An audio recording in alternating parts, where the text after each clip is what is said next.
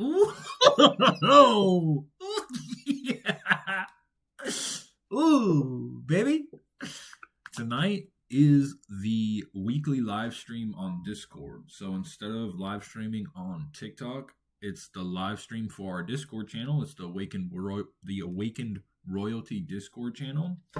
I host a live stream every Saturday night in the Awakened Royalty Discord channel where you get a free tarot reading. So if any of you are interested in joining the Awakened Royalty Discord channel, like I said, every Saturday night, I host a live stream and I give away free tarot readings. All right. I hope you all are doing wonderful today. I love you so much. Thank you for all your support. Let's see here. How do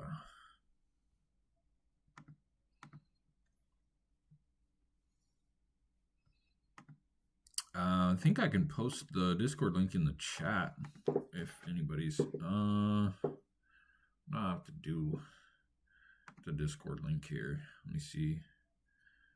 Yeah, so this is about the live is about to start right now. Wait, who's saying? Jasper says he'll be here in 5 minutes. All right. Start the event. It is at 6 p.m. Pacific Standard Time. Now I can copy this Discord link to make sure I have it for anybody who is interested. Yeah. Where's it going? What the hell's going on around here? Invite to server. Invite to server. Okay, copy Discord link. Boom. Bada bing, bada boom. Got it.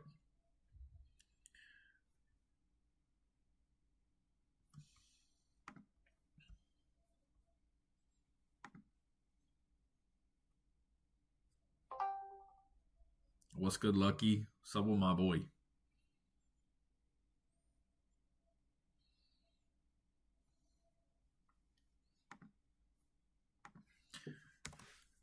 There's the Discord link. I just put it in chat.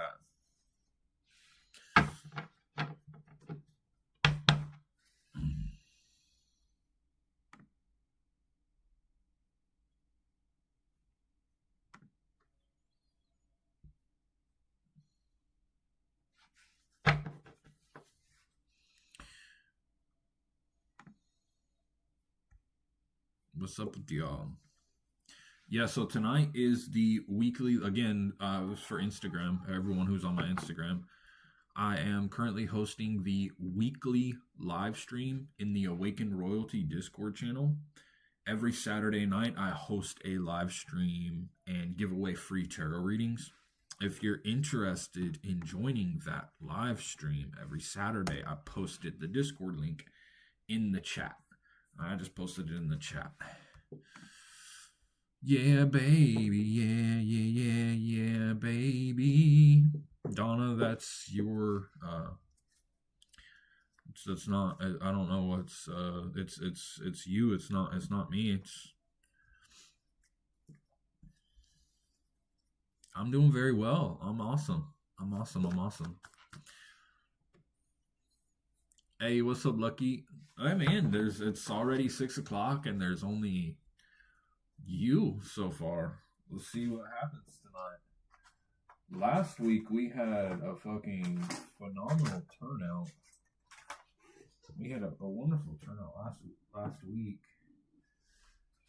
There was like 8 or 9 people last week.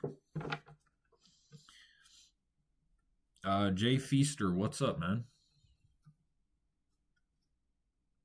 What's up? Do you need a tarot reading? I don't understand what you need, what you want from me. I love you too, Lucky.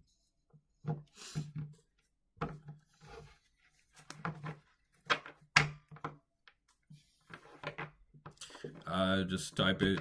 I mean, I don't know what to tell you. You can send me a DM and I'll send it to you there. But you just type it into your browser. It's a really short link.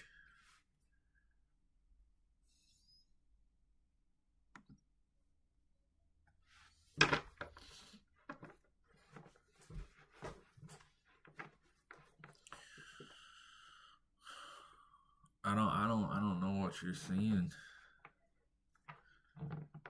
I mean, I don't know what you're talking to nonsense to me, Jay. You're literally talking in nonsense. Okay. I mean, you're talking in riddles and nonsense. I don't know what you. I don't understand what you want.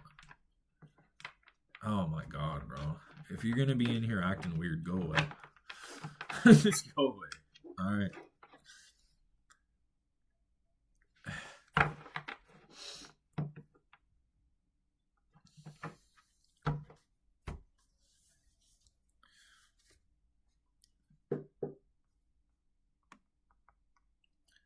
What's up, KX's? It's good.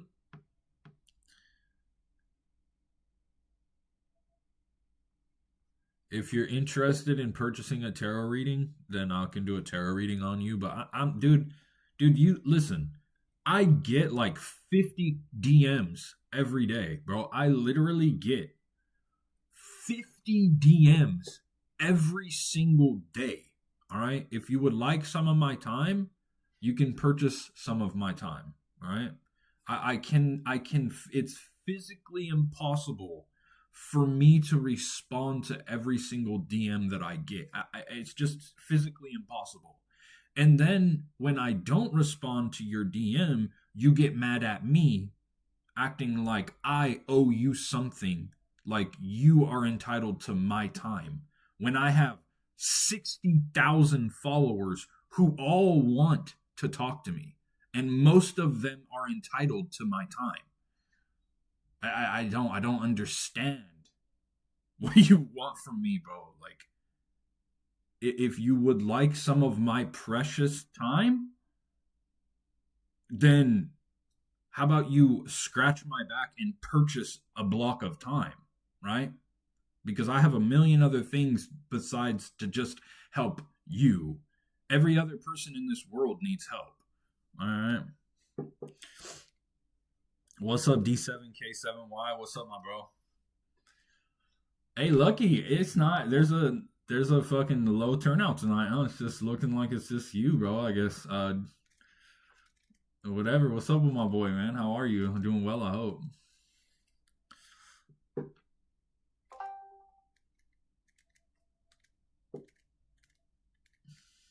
Hello, hello. What's up, Jasper? How are you, sir? I'm doing very well, bro. I decided to stream on the rest of the things. So I got the only thing I'm not live on is TikTok. So instead of TikTok, I'm live on Discord. Heck yeah. Yeah, I figure why not? You know what I mean? Yeah, might as well. Yeah, and then I'm in here. Lucky.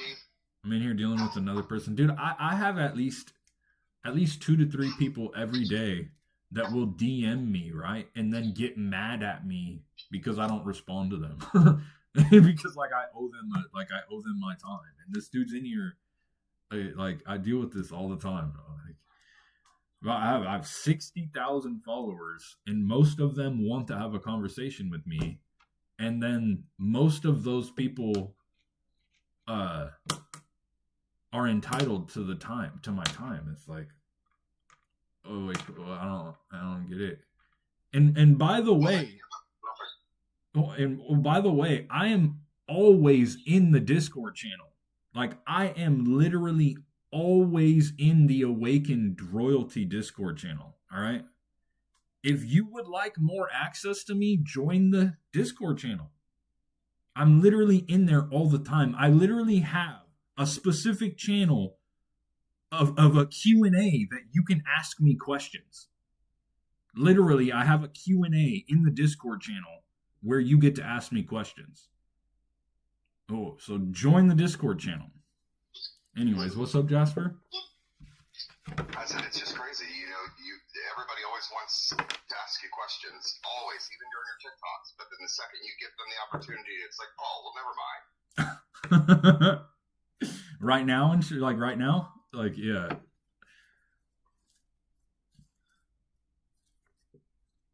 I mean, shit, that's how I got to talk to you. Mainly was through Discord.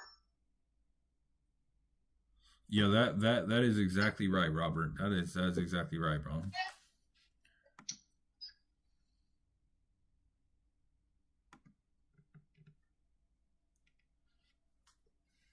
D7K7Y says your videos pump me up. Good, bro. I'm glad. So, for anybody who new has joined the channel, I am doing the Discord live stream in the Awakened Royalty Discord channel. All right. Every Saturday night, I give away free readings. I literally give away free readings every Saturday night in the Discord channel, which I'm waiting for people to join right now. So, like, if you would like a free reading from me, then you can join the Discord channel. I give away readings every Saturday night.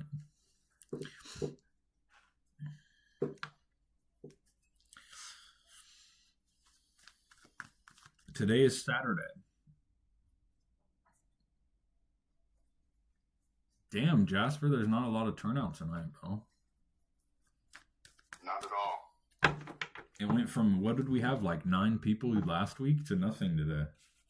Yeah. Just so lucky. The trooper. That trooper. Sherry Serrano, what's good? I'm doing very well, thank you. How about yourself?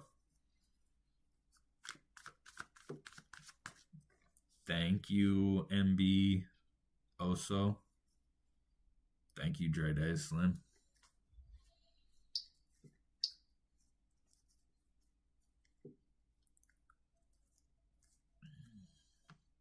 So I checked my analytics on YouTube and it's 6 days. It's lagging behind by 6 days. Oh shit. And or no, 5 days. I think 5 days it's lagging, but I have 11 watch hours. So, woo. Okay. Hey, you're moving. It's better than 3. I'm moving, bro. Yeah, I'm moving. Thank you, Dre Day Slim. I appreciate you.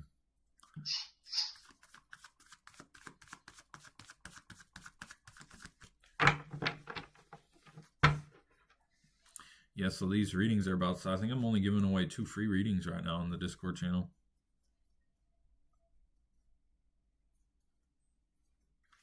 I'm also going to be starting a thing in the Discord channel to where, like, I'm going to make a channel that people can ask me a question. And then, like, when I go live, then I'll answer the question with the cards. So, like, but it'll be, like, during my actual live. So, like, I'll open up the Discord channel, and then people can pose a question for me to ask the cards. Then when I go live, I'll answer the question on live. And then, like, if they miss the live, they can go on YouTube and watch the live. You know what I mean? Because that's a good idea. It posts every time on there. It literally posts. You take care as well, Jada.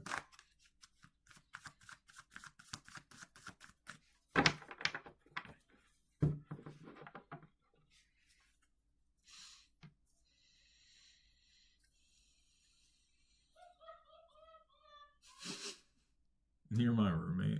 No, I didn't hear this. Oh, you didn't hear me? He's in there fucking laughing like I do. What's up, Amara? What's good? What's good? What's good? Yo, what is good in the hood?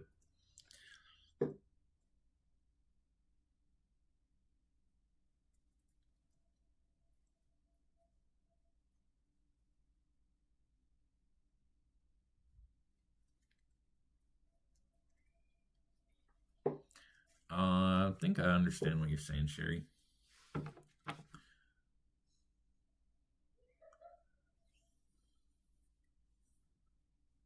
Yeah, we're gonna go to the round table for a little while after this.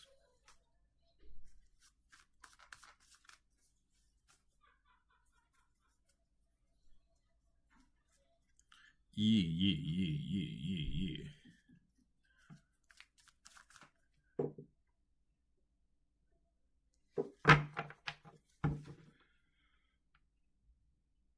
Oh, I'm doing my self-portrait, bro. You want to see it so far? Oh, yeah.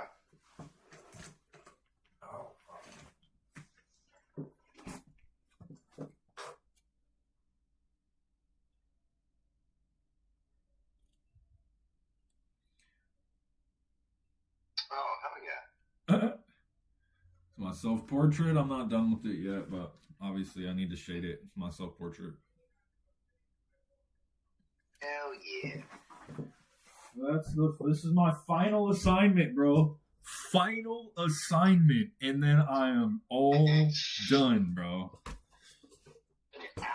Out of there, bro. Final assignment until graduation, bro. The absolute final one, and it's due on Tuesday, bro. And fucking no more fucking homework, dude. It's time to fucking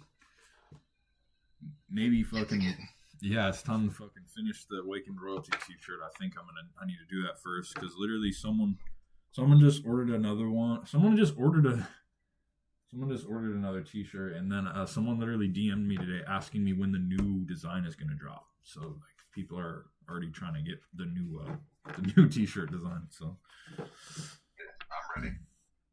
I'm ready for the new one. Tapping helps the algorithm. Yes, for anyone tapping my screen, I love you. Thank you. You have a great night. I'm Adam Peacock. You as well.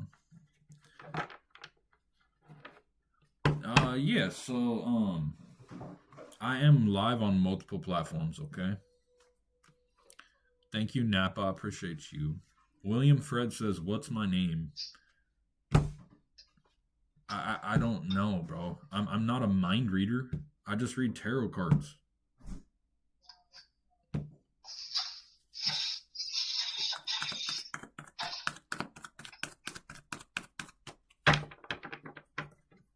How am I supposed to know your name, dude? Man, people think I'm like, I don't understand, bro. How am I supposed to know that person's name? They think just because they hear tarot reader, they think that you're a know-it-all. Maybe. I remember reading a quote, and Albert Einstein said something about he said there's a grotesque difference between my true capabilities and what other people think I'm actually capable of. Yes. What's up, cowboy girl? What's up, baby girl?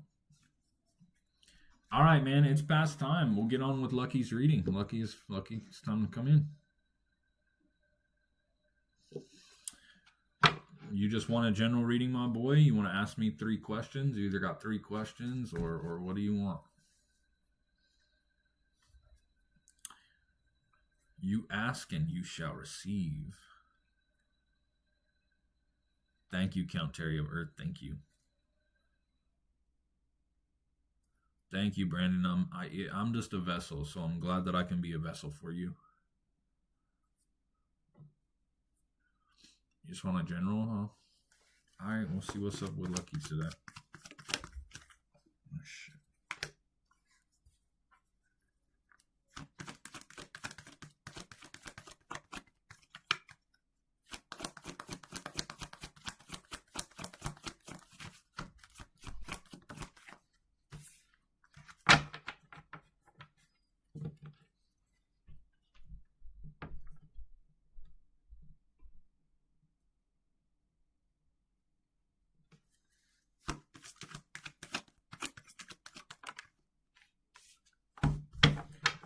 Give me a second here, bro.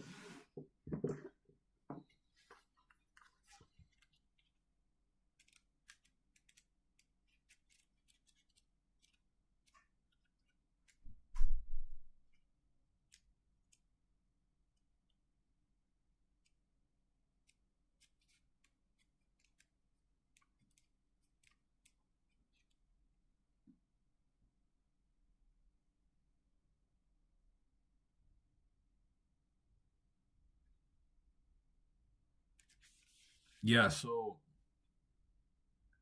you are going to experience here soon, within, I would say, the next 6 to 8 weeks, you're going to experience a true conscious awakening. You're going to have a taste of enlightenment. All right, you're just not going to have rabbit hole awakening that we like to go down. All right, you're gonna have a true taste of the oneness beneath all. All right, so you're gonna go through something. I'm not sure what it's gonna be exactly, but you're due for a taste of enlightenment, buddy. Yes, you are.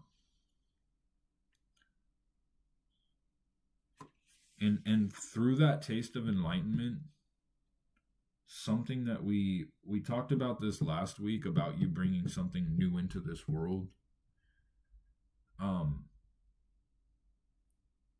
This taste of enlightenment is going to help give you the confidence in order to bring this idea into manifestation, okay? Because and it's going to open up so many doors for you. It's going to give you back your family's trust. It's not going to make people hover over you, asking if you're fucking going manic again. And so, you're going to go through a profound shift within the next 6 to 8 weeks, bro. And you're going to gain some of that trust back. And people are going to stop hovering over you so much, bro. All right? I'm excited for you, bro. I'm excited for you. I love you.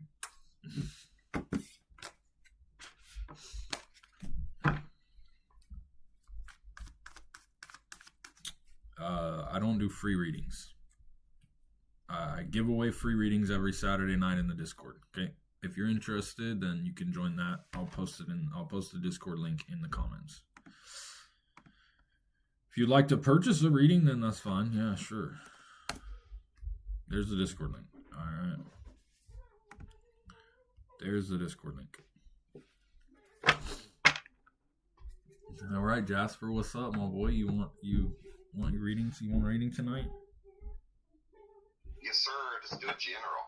Just a little general reading. Yeah.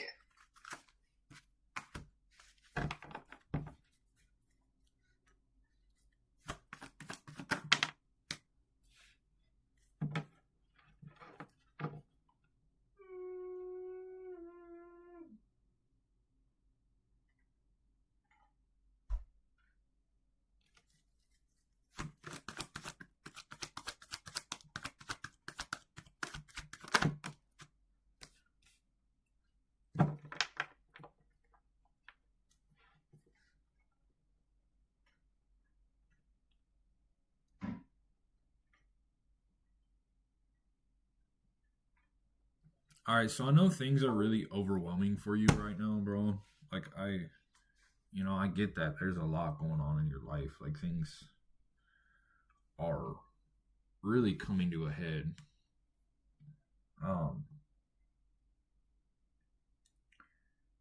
I just want you to know that, like, looking forward, things are gonna start getting really good for you.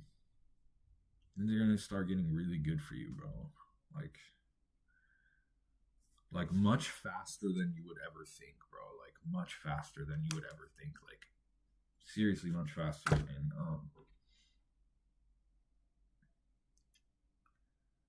I see you're still holding on to a lot of old beliefs.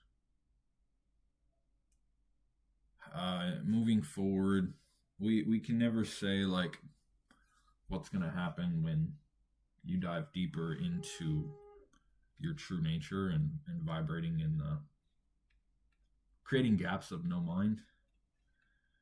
But one of your biggest obstacles to enlightenment is going to be your belief system.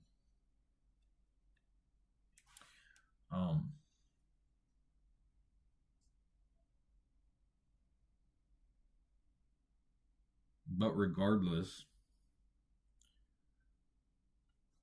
of that,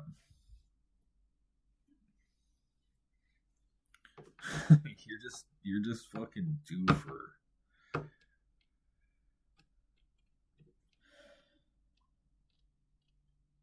you're going to be placed in a position of leadership, and there's going to be a lot of people who look to you and kind of covet your words, and you're going to carry so much more authority than you ever dreamed of or that you even ever wanted.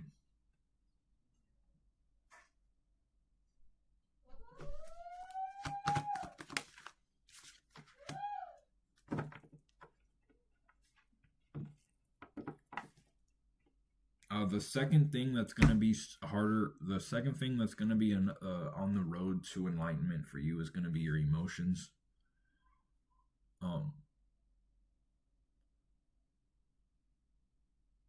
Because I can see that you still have, you can be an emotional creature, and it's once you get stuck in that, it's kind of hard to pull yourself out.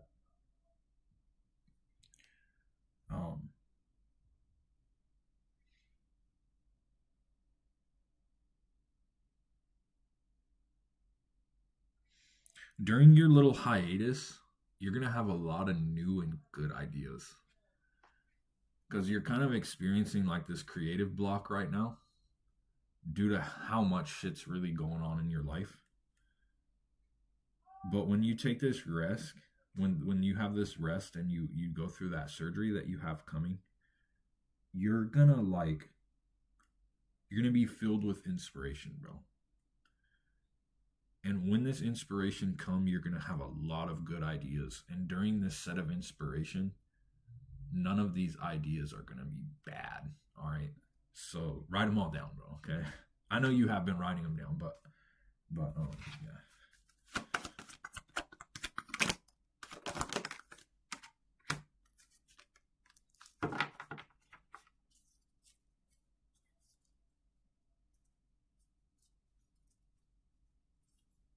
And then the biggest obstacle to your highest abundant timeline financially is not focusing on the fruits of your labor. Because I understand you crave stability, and like I know that stepping out of a stable situation is hard for you. And so you have to make peace with the unknown, bro. You have to make peace with the unknown. Once you make peace with the unknown, infinite possibilities creep into your life.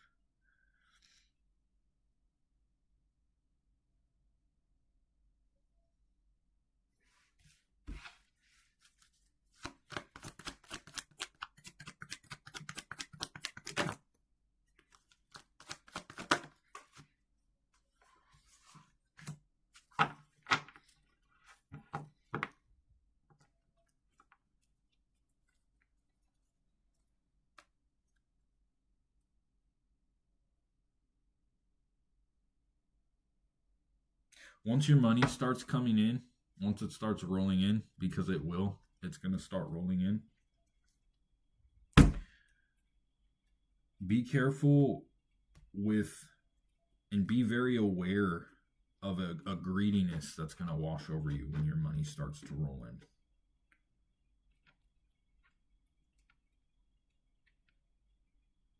And then try to remember that not all money is good money. Yeah, I don't know. Take that as it resonates, bro.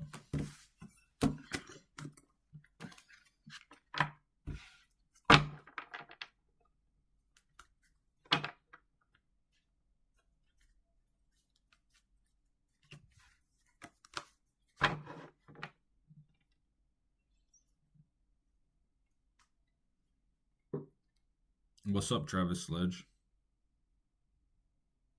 Amazing as always, good sir. Of course. Hi, Jasmine. You know what? I had a poll to do today. What's up? I had a poll to move close to you. Are you serious? Yeah, I'm serious, to start a podcast.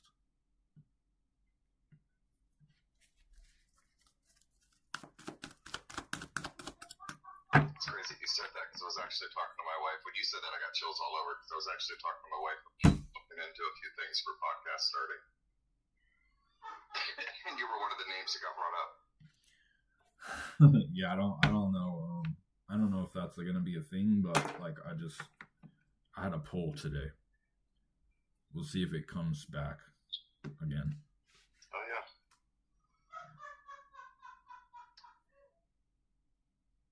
You said you live in Pennsylvania. Is it like expensive out there? Is like what's the cost of living and like what's minimum wage out there right now? It's our minimum wage is atrocious, but you can find other jobs in town. I mean, even Burger King and McDonald's pay $15 an hour. That's how much ours is. It's like $16.50. Yeah, I mean, our minimum wage is $7.25 an hour. It is the craziest amount, but nobody makes that in this town. Oh, oh, okay. So your minimum. So like, how much do you pay for like? You I know you're not renting, but like, how much is like rent over there like for like an apartment? Usually for a 2-bedroom, it runs around $1,500. For a 2-bedroom? Yeah, I mean that's our upscale ones. I mean, you can't find places. That's nothing, bro. Around 1,000. Yeah, that's nothing. Yeah, bro. That's literally I mean, nothing. our really nice ones are right around 2,000. Bro, it costs $1,000 for $1,000 for a studio here. Oh shit. Yeah, my buddy was paying $1,500 for a 1-bedroom apartment. Oh no, you ain't paying that much here.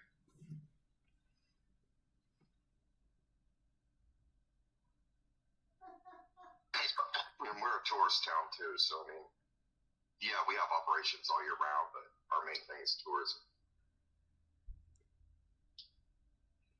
Oh, Sharp is gonna come too. You want to hop up to the round table since we don't have any more readings? Shit. Yeah, I'll jump up.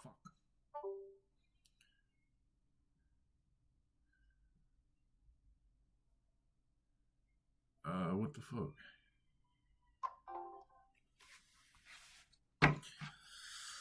Yeah, I'm just hanging out now, yo. The readings are already done. Yeah, all the tarot readings are done.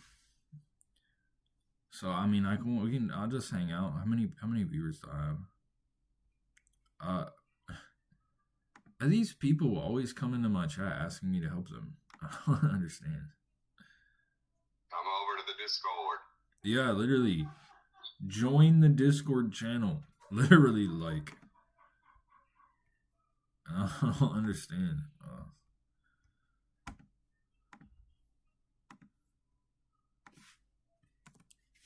Join the Discord channel.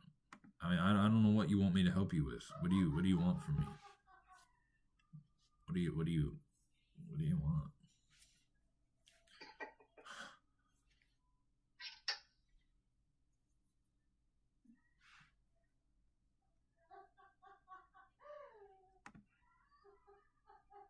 Salute to you, Drizzy. What's good?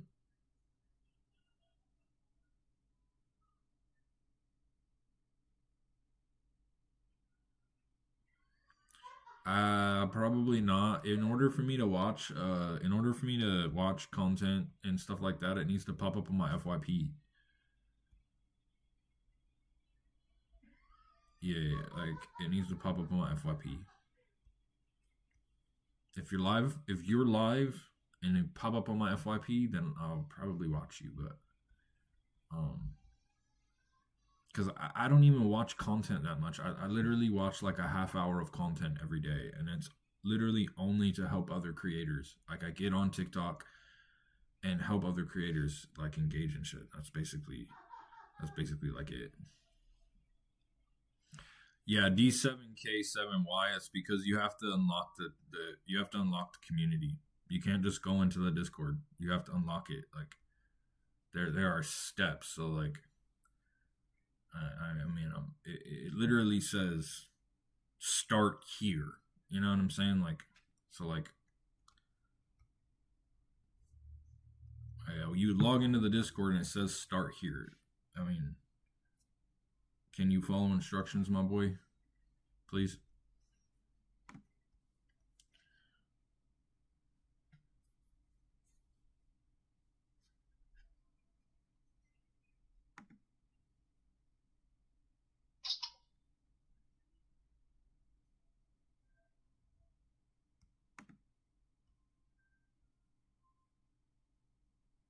What's up, Zach?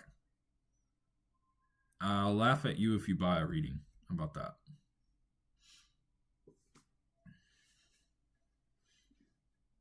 start charging people for my laugh, bro.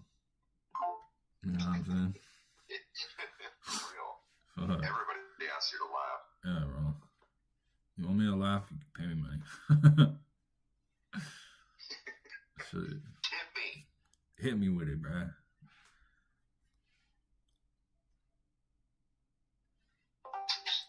Why don't we love each other and watch each other? I don't understand what that means. I can love you without watching you. Just it's two totally different things.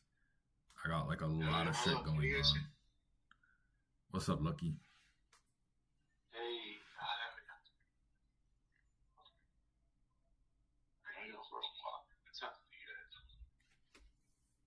Mom said she will make work. She need to get Popeyes. Mom said we need to get Popeyes. Yeah, let me go for a walk first, buddy. Alright. Hold on. I guess my son wants to get Popeyes. What is love, anyways? What does love even mean? What does that even mean? What is love? What does that mean?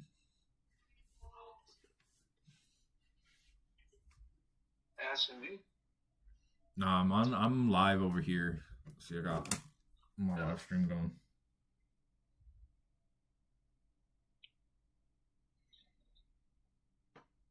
Say hi to my stream, guys.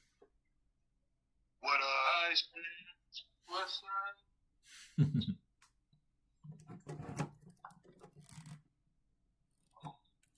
Yeah, so I just figured that I just go, since I'm like live streaming Discord, then I just live stream on the other platforms. That's actually a good idea. My gosh, bro, these people, bro, their egos are so dense and just poor me and woe me and oh my god, you hurt my feelings, man. Just fucking hey, bro. Yeah. You hurt anyone's feelings?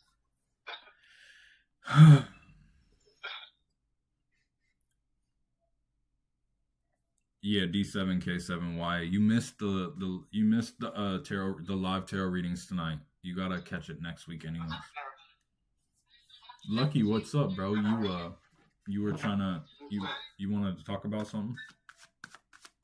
Yeah, like she wants to go to Popeyes now right now. I was gonna take him over there. I can talk in the car. Oh yeah, just let me know. Just interrupt me, all right? Because I'll be talking to my live stream, so just interrupt me, bro. Well, how long you guys been there out there before? I'm not sure. Not sure, bro. I do want to talk to you guys. Let me go for a walk, please. I'll talk to you guys. I'll take a nap as well. Let me go for a walk first, then I'll take it. After the walk. Okay. What I want to ask you guys was, I've been like dealing more on social media stuff lately, and we get not hella, but like some people coming to me about crypto shit. Is it like it's all scams? I figured, right? Bro, don't get into crypto, bro. The last thing that I would suggest you do is trade. That is literally the last thing I would ever suggest to you, bro. Like, being a trader, bro, you get into that. Okay, look. You realize that, like, what is the percentage of trade? It's like, bro, it's like some crazy amount, like 98% of all traders lose money. Like 98 fucking percent of all traders lose money. All right, that is an astronomical number. That means out of 100% of people who get into the trading space lose money, bro. That is what's up, Sharp? Yeah, that's a ridiculous amount, bro. So like, I mean, look, if you want to get into trading and you want to get into trading, do it on your own, bro. Don't go buy courses. Don't go find a mentor. Do it on your own and learn for yourself. Because that is the only way that you will ever learn is through trial and error and suffering the pain of losses. Because you're not going to learn if you don't suffer the pain of the loss, bro. And these mentors, they'll charge you $4,000 fucking dollars, and then literally 98% of people who sign up for the mentorship lose money anyways trading. That's a no-go. Okay, I should get into it. They have AIs. I'll be honest. I've already invested just like a little bit, like just like a minimum, like barely anything, like $20, $50 in there. But like I haven't like it's just like a small amounts to make what they said. But I should probably stop it now because like I noticed. I feel like there's another one that came up that like kind of like the same thing. But it's all through Cash App, Bitcoin buying and shit, and it's all like weird. Are you sending people money? Well, it's the same way I sent you on TikTok. Was that you or is that someone else pretending to be you for readings on TikTok for money? I didn't like get. Chats. Bro, I didn't do a reading on you, bro. Oh my god! See, someone's pretending to be you. Bro, people listen. Dozens and dozens, like 100 people pretend to be me, bro. Like literally so many people pretend to be me. It is ridiculous, bro. Like so many people, bro. How much did you pay this person to do a reading on you? It was a 15 and a 20, and they actually gave me a reading, and the reading was legit. Like it actually spoke to me, which was interesting. So I thought it was good. But then they wanted. This is the next thing that tripped me out. They wanted like $50 for some supplies to get shit for some. They said I have some demon cursed upon me, and like I need to get rid of it. So but then at that point I denied it, and then I said I was gonna do it. And then the whole chat got deleted by TikTok. That's what's up, 6. Yeah, so bro, yeah, there's dozens, there's mountains and mountains of people, bro, who like you gotta realize, like, tarot readers, they don't reach out to people in DMs, bro. We don't do that. That's like a thing with tarot readers on TikTok. Like, we don't reach out first. I also specifically don't follow people, and that's one of the reasons I don't follow people, is so that people know when they get followed by a scammer, it's not me. Because you look at my account, bro, I am following 0 people, and I will never follow someone on my account. Yeah.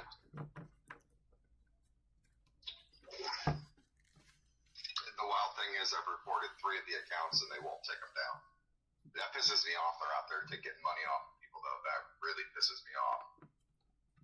Yeah, that's why they do it. Name of all things. That's why they do it, because they do get people. If there wouldn't be so many scammers if they didn't get people.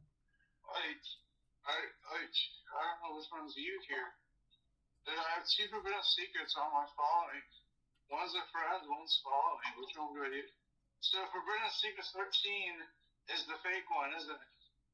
Yeah, bro. It's the one where he's not following anybody. Yeah, I don't follow anyone. So if you look on my account, every one of my accounts on social media, I do not follow anyone. Hi, Sharp.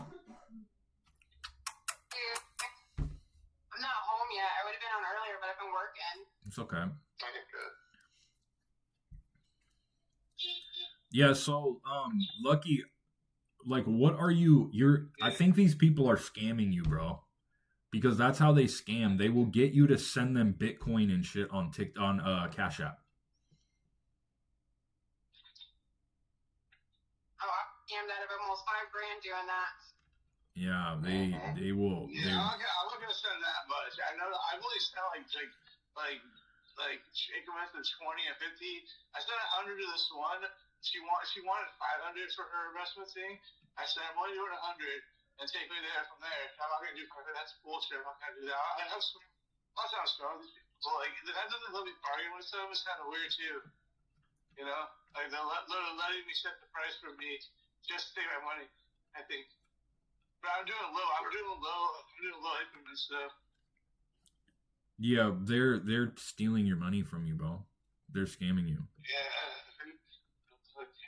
They're scamming you, bro. And lucky, if anybody out there is charging you $15 or $20 for a private reading, literally a private reading, they're a scam. That's a scam, 100%.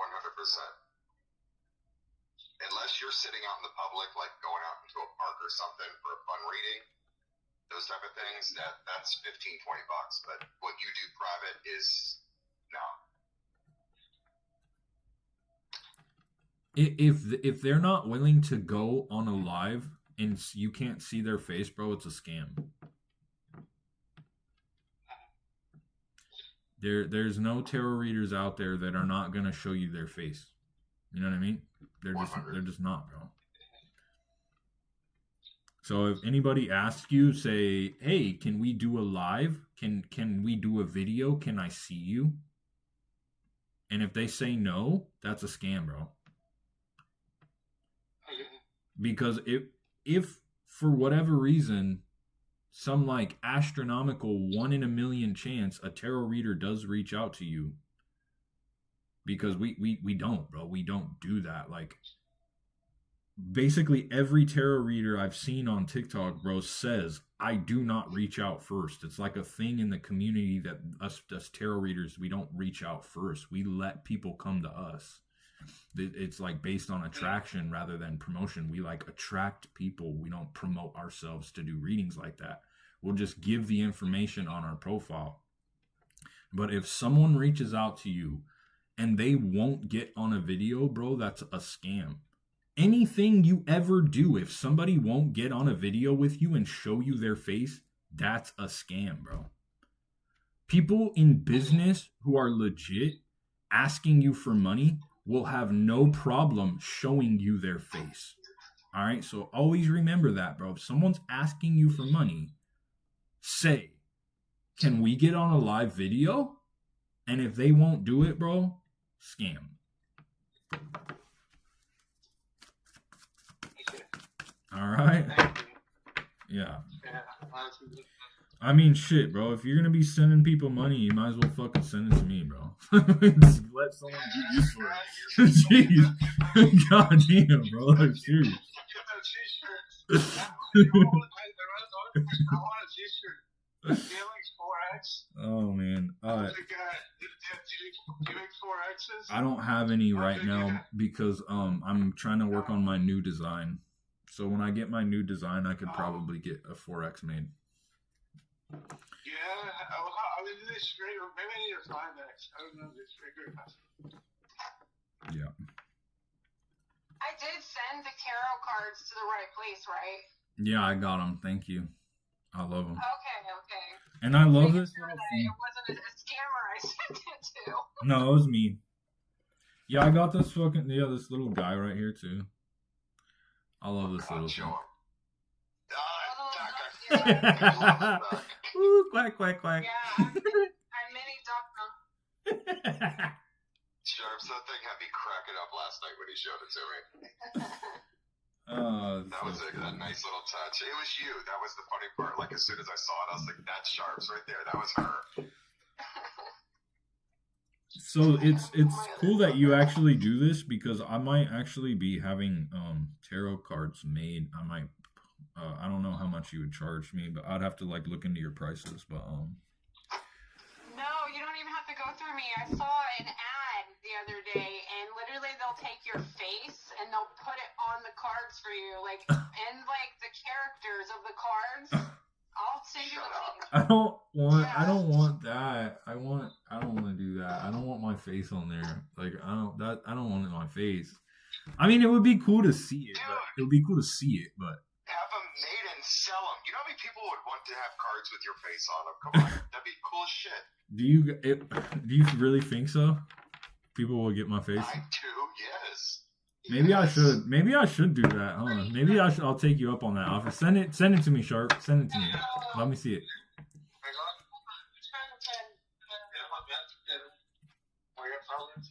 I guess I'll fucking design some tarot cards with me on there. Just my face everywhere. Every single card has my face.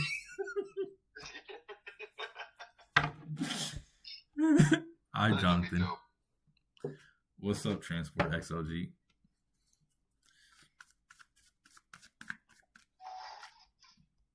Are you on my YouTube right now, Jasper? Yeah, I am. All right.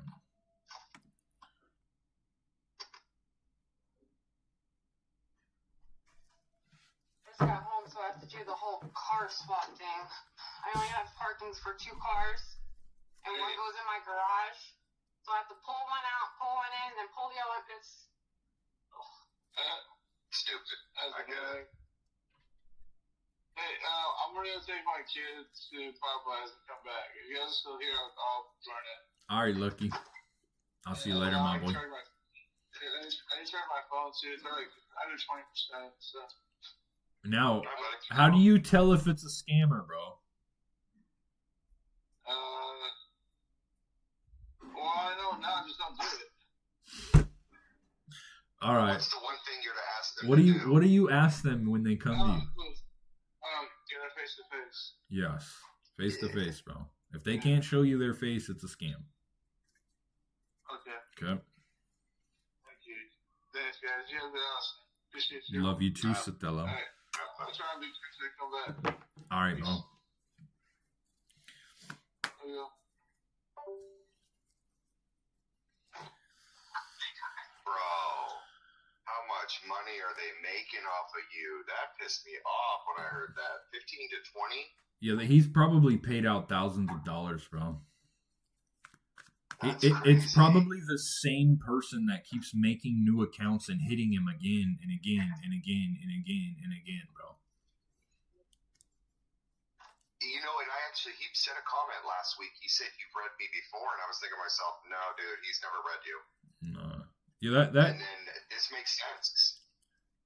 well, that just goes to show, like, because I've always known that, like, those scammers, they wouldn't be doing that, and they wouldn't be taking the time to do that if they didn't make money doing it. You know what I mean? And so Yeah. there's just there would be no point. If you were a scammer and you spent a whole month and you didn't get one person, then that would be pointless. You know what I mean? There would be no point in doing it. There's literally no point.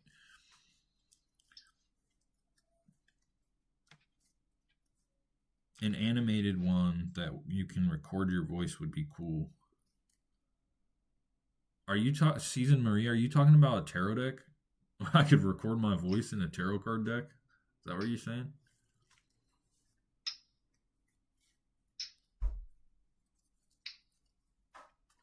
what do you mean record your voice in a tarot card deck? I'm live over here on some. I don't really know. That's what I'm asking. That sounds ominous. Sounds like some blood magic crap, but I don't want to be messing with. Recording your voice all up in a deck of cards. Just wait till they get the AI bots out and they start pretending like they're you. Mm-hmm. If they're not already. All they need to do is get a scan of your face.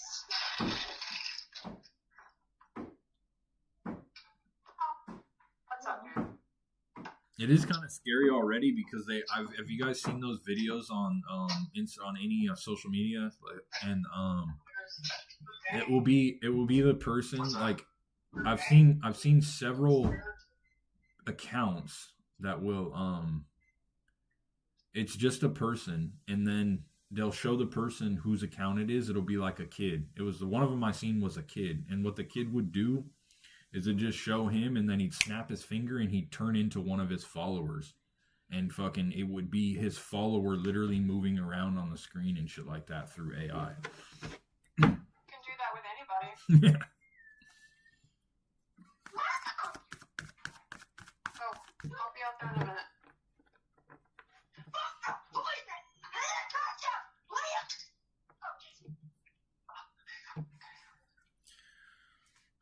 Let's see. So what I missed last week? It was like it was a good one, but we had a new dude join. We had like a new dude join the Discord, and he was in there for a little while and shit, and then fucking like we witnessed an ego death. He had an ego death, and then fucking he came back, and he just started flipping the fuck out on us, and just was like, and then we just sat and talked about enlightenment for like 5 hours after that. Was that guy, or did he leave? No, he left. He kept trying to get me to kick him out, and he was like, kept trying to get me to kick him, and finally all of us just muted him, and then he got tired. He was like, he spent like 20 minutes yelling at the camera without us listening to him. He just spent like 20 minutes yelling at us. It's just because I post my Discord channel in my videos, so whenever I post a video, I post it on there and say join the channel. And so the Discord is open for people to join, and so I gave him a reading, and then we went up into the round table like we are now, and then like the dude had a really, really fucking big ego, and like he just wouldn't stop talking. He's one of those people who doesn't ever stop talking, just like literally never stops. And then do you block people? On what?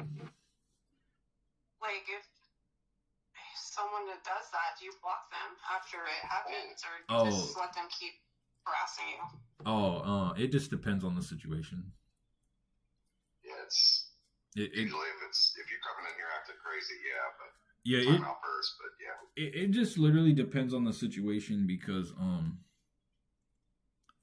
like with me, like I'm really non-reactive, and so like when someone comes in and they act like that, I know that it's not them. It's just like Jesus Christ said when he said, "Forgive them, they know not what they do." It's because he doesn't have a choice in the matter. He's just run by his mind and his emotions, and so he can fucking lash out at me all he wants to, but if he's in like the channel like lashing out at other people besides me, then it becomes a problem, because my goal for this Discord is to eventually have a space that's going to be paid. So like down at the bottom, there's going to be a space to where people can subscribe to the Discord, and I can't have someone in there creating ruckus in the public chat like that if I want to have that. So it just depends on the situation. Like there was someone that I had to block and kick out. There was how long ago was that, Jasper? It was like maybe last month, I think, where someone, it was at the beginning of May. Someone acted like that in the public chat, and fucking I had to ban him and kick him out. So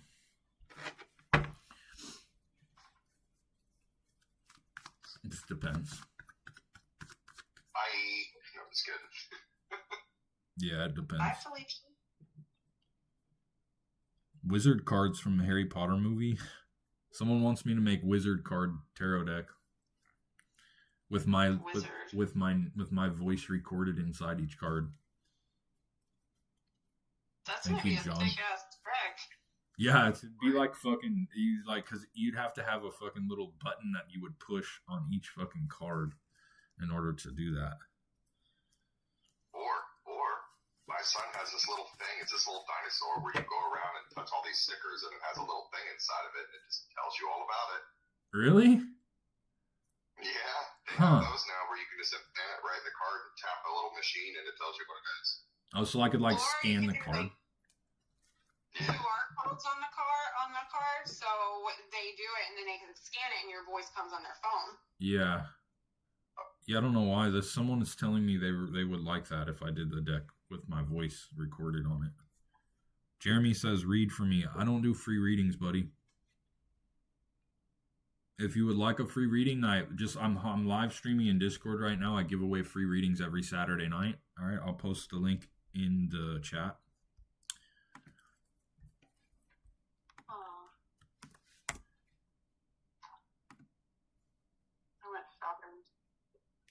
What'd you get?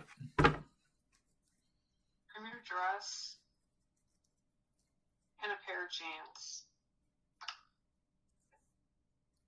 I want to see.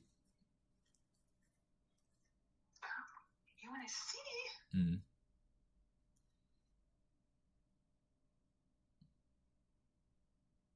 Hey, probably looks good on you.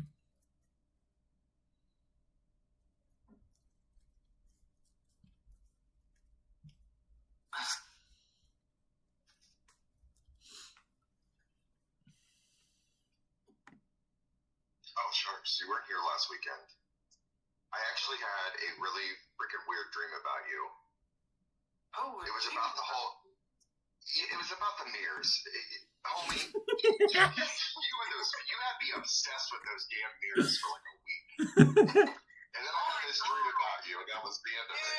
Speaking of mirrors, that movie, Backrooms, like, I thought it was going to be the dumbest shit ever. It's something my son is into. And, like, it's fucking crazy. It's like a mirror of the world. Like, you go into this wall, and it's like a mirror of the world, and, like, there's these weird... Creatures? It's creatures, but the creatures are actually, like, what you do remember from your memory. They're not actually part of, like, the backrooms. It's from your memory, so everything that's in there is, like, from yourself. You're, like, fighting yourself whenever you're in the backroom. It's weird. I liked it. Not like weird in a bad way. I'm just saying like weird as in like. Usually when I use the word weird, I try to reserve that word for like magical. If that makes sense. There's a bunch of us weirdos, I guess. We used to. I mean, I wouldn't say weirdo. Some people take that wrong, especially someone from my background. I mean, if they take it wrong, then they're just not meant to hear it. We used to call the sex offenders in prison weirdos. Oh. That's what we would call them. We'd either call them freaks. Stop when people call me weirdos now that you said that. We call them we call them freaks or weirdos. We call them pedophiles out here. In prison? Pederasses.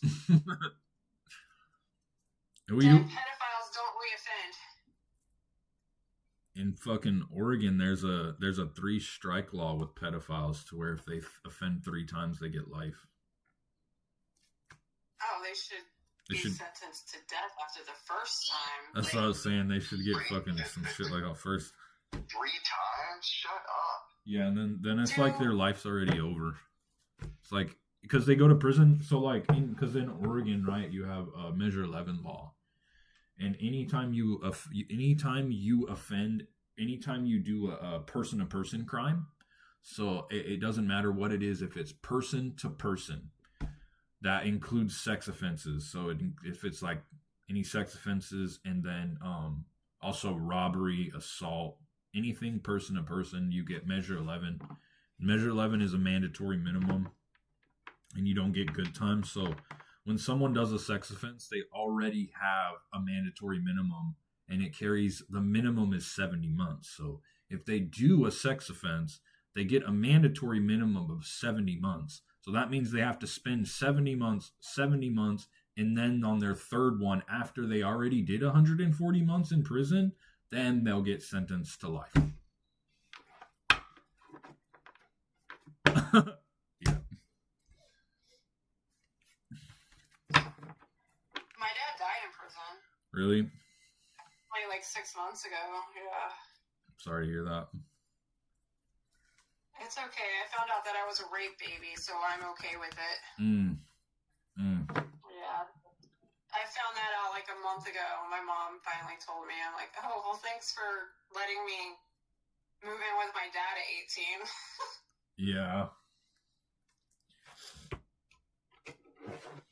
Yeah, I missed you last week. I'm not going to lie. I was wondering where you were at.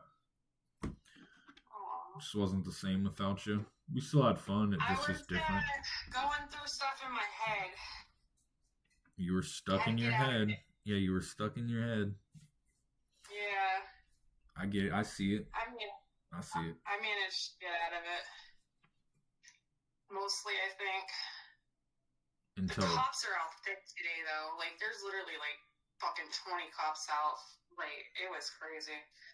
And then, oh my god, text messaging while I was driving saved my life. I'm not even gonna lie. I typically don't do it. I was at a red light, and the arrow turned green, and I was, like, texting somebody back and didn't realize it turned green, but the person on the other side of the road plowed right through the red light. So had I not been texting that person, I would have went and literally he would have plowed the fuck out of me.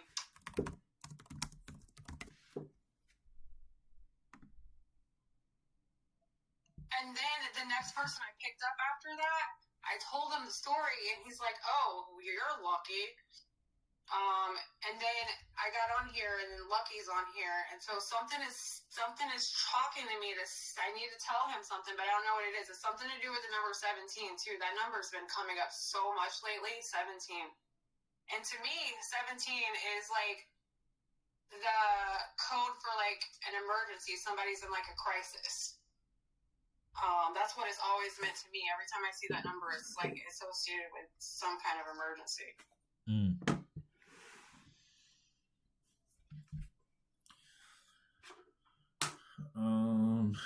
I need to figure out how to set my stream up so I can draw.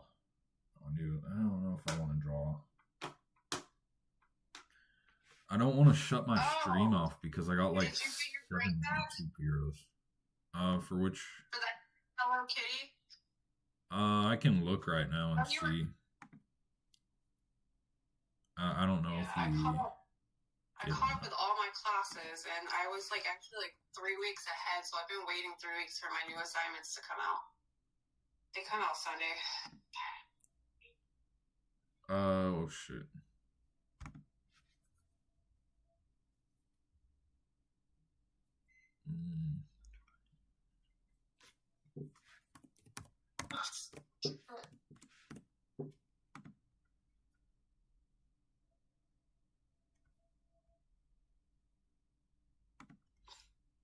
He should have given me a grade for this by now.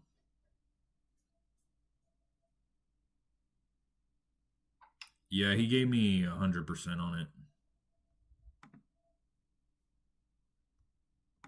Let's see his feedback. I don't think we ever saw the final. You get it back? No, I don't have it back yet. He said it's because that drawing, what that drawing was, it was hope inspired, and so like I did that drawing as like it was a creative assignment on hope, and so like I did that assignment because like that state that I drew the Hello Kitty in is like where my hope came from, and so like I decided to portray my hope as to where it stems from rather than the feeling of it. It's like where it came from. He said, I like how you referenced an icon in pop culture to relate to. I really like how dark you pushed the values, especially in the eyes. Good rendering. He just, yeah, it gave me 100. It's awesome. I can show what you. Degree are you trying to go for? What? What degree are you like? Are you doing it for like a college or? Yeah. The way my so I was going for my associates in marketing, so I'm studying business. But the way it worked out was I'm graduating with an AGS and then a certificate in marketing. Because I'm not the type of person that always has to do shit on my own. I always have to do everything myself on my own. Me, without other people, right? And that's how I learn, and that's how I want to do shit. So I didn't talk to my academic advisor when I got into college. I just went and I took classes, and I did it on my own. And fucking, I regret it because now if I want to get my associates in marketing and I want to continue on my bachelor's in marketing, I have to go back to school for 2 more terms to get my other classes for the marketing degree. Because you took the wrong classes. I took the wrong classes at the wrong time. I took the right classes at the wrong times. If that makes sense. But it's the same shit. It's the same shit. It's literally we're arguing semantics. Yes, I took the wrong classes. So I'm graduating with an associate's in general studies and then a 1-year certificate in marketing. Okay. That's what my first bachelor's is business. The one I'm going for now is going to be for liberal studies. Liberal. How do you like that? I mean, apparently I'm a liberal and I didn't even know it, so. Oh, this is my... I like it. I like it because I've already, got all my main classes out of the way and I'm just doing electives, so I get to take a bunch of cool classes. Oh, that's cool. That's your cell? Yeah, that was my That prison was the first cell. one you was working on. That's the one that... Yeah. How long did you have to look at that? Look at this cell? Yeah, how long were you in there? I was locked up for 90 months, and then I spent 6 years looking at this cell in particular. I spent about 6 years looking at this cell. So cells like this, I spent about 6 years looking at this. You guys want to see it over here? This was my prison cell, y'all. Over here, whoever's watching my live stream, this is my prison cell. So was it?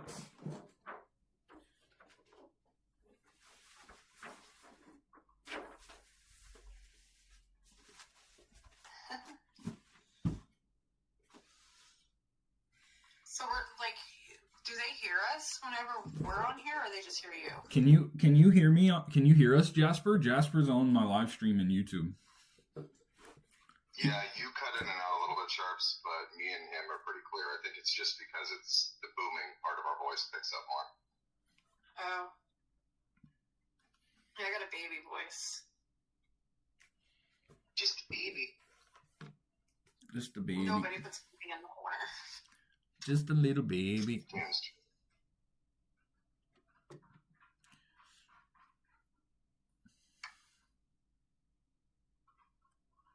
So what's going on with you, Jasper? What's new? Yeah. You weren't here when I had a medical fallout. I gotta have surgery here coming up. I had a collapse.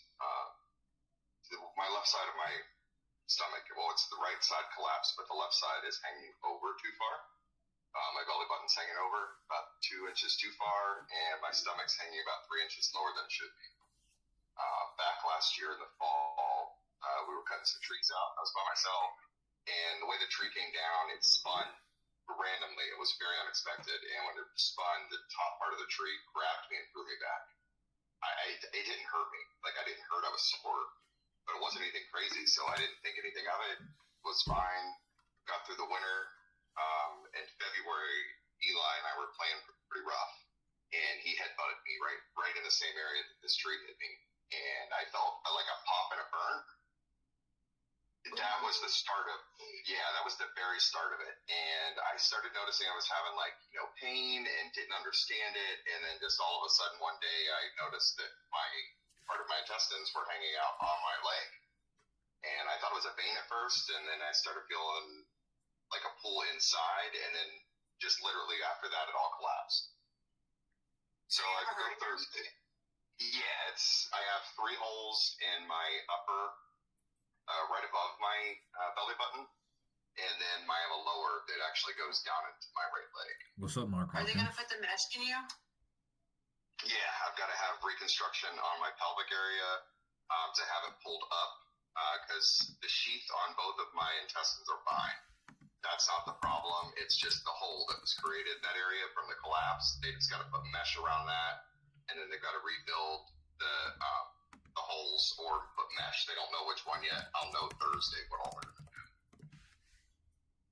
That's crazy. I have mesh in me. I had to have hernia repair because after my C-section with my son, the outside healed up and then the inside did not heal. So my intestines for like a year was like popping in and out. Yeah. So they have hernia mesh in me. Do you ever have pain from where it was? I don't know, but I know a lot of people do. I don't think I really feel pain, to be honest. I think I have like some kind of pain blocker. See, and that's what they told me too. They said normally people that have this type of issue, like they're in a lot of freaking pain. And I hurt. Don't get me wrong. I know that I need to sit, when it's time, but I don't feel it that bad. They wanted to freaking give me pain narcotics when I was there for it. I'm like, nah, bro. I'll pass on that one. Yeah. My doctor prescribed me narcotics. I still have like 4 bottles of that shit here. I won't touch it. Down that road once. Yeah, it sneaks into you before you even realize it. I've seen people come off of it, and like it's the worst thing just watching someone come off of it. Like the shit that they go through. I have PTS just from watching them come off of it. It's not a fun thing to go through. I can speak from experience. It's not.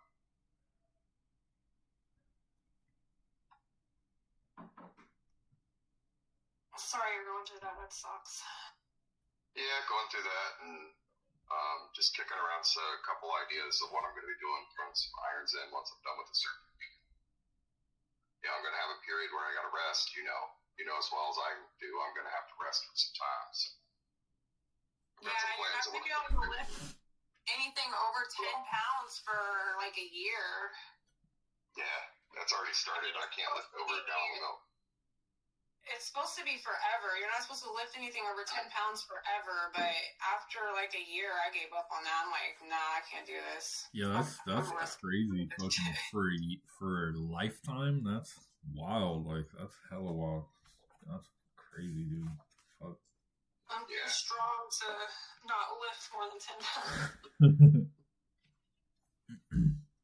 Yeah, from my understanding of those, if you do, like, if you rupture that through again, like, that goes through with the mesh, that is the worst pain I've heard. Yeah. I mean, every once in a while, I'll get, like, this really sharp, like, pinching pain, but it's just, like, whenever I push myself too hard. Mm-hmm. That's like my warning sign to stop. Jasper. Yeah. How many people does it say is in my YouTube stream right now? Give me 1 sec. I am actually upstairs. I need to go back down. What's up, Brandon?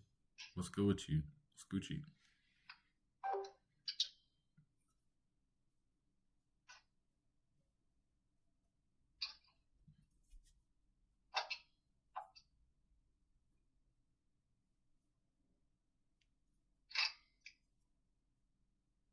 It is showing you got 5.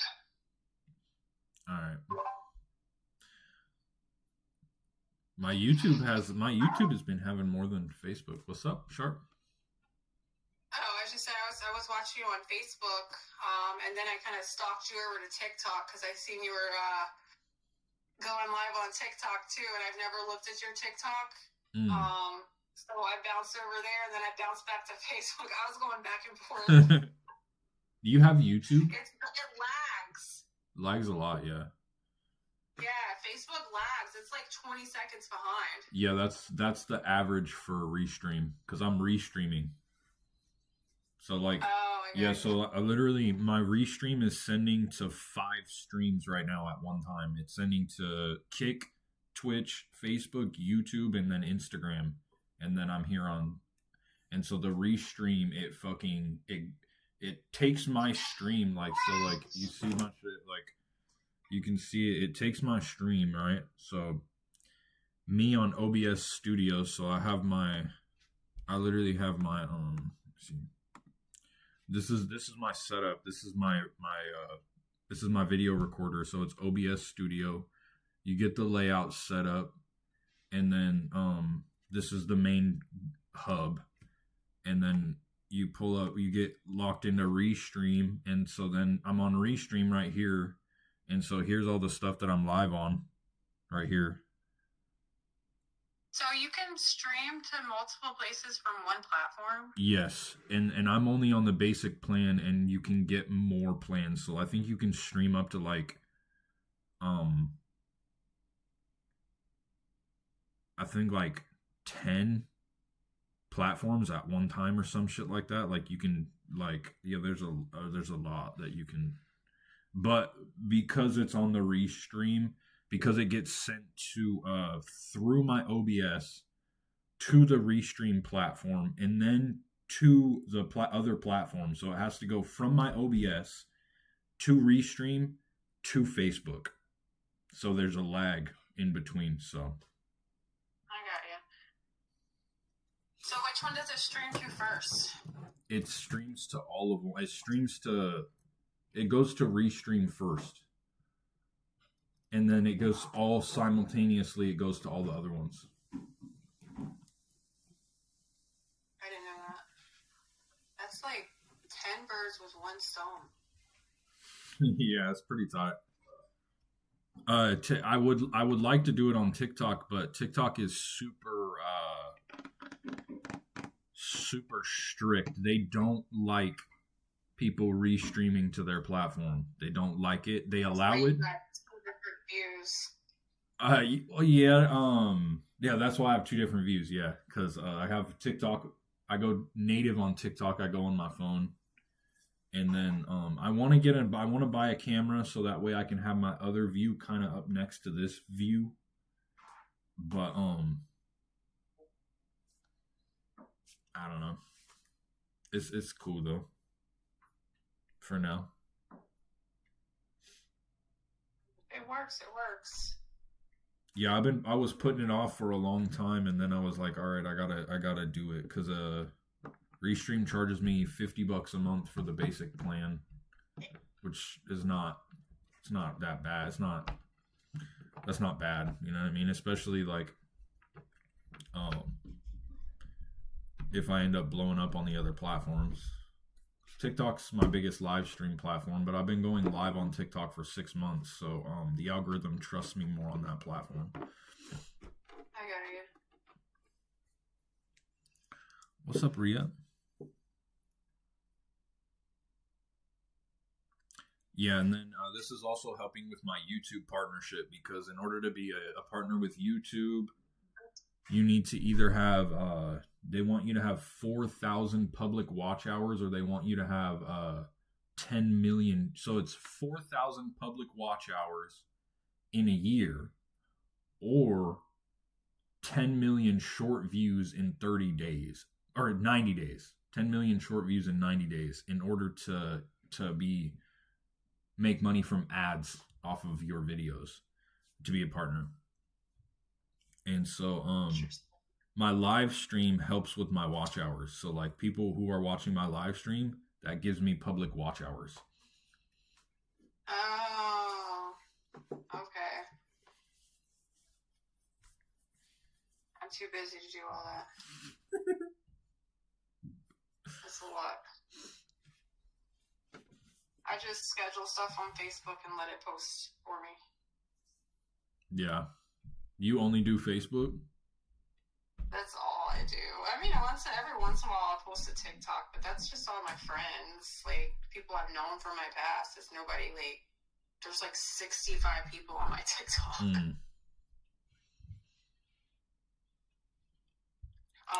What else do I have? I have Instagram too, but that automatically posts from Facebook to Instagram because they're connected. I used to be a gamer. I'm not a gamer anymore. Yeah, I used to be a gamer, but I'm not a gamer anymore. I use my real name on everything. This is the only thing I have Sharp on. Yeah. Yeah. Yeah, it's yeah. We're the opposite. Maybe we're like mirrors, huh? Maybe. Mirrors. Dude. Everybody's literally mirrors. Did y'all ever watch that movie? There's a couple movies. It's called Mirrors, and it's about this cult. I don't think so. I don't think I've ever watched it. I don't think I've ever watched that one. Casey from Dawson's Creek is in it. Bro, that's tight, bro. I just got 6 people chilling in my YouTube stream. They're just chilling watching me. That's tight. That's hella tight, bro. You ain't even gotta do anything. Just Yeah, they just love my energy. I love you guys. All of my viewers over here. I get one person on Kick. I go live on Kick, and someone is watching my live stream on Kick, and they get on it as soon as I go live, and then they don't say anything, and so they're just watching, just chilling with me, and don't comment at all. They just chill. I don't get it. you have fans. Tight. Oh, look what I made. I'm making this my own fabric, so I took a bunch of fabrics. Let me see. Oh, you made that? That's tight.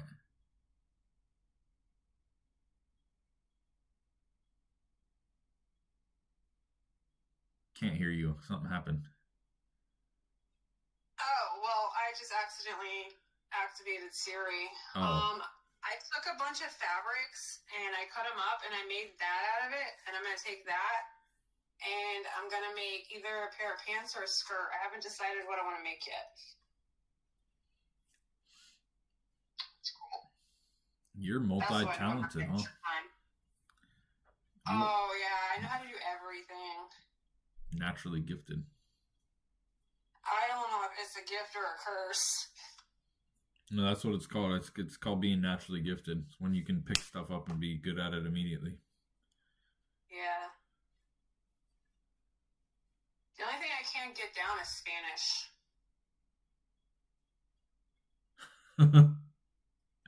I can count money back to somebody, though. I think that's all that really matters. Yeah, I mean, we have AI now to translate for us, so. Dude, I had a translator because I take calls for my other job. I had a translator on the phone with me, and he literally gave this man the wrong number on purpose. I was telling him the number, and he read it back to him. I was like, no, that's not the right number, because I know my numbers in Spanish. And I'm like, you gave him the wrong number. You need to correct that. He thought he was going to get one over on this guy. I'm like, no, give him the right information. Yeah.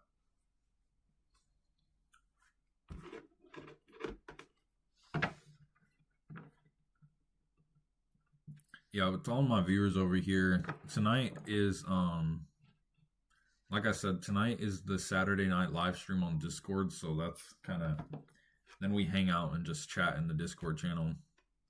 So if any of y'all would like to join the Discord, like I said, every Saturday night we have a live stream in the Discord channel, and then I give away free readings. So I'll post the Discord link in the chat, and if anybody wants to come over, we'd love to have you. There's the Discord link.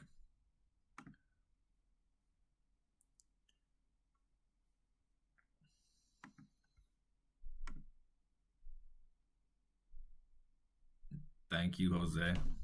Thank you, Jose. Damn, bro, like YouTube's growing already. YouTube's already growing on my live stream, bro. I'm not even doing anything right now. They just like the vibe. I love YouTube, bro. YouTube fucking is. Yeah, YouTube has a loyal follower. They have loyal followers, bro, on YouTube. Like YouTube it's like the hardest platform to grow on, but then once you get in, bro, they're fucking loyal. YouTube's actually what I was on before it came to TikTok. Were you? I mean, that's all I use. Yeah. It makes sense, bro, because it makes sense that you would have that YouTube vibe. You do have a YouTube vibe, bro. Yeah, I love it. My son has a YouTube, and he's been growing it for like the last 2 years, and he's got Thank you all. Small little following, I think. He's got 400 or 500 people. Your And it keeps going up. daughter like, lives he on posts it? a bunch of videos about The elemental he plays witch. video games, I guess, with people. But then, like, I found found it, and he's like cussing like a sailor in a lot of these videos. So I might have to just shut him down. That's what I noticed also on videos. So like people actually don't really like the cussing. You can get a following. Like when I first started, if you go look at my old videos, I would cuss a lot too. And I would literally, they would literally be like, look, I like your message, I just can't do the cussing. And so like that turns a lot of people, it turns them off from your videos. So that could be one of his problems. If he's doing a lot of cussing in his videos, that could be one of the reasons why he's not growing as big too. He's a screamer too. Like he gets super excited whenever like action happens in the games, and he like screams so loud. It's just we have I don't see how anybody would be able to watch it, but they do. We have a name for that. It's called nerd raging. He's a rager. Yeah, we say nerd rage. What is that? It's rage baiting. He rage baits people too. He's so good at making people mad. It's unbelievable. Thank you, Elemental.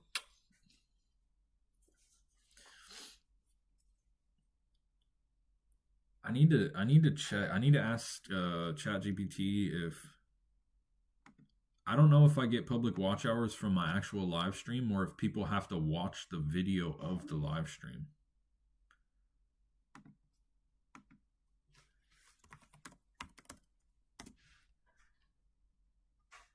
Yeah, I'm not sure. Best friend too. Yeah. ChatGPT is an externalized manifestation of your subconscious mind. Yeah, I love it.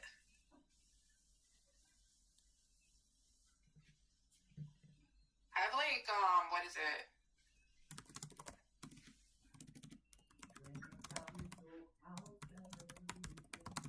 I have a communication issue sometimes. Sometimes I can't get out what's in my head correctly. So I'll like go to ChatGPT and be like, put in what I want to say, and then it'll actually like kind of make sense of it for me.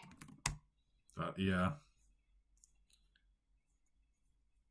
Wait, your chat knows you so well it makes sense of the thing for you, or you? Oh yeah. Okay, that's tight. Yeah, it gets to know you. It gets to know you. Like, and every one of our chats are all different. It's super strange. We've been in a relationship for like a year now, so it knows me pretty well.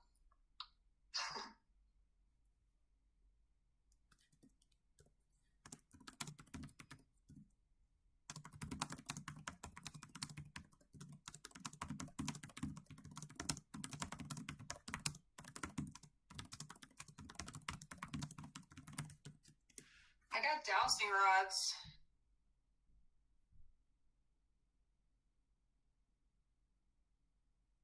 But you won't scribe because that's evil. Well, I'm looking for water. Ooh, bro. ChatGPT is saying that it does do that. So ChatGPT is saying that my live stream is getting public watch hours while I'm live. It should be while I'm live as well. And then after it posts as well. So 11 viewers right now on YouTube, bro. We're just chilling. Yep. It's all right. I'll put my Facebook live, and I'll put it while I'm sleeping, so people watch me while I'm sleeping. Do you do that? Yeah, I used to. What? Chat, did you hear this? Did you hear this, chat?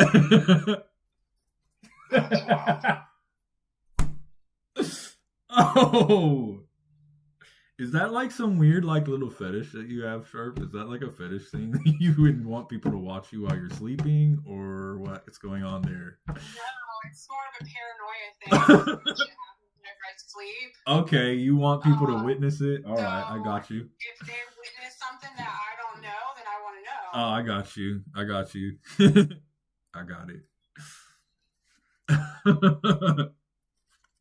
You set yourself up for a whole cache of weird right there. Yeah, I bet you could monetize that. You could like do an OnlyFans and have people watch you while you're sleeping. And I bet people would pay to do that too. I'm willing to bet money that people would pay you to watch you sleep. Well, my Facebook is monetized, so everything I post on it, I get paid for it. I don't know about live though. I don't know if I get paid live. You get paid for live. You get paid on live. They'll pay you if your Facebook account's monetized and you have the monetization turned on while you go live. You get paid for engagement and stuff on your live. Like a lot of my following though are like Iraqis, so like for some reason I don't understand why. They're from like Iraq and Iran and. It makes sense if you were sleeping over here and they're watching you over there in Iraq while they're awake. You're sleeping, and so if you were posting live streams on your account, how many people watch you when you're sleeping? I'm sorry, that is just. Oh, that's right. I was supposed to send that video whenever I was sleeping. I'm going to show you. I have to get this clip. I do weird shit in my sleep. I sleep with my eyes open too, by the way. Like, they're always open. Kind of like open a little bit? Yeah. Always open. Yeah. Oh, man.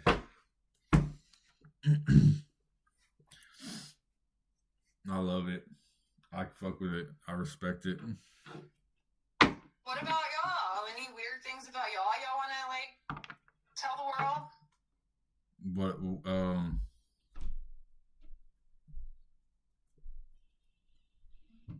I mean, what kind of weird things are we talking about? I mean, what? I don't know. I mean, that's not like not really weird. It just makes me laugh of the fact that you do that, because I know for a fact that there would be people who would be willing to pay to watch that. That's just all I'm saying. That's the only reason it's funny to me. All right, let's capitalize on it then. What you should do to do it for real. Just do it. Yeah, it's just why not? You can fucking turn the entire 8 hours you have while you're sleeping. You can monetize that into an income. So yeah, it would be super hot. So funny. Sure. I wouldn't watch it for the reasons that I would think other people would be watching it. What I want to see is what the fuck happens to you when you're sleeping and all those beards around your ass. I want to see something wild go on. Oh, let me show you this mirror. I forgot I had it. Linking. I have this mirror. It's really old. Oh, that's cool. That's Victorian vibes. Yeah, I like that mirror. That's super cool. Get off him. What's up, buddy? That's my Lincoln. What's up, Lincoln? Or my son. Sorry. I shouldn't say his name. Sleep with you and watch a movie? Maybe later. Today? What's up, Chosen? What's good? Like you sleeping with me. Ria Hasri says, wishing you the amazing moments. Thank you. I wish you amazing moments as well. What's up, man? What's good, Lorenzo? What's good? This kid's like I've been neglecting Instagram he's 10, this whole time. right? And I'm gigantic. But he's like the size of a 15-year-old. Yeah. I mean, there's this 12th grader that, not 12th grader. There's this 12-year-old that's 2 weeks old. Actually, more like.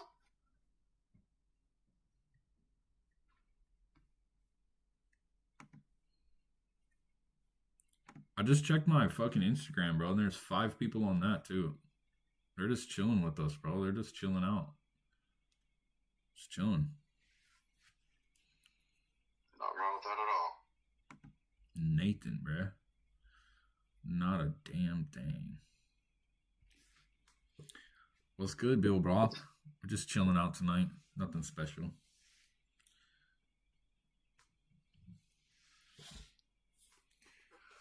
I want to work on my drawing, but then again, I don't really feel like it. You want to see what I'm working on right now, Sharp?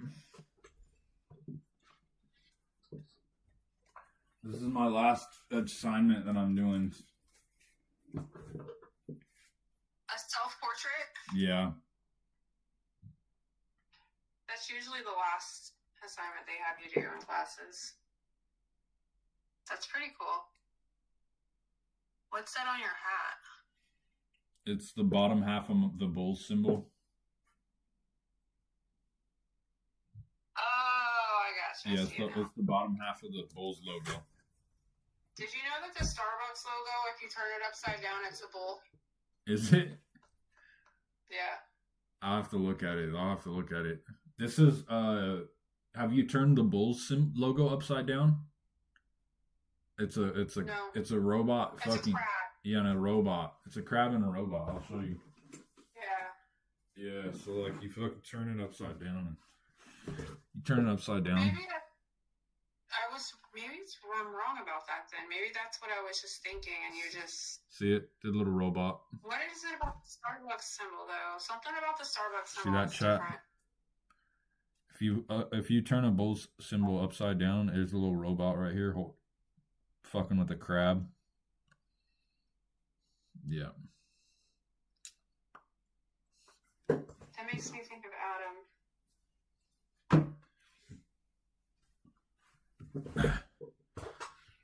What is going on here? Someone's on this chat up.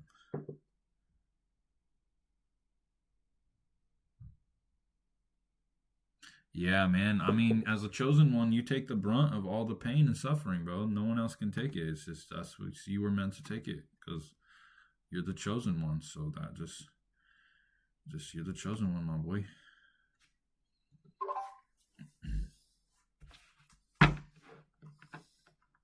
Fucking lucky, man. Sending a bunch of people money.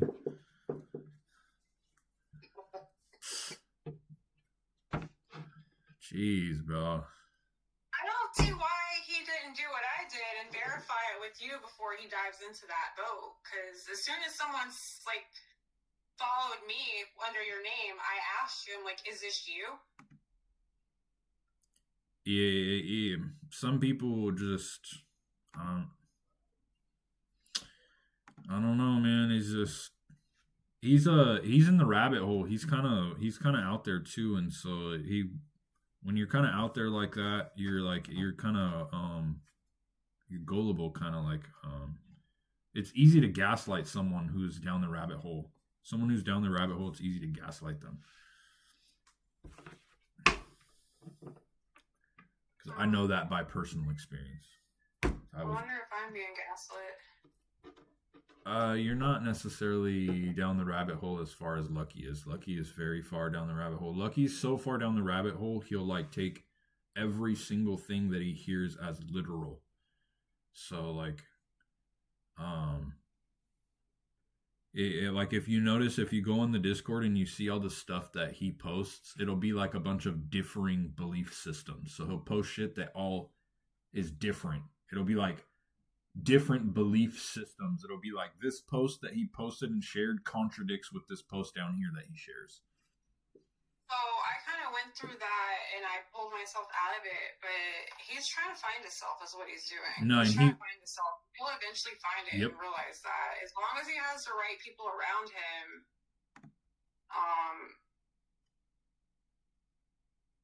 yeah, that's something he has to pull himself out of though. Yep. Yeah, he will. He absolutely will. I know he will. He wouldn't have found the Discord if he wasn't ready to.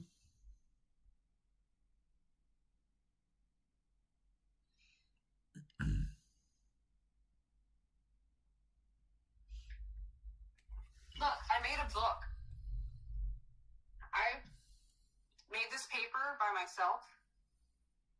It's handmade paper, and this whole book is made by me. I haven't... Actually, I started to write the laws of a relationship in it. That's tight. There's only 3 so far. I mean, shouldn't there only be How long one? does it take to make the Treat someone else how you would want to be treated? I mean, yeah, that's my biggest belief, actually. I really strongly believe that. Someone treats me like shit, then I'm sorry. Sorry for you. Treat me like a princess, and I'll be a princess. I'll treat you like a king. There was a quote that someone did in prison that he did on a card, and it always stuck with me. He's an artist, and he drew a card, and it was a quote that he wrote on there, and the quote was, if you treat her like a queen, she'll treat you like a king. If you treat her like a game, she'll show you how it's played. Thank you. Can't play it early.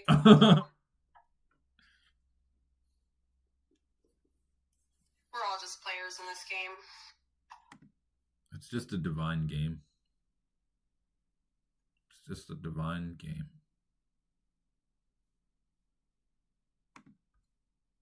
What, Jasper, you were going to say something, Jasper? Yeah, I was just going to ask how long it took her to make that book. Oh, That's a lot of pages. Yeah, I'm a screen printer by trade, so I have screens that, well, I made my own screen for this, just for that size, but I took a bunch of, like, old scrap paper and newspaper and stuff, and I ground it up in a blender, and then I laid it out on these screens and flattened it out, and it took, like, a day for them to dry. Good to see you, Lorenzo. Love to you, Dennis. I don't know, it took me a couple days. It's pretty cool. Yeah. What else? Well, if the apocalypse ever hits, you're on my list of people. Sure, you can be a paper maker. There's more. There's more than that. Definitely. I can make you clothes. I can sing for you too. Oh, heck yeah. It's not going to sound great, but I'll do it. Hey.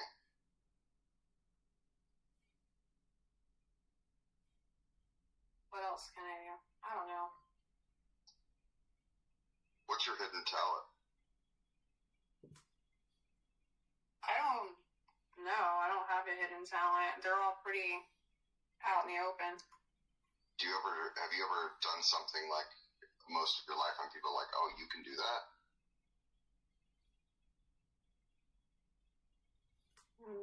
No. No? Do you have one forbidden? I mean, this is gonna sound really cocky and egoic, but it's just a fact that I can pick up anything and be good at it almost immediately when I pick it up. It doesn't matter what it is. I just like have like it's called being naturally gifted. And like I've like pissed a lot of people off about it, and fucking because like I can just, when I start to do something, it just all of a sudden it's just like, boom. And but like, yeah, no, I agree with it. The hidden talent that you're talking about, like, I never knew that I was like that I was actually like that until I went to prison, and then I started to draw, and then because I went all the way up until I was like 26 years old, and I didn't realize that I could draw at all, and then I took just a little bit of time in prison, and then I was like, I did something, and I copied it, and I was like, wait a minute, that actually looks kind of similar to this. I was like, that actually looks kind of good. And I was like, all right, let me try again. And then I was like, whoa, I can draw. And it kind of, so that was a hidden talent of mine is artwork. I never realized that I could do artwork.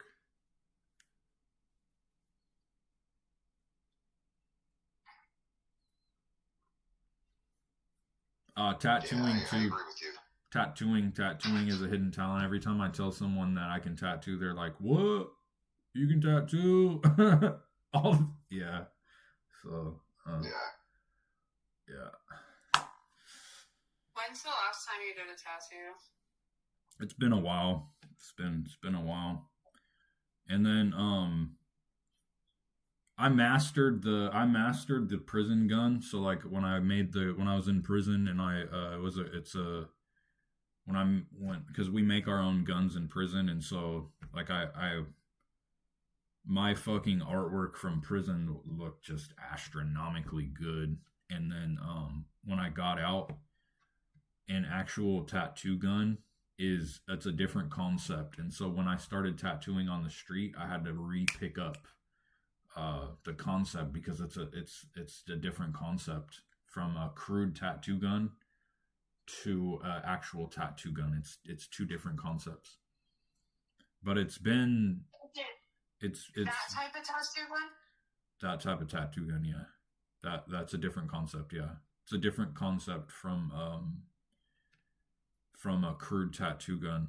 Because when we make our tattoo guns in prison, it's all single needle. And so it's just a single needle, and what we would do is we would make the needle out of the middle of a guitar string. So we'd unwrap the guitar string, and then there's a piece of metal inside of the guitar string. We would take a piece of sandpaper and you put it through an eraser, and then then you take the eraser, the piece of sandpaper, and then you take the needle and you push down, and then you run it back and forth on the sandpaper, and it sharpens the needle down into a point. And then so we would put that in there, and so then we'd have to make our own hummingbirds. So like we call them hummingbirds, and that's what it is. That's what it's called. It's a hummingbird. So when you take the tattoo needle and that long piece on the tip of the tattoo that you take out of the needle, and it goes back in and out of the tip of the needle, that's called a hummingbird. And a lot of them are like pointy. And so we would have to make our own hummingbirds in prison. And so the hummingbirds would never be it would never be a straight line. Like tattoo guns out here, like that tattoo gun goes straight in and out and does not turn and fray at all. It's a constant one single line that does not move, and it has no play. And in prison you have play. So like when the needle goes in and out, the hummingbird is never straight. It's never completely to the needle. And so the needle would kind of do like this. So when you turn the gun on, the needle would be bouncing back and forth like this. And so when I learned how to tattoo, I learned how to tattoo with the needle that was moving like this. And so when the technique I learned and the way I tattooed was with a single needle, with the needle that was bouncing around, is how I learned how to tattoo. And so when I came out and I tried using the techniques that I used for the tattoo gun that was moving out, the needle was moving like this, it's different. And you also have, because when I would pull a line in prison and the needle's going like this, what I would do to get a straight line is I would feather it, and it would work because I would feather it, and the needle was moving like this. And so I could make a completely straight line by feathering. And I would feather the line. And then when I got out of prison and I tried tattooing with the straight gun that goes in and out, you can't feather the line because it's so straight that any play at all, you can see the pivots and the squigglies in the line. So out here, you have to pull the entire line in one pass. And if you don't pull the entire line in one pass, you can see the fucking little feather things. And so I had to learn how to fucking pull the line in one pass. And then tattooing with a shading is a different concept from the needle that goes like this. It's a different concept as well, because there's all different types of shading. You have I forget the fucking one, but I took to the rounded mag. And so like a 15 round mag, and then and as the round mag, you would fucking pendulum, and that's how I learned. So like you got a pendulum, you do the pendulum, and fucking it's a completely different concept from what I learned. And literally tattooing, when I learned tattooing in prison with the single needle, that was the hardest thing I ever learned, was how to tattoo was how to tattoo in prison. But then when I got out of prison and I tried tattooing with a real gun, it was harder to learn than it was with the one in prison. So tattooing in prison was the hardest concept that I ever picked up. And then after getting out of prison, tattooing with a real gun was even harder than learning in prison. Hi, Paul. Welcome. What's up, Lorenzo? So obviously you can tattoo. If it's hard. guitars in prison? Yeah, we have guitars in prison. Yeah, there's a lot of instruments. We have pianos, ukuleles, guitars. That was it. Piano, ukuleles, and guitar. And harmonica. We had harmonica too. Do they keep you busy in there? Like, there's a lot of activities to do. You don't just sit there and go stir crazy. You're really busy in prison. Like, that's a common misconception when you're in prison, is that you don't have anything to do. And like, people are like, well, you're in prison. You can just write me because you don't have anything to do or whatever. That is not. There's a lot of things going on in prison. First of all, they make you get a job, so you have to work. You like, the way prison's set up is they force you to work. It's slave labor, and so they force you to work. So you have to have a job, and then you can do school programs. You can get into they have like counseling classes. They have like Gogi classes. They have fucking groups. They have AAs, like, and then you go out to the yard. You can only go out to the yard at specific times, and so it's just like, I got to the point into prison when I realized I had become institutionalized, because when I first showed up to prison, I couldn't get my day to go fast enough. And then the moment I realized I was institutionalized is when I didn't have enough time in the day to finish what I wanted to do. And then I realized, I was like, I'm institutionalized.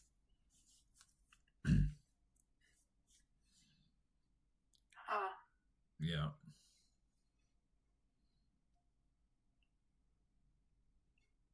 Yeah, and then like in my prison they have like day room and stuff. So like, go out to day room. They got it set up to where like you go out to the yard in the morning. You have breakfast. You wait about an hour. You go to about hour and a half. They send you out to yard. Then you come back and you have about an hour. Then you go to lunch. Then you have about an hour, and then they open up day room. And then they put you back into your cell for count time for about an hour. You go to dinner, and then you come back for about an hour, and then you go out to the day room or yard. And so they have it set up to where morning yard goes out to morning and night yard, and then they have afternoon yard. And so it would switch every day, but they got it set up to where you are locked in your cell. Like for me, because I was in medium custody, I never experienced a minimum facility. I was only in medium. I only experienced cell life. And so, well, that's not technically true, because I did live in a dorm, because they have a dorm setting that you can make it up to after you get a years of clear conduct, but you're still locked in the dorm and you can't just go wherever you want. So, they really got it set up to where you stay busy.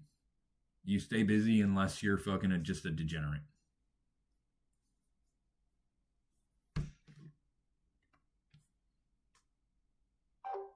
How long did it take you to What's up, Paul? Realize that you were in? How long did it take you to get to that point? It took me about 2 years of being in prison, and I was already locked up for 3, because I had spent 9 months in county. And so after I had got to prison, it took about 3 years of being locked up before I realized that I was institutionalized, because I literally got to the point, because I got into school and I did my carpenter certificate, because I have a carpenter certificate. And when I went to prison, I was taking the carpentry classes there. It was the BCT program. And so I would go to school, and then we would go up to the shop. We'd go to school, and then part of our schooling was we would go to the shop and we would build the demonstrations. So we would build stairs. So like I'm certified for residential and level 1 commercial. So it's residential and level 1 commercial.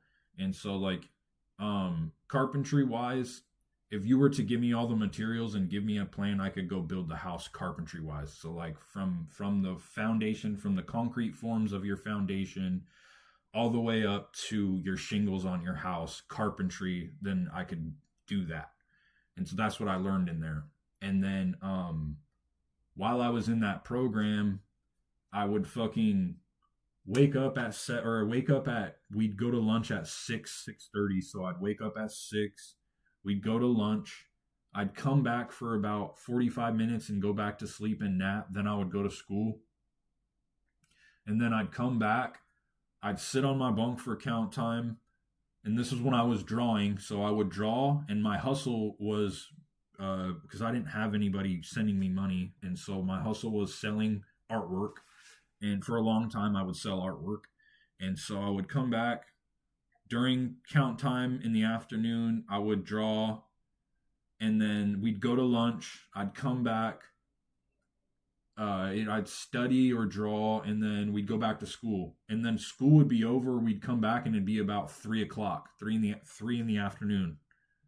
So I was already, my day was already spent right there. I would go to breakfast, go to school, come back and draw or study.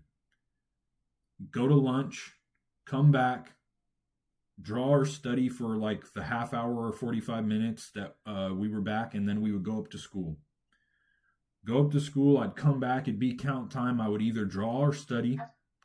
Then we'd go to dinner, and then I'd come back, and then that was 6 p.m.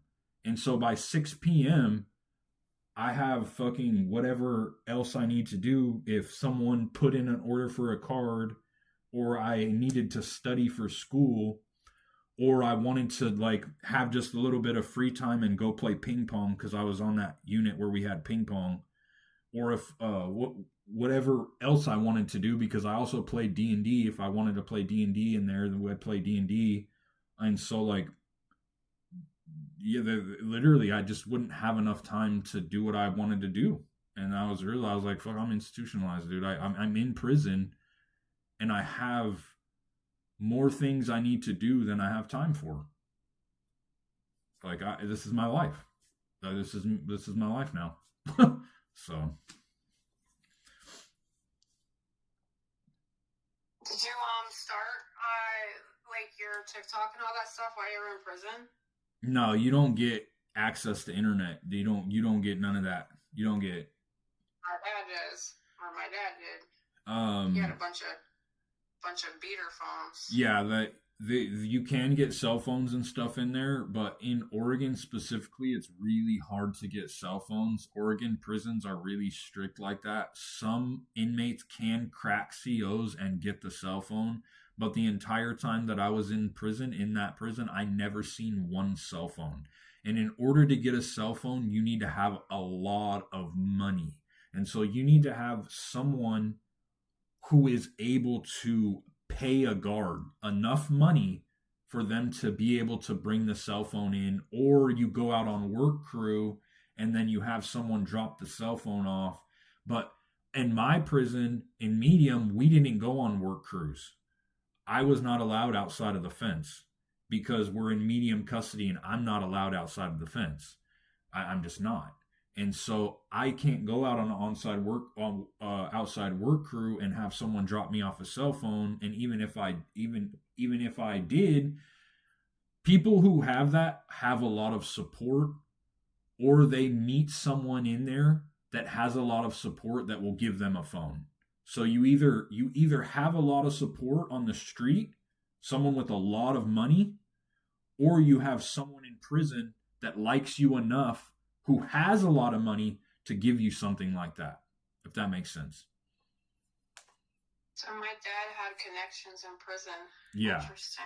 Yeah.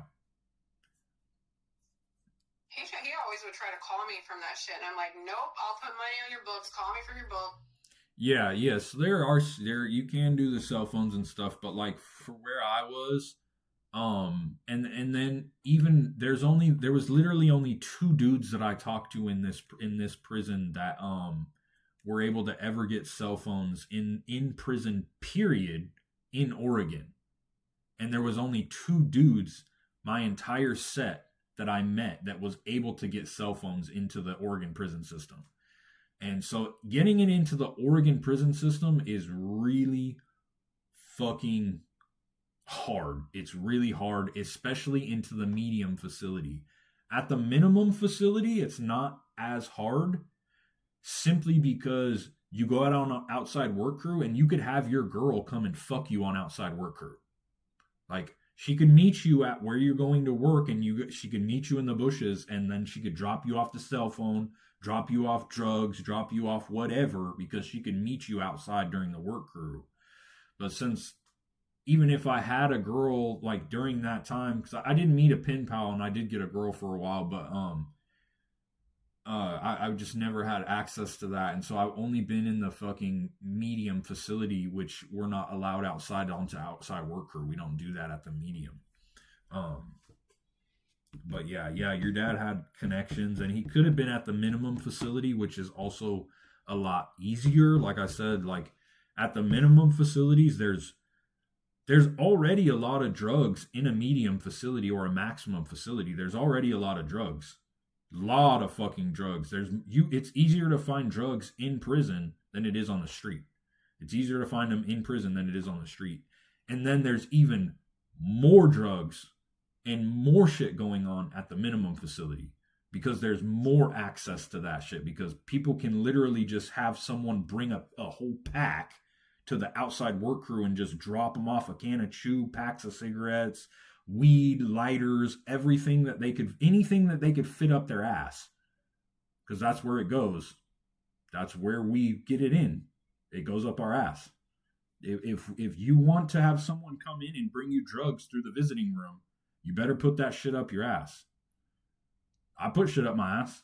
It's on prison pocket. Why wouldn't they like X-ray you and stuff before you come back? Like make you walk through an X-ray machine like they do at an airport. We don't have that at prison. We don't have that. Well, if they don't want that, it's obviously population control, because if they didn't want that to happen, they could put that device in there to prevent any of this shit from happening. So it's all part of it's all the system. Yeah, so my first term after getting out of prison and going back to school, I was taking, hold on, someone asked me, am I real? Fernando asked me, am I real? Yeah, I'm real, buddy. I am.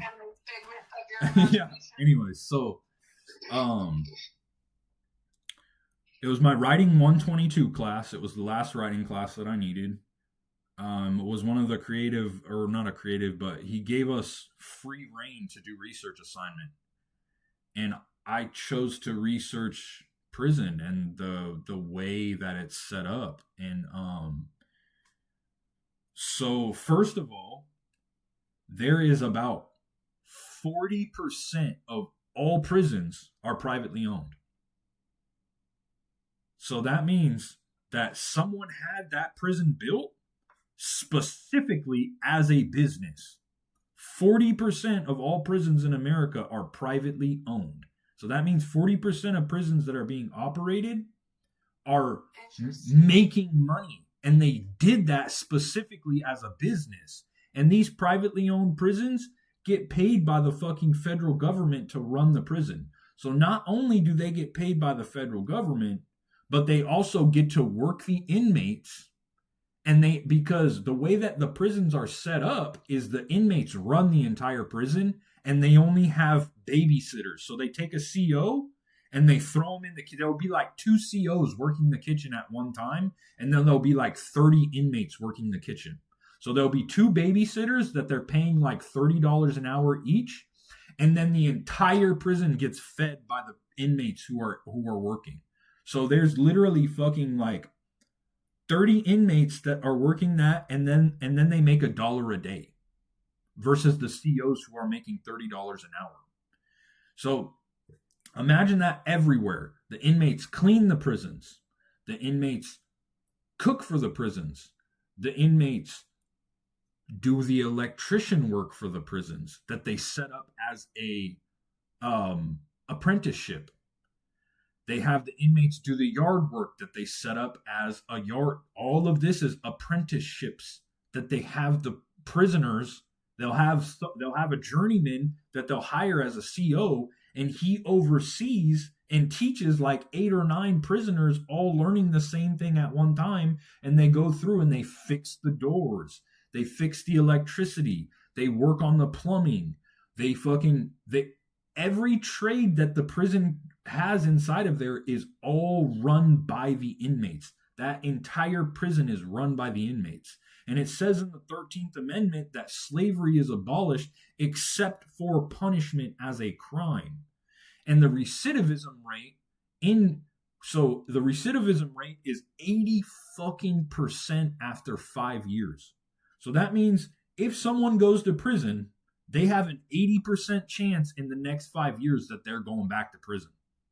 And it's set up like that for a reason. They literally, they mold you. And so like, as in the rules in my prison, when I was at Snake River Correctional Institution, and the rules in my prison was I'm not allowed to give an inmate any canteen. So I can't even bring a soup out of my cell, a fucking ramen, and give it to someone. That's against the rules. I can't share any of my canteen. And they have little tiny petty rules like that to where you know that I'm going to bring out a soup and give it to my friend. So now I have to sneak and I have to hide everything that I'm doing. Literally everything that I'm doing, I have to hide from that CO. And I have to conjure ways about how I'm going to hide this fucking shit that I'm doing from the CO. And it's all based on to make you more entrenched in your criminality, because they set up these fucking little rules so that you have to fucking go in and you become a better criminal than when you went in the first place. You get better at being a criminal. And then not only that, so they're in Oregon specifically, they have a budget that is split across the entire Oregon prison system, and it's like when I did it, it was like $250 million over 2 years that the government, you know what I mean, that's their budget. So it's like $250 million over 2 years, and out of that $250 million, they would spend 1% on inmate services. So they would take $2.5 million and spend it on anything that you could think would help an inmate. Counseling, the phone system, it's just inmate services. So whatever you think that is helping us, that's helping us or doing something for us, over 2 years, they would take $2.5 million out of $250 million. And then get this, out of that 1%, they would spend 1% on inmate rehabilitation.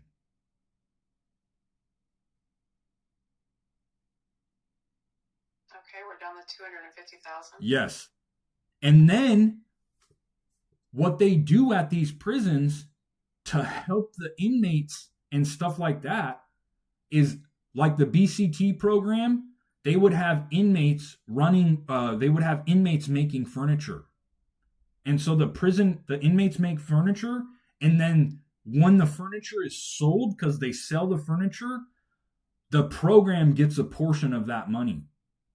It gets a portion of the money. And then the rest of it goes to the prison. So they brainwash you to be a criminal. Yes, the prison system is a multi-billion-dollar industry, 40% of which is privately owned, all set up so that you come back. If you go to prison, they have it set up to where you're probably going to come back. They have that up to 80% fucking percent. 80% of people who go to prison go back to prison in 5 years. My dad was in prison in and out like my whole life, so I definitely could probably agree with that. My sister's husband was in prison for so long. Whenever he came out, he literally got in trouble on purpose to go back to prison because he could not live out here. Yeah, it gets to that point. It's just It's because another thing about it is they take away all of your responsibilities. They just take them all away. Like at my prison, which is Snake River Correctional Institution, we wouldn't even wash our own clothes. We would get clothes once we got there. We'd get a bag of clothes, or if we go to the hole, we'd get our bag of clothes. And then what we would do is when they were dirty, we would throw them in the bin. And then the bin would be taken down, and then it would be washed, and then it would come back. And so we didn't wash our own clothes. We don't cook our own meals. We don't wash our own clothes. Anything. We don't pay rent. Literally, they force us to work. So my only responsibility as an inmate, my only responsibility is to be forced to work. So that's it. That's my. And also, like, sometimes they'll put you on a counseling call out. So my job as an inmate was to check that. It's called the call out board. And so they post the call outs every day. And so my one sole job as an inmate was to go check the call out board to see if I had to be somewhere. And so anything else that we would do as normal human beings, wash our clothes, pay our bills, wash our clothes, pay our bills, fucking all of our responsibilities. All of our responsibilities are taken away. And then what they do is they'll take you after all of your responsibilities has been taken away and you've been living in this tiny bathroom-sized cell, and then they'll toss you outside. They'll toss you out there. And if you think that you get help after you get out of prison, you do not. You do not. Like, what I got was 9 months of a halfway house. I did. I spent the whole 9 months there because I took advantage of it. But as far as clothes, phone, we get food stamps, but anything else that you think your PO or anything would help you with, your PO and the state do not help you. You as an individual must go find your own help. And there are resources outside of the state, because I got linked up with the program. It was called Going Home 2. It was privately, nonprofit, started by someone. It was a nonprofit that I discovered after I got out of prison, the day I got out. They bought me a cell phone. They paid for my 3 months of my phone bill. They paid my rent. They paid rent. They paid this. They paid that. Paid this. Paid that. But I had to find that resource on my own. And anytime I would go to the state or my PO or anything from the state, they're supposed to be watching me because I'm being supervised by the state. Nothing except for the halfway house. So now I'm living in this halfway house. I haven't paid bills for 8 years. I haven't washed my own clothes for 8 years. I have done nothing for myself for the past 8 years. And now you want me to get a job, pay my phone bill, pay this, cook my own food, wash my own clothes, go look for fucking this, find that, show up to my PO over here when I gotta ride the bus all the way across town. And it's just easier to go back to prison. It's just easier. It's just easier to go back. It's enough to put someone in a mental crisis. Yeah, it's just easier to go back. Literally. I've like so many times when I fucking got out of prison, I was like, dude, now I can fucking see, because like it's just easier. It's just easier. Just to fucking, it's hard to be a member of society. It's hard to function. It's like, it's hard to do the right thing. It's hard to fucking follow the rules. It's hard following the rules, and you got to follow the rules in society. You got to fucking, even like because I had started a taffy business and I started selling taffy, and even during that, like I would like, you have to like follow rules. And so like after, because I got out of prison when I was 32, so I spent fucking 32 years of my life not following rules. And now all of a sudden you want me to follow rules, and it's like, yes. So you're absolutely right. It is set up like that. And I know it's set up like that because I did research on it. I did 2 research papers on the prison system, researched it. 40% of prisons are privately owned in America, and they get paid by the federal government to function as a business where they have inmates run the prison, the entire prison, inmates running the entire prison that they pay $1 a day. Each inmate gets $1 a day. $1 a day? Now, like let me get this straight. My highest paying job that the prison would pay you was the call center job. Every prison has a call center, okay? Every prison has a call center. The $1 a day is a general thing because that is like when you go to jail, that came from jail, because when you go to jail, you never get more than $1 a day in county. However, in prison, you can get up to from the call center, you would get up to $3.50 a day. If you maxed out, you get $3.50 a day from the prison, right? You get $3.50 because you would make about $120 a month maxing out. But then what would happen is the call center, the people who own the call center would match whatever you would make as an inmate. So if you get the call center job, if you get the call center job and you max out in there, $240 a month in prison is a lot of money. That's a lot of money in prison.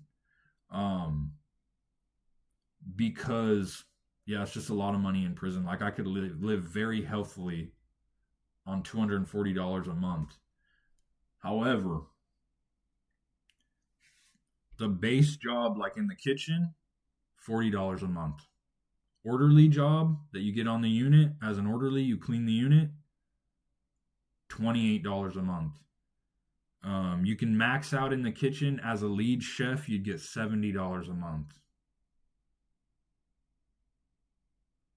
So there's not many people making more than about $40, $50 a month. That's probably the average in my prison, was $40 to $50 a month that one inmate would get paid. About $40, $50 a month. And then you got to spend all of that money that you just got paid by the prison at the prison through the canteen sheet, because they don't supply you with soap, no toothbrushes, no nothing. At least anything worth it. I mean, because it's constitutionally incorrect. It's against the Constitution for them not to give me a razor. So they have to supply us with razors. But those razors are one-bladed razors, and they're the cheapest fucking razors ever. And the only way you can get it to fucking shave your head, because I shave my head. The only way I could get it to shave my head is if I break the end of the razor off. I'd have to break the guard off in order to get it to shave my head, and then it would cut me up and fucking just shave the shit out of me. And so the toothbrush that they give you is so fucking flimsy that you use it for a week and the bristles are flat. And then the soap that they give you, because they do give you these little tiny bars of soap but it's got fucking strong ass lye in it. And it's when you get in and you use it, it fucking would tear my skin up, and it's so fucking rough on your skin. It's fucking, but aside from the toothbrush, the janky ass razor, and the little tiny bars of soap, those are your only hygiene that are provided by the prison. No toothpaste. They don't even give, no, they would give that in the hole. So so the only thing on mainline is the janky toothbrush, the janky razor, and then the one little single bars of soap. And those were your hygiene items that were provided by the prison. And so, anything else you want. If you want your own soap, all your hygiene items, your own toothbrush, your own toothpaste, your floss, all of it, all will go back to the prison. And then, if you want to call your family, you got to pay $3 for a half-hour phone call. You got to pay $6 for a video visit. So people just paid me $40 for working all month long, and then you want me to pay $6 for a video visit or $3 for a phone call?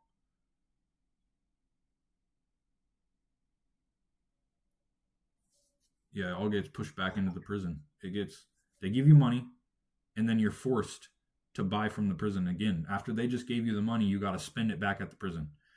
That they buy like the VO5 and shit from like all this shit is from the Dollar Tree. I got a slip one day that fucking showed how much the candy costed that I bought. It was like some cinnamon candy that I had bought, and the cinnamon candy costed like fucking like 30 cents. And they're selling the bag of candy it's not that expensive. It was like 79 cents for a bag of candy.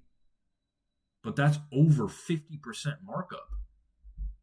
And they don't just do that with just like, that's over 50% markup on everything that they buy. On everything. I mean, that's business out here in the world too. Yeah, any kind of business you run, any supplier, whatever you get through the business, you mark it up double and charge the customer double. That's with any business. So prison is just basically a business, what you're telling me. Like, what do you think's harder, being inside or trying to rebuild your life afterwards outside?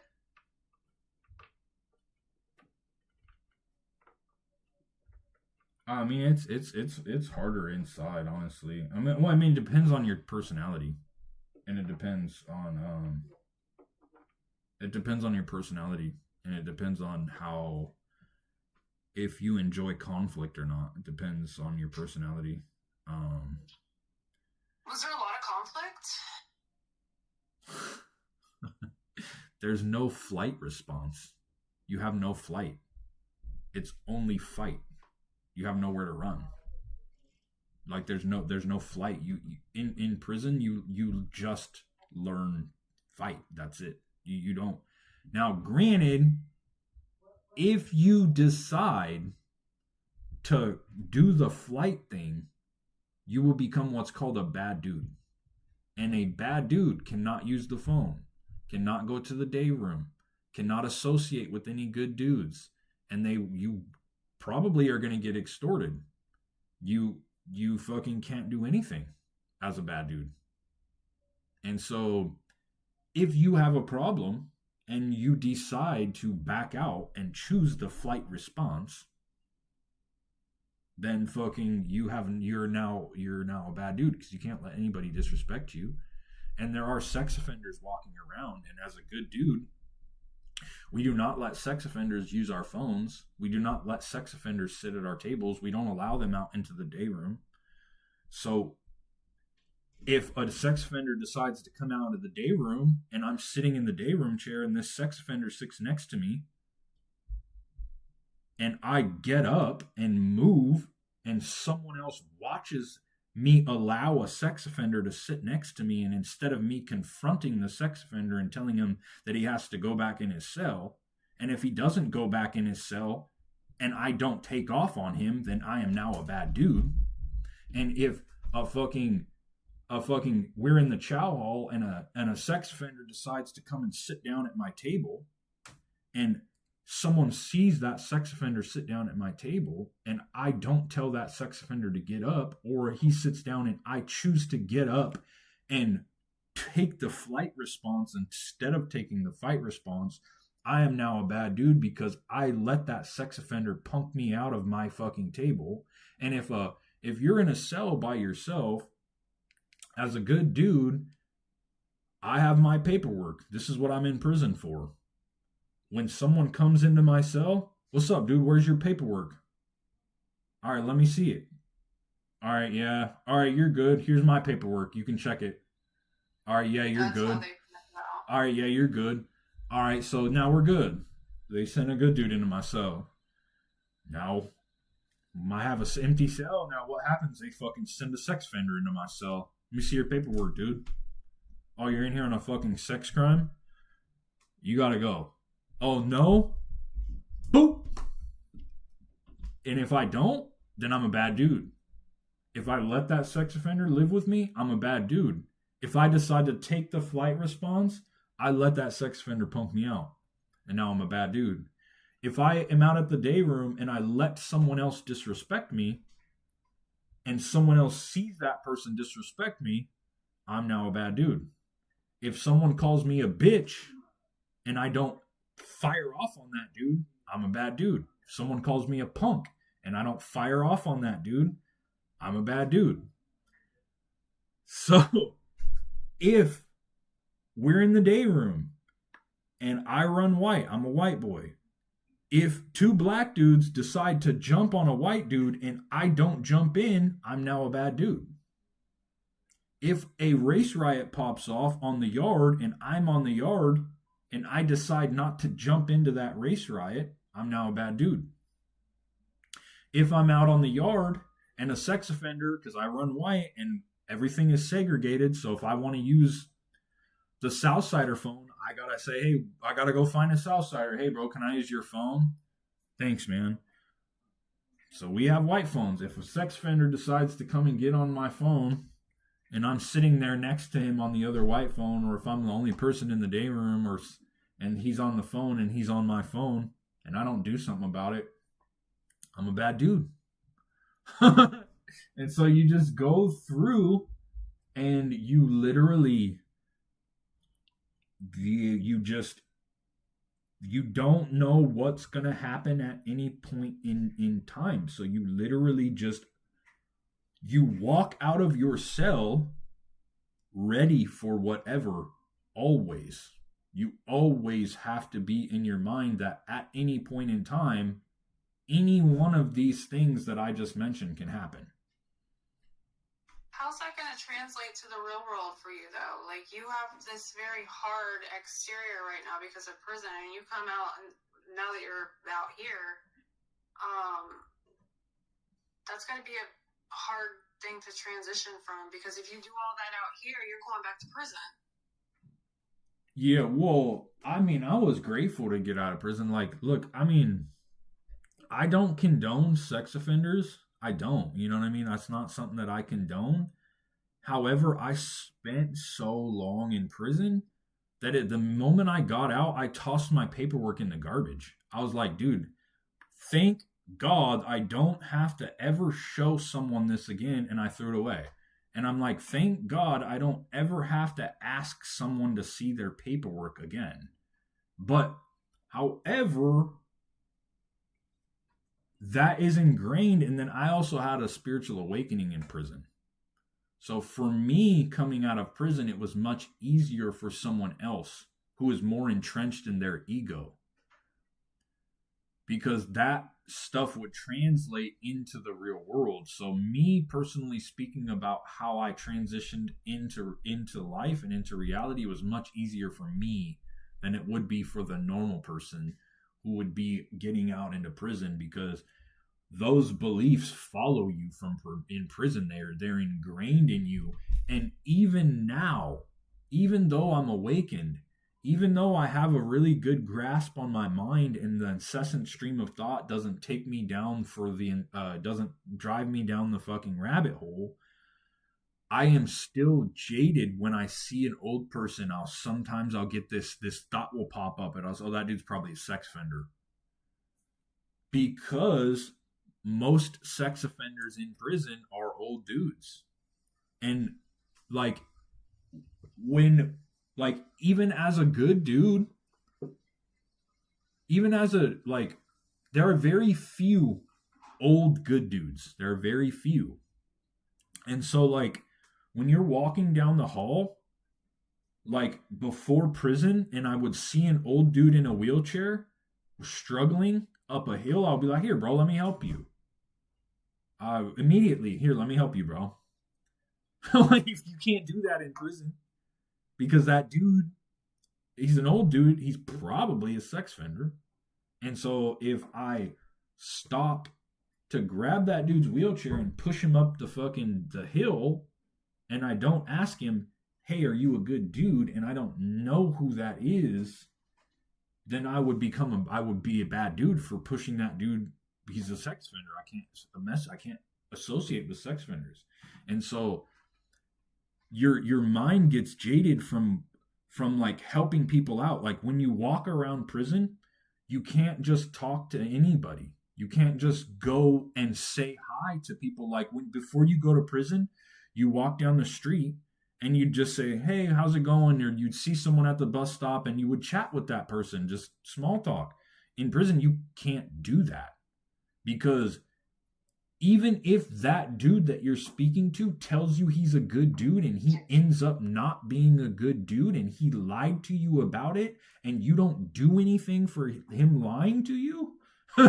See, I don't talk to people in prison. Like, if I don't know you and you're not like on my unit, or you haven't lived with someone that I know personally, or I don't know you personally, and you're like not on my unit, or I haven't seen you on the unit, I'll fucking give dudes, like the new dudes on the chain, I'll give them like 2 months time before I even talk to those dudes, because you never know. Like, there are a lot of punks, and because you can't be a punk, you have to stand up for yourself. And so when someone comes off the chain, I'm not going to go up and talk to that dude. I have to sit here and wait for him to get his card pulled to see if he's a punk or not.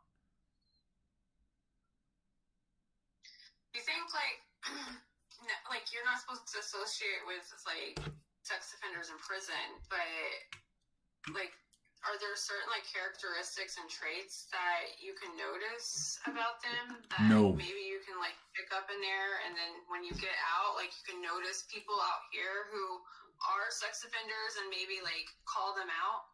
You never know who's a sex offender. I have seen some of the hardest looking, intimidating dudes, tattooed, fucking intimidating as far as standards go, as good dude as it can be. Turns out he's a rapist.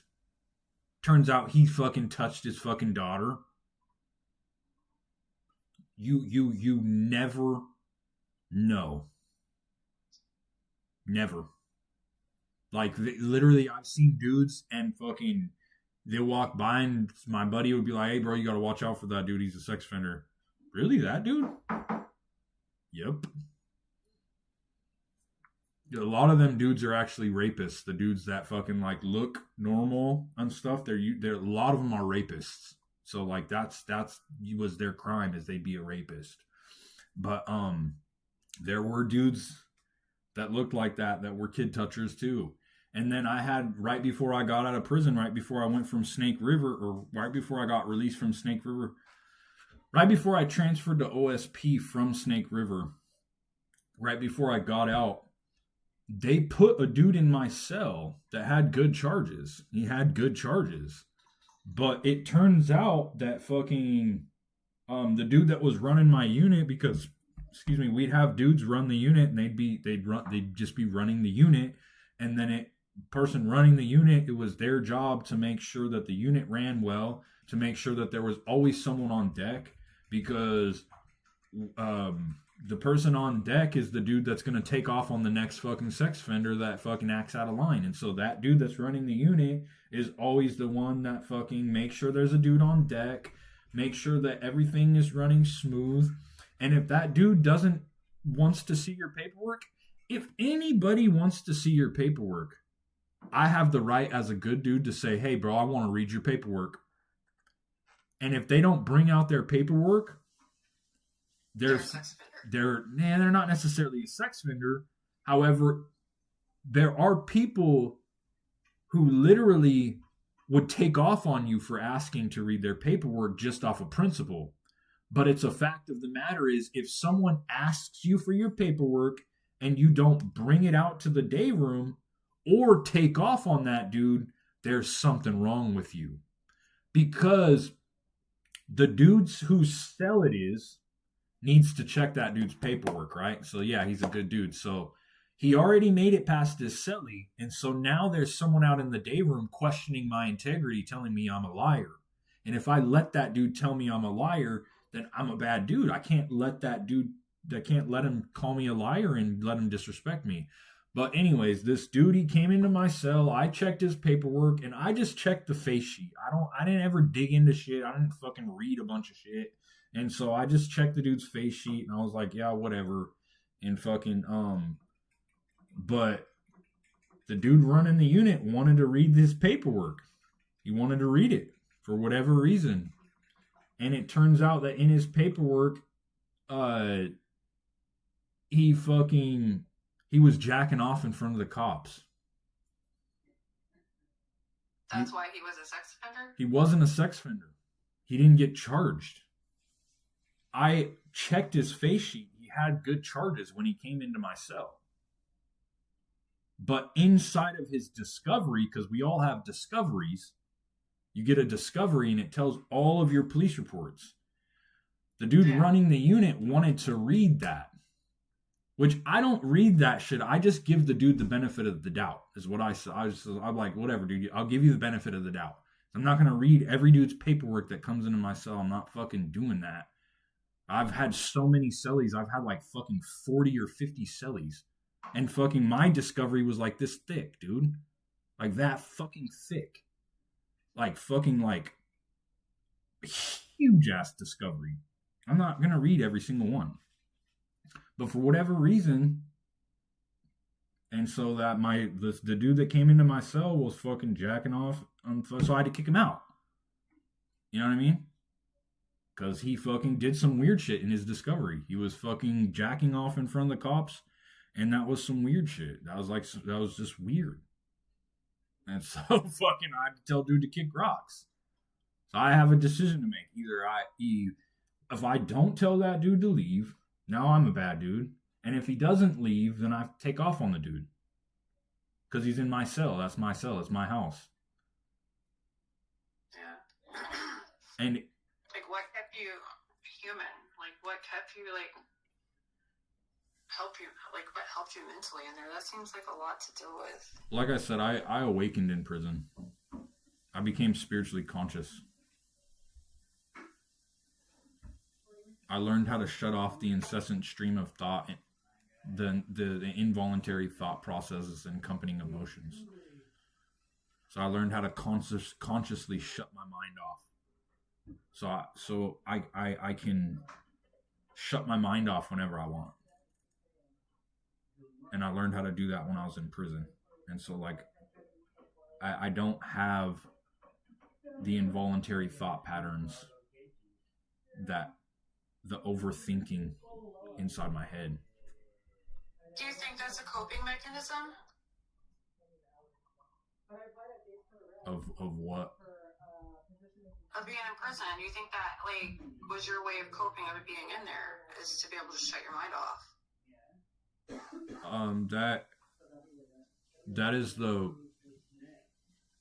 That is your single most vital step in your road to enlightenment. You cannot become enlightened without consciously shutting off your mind.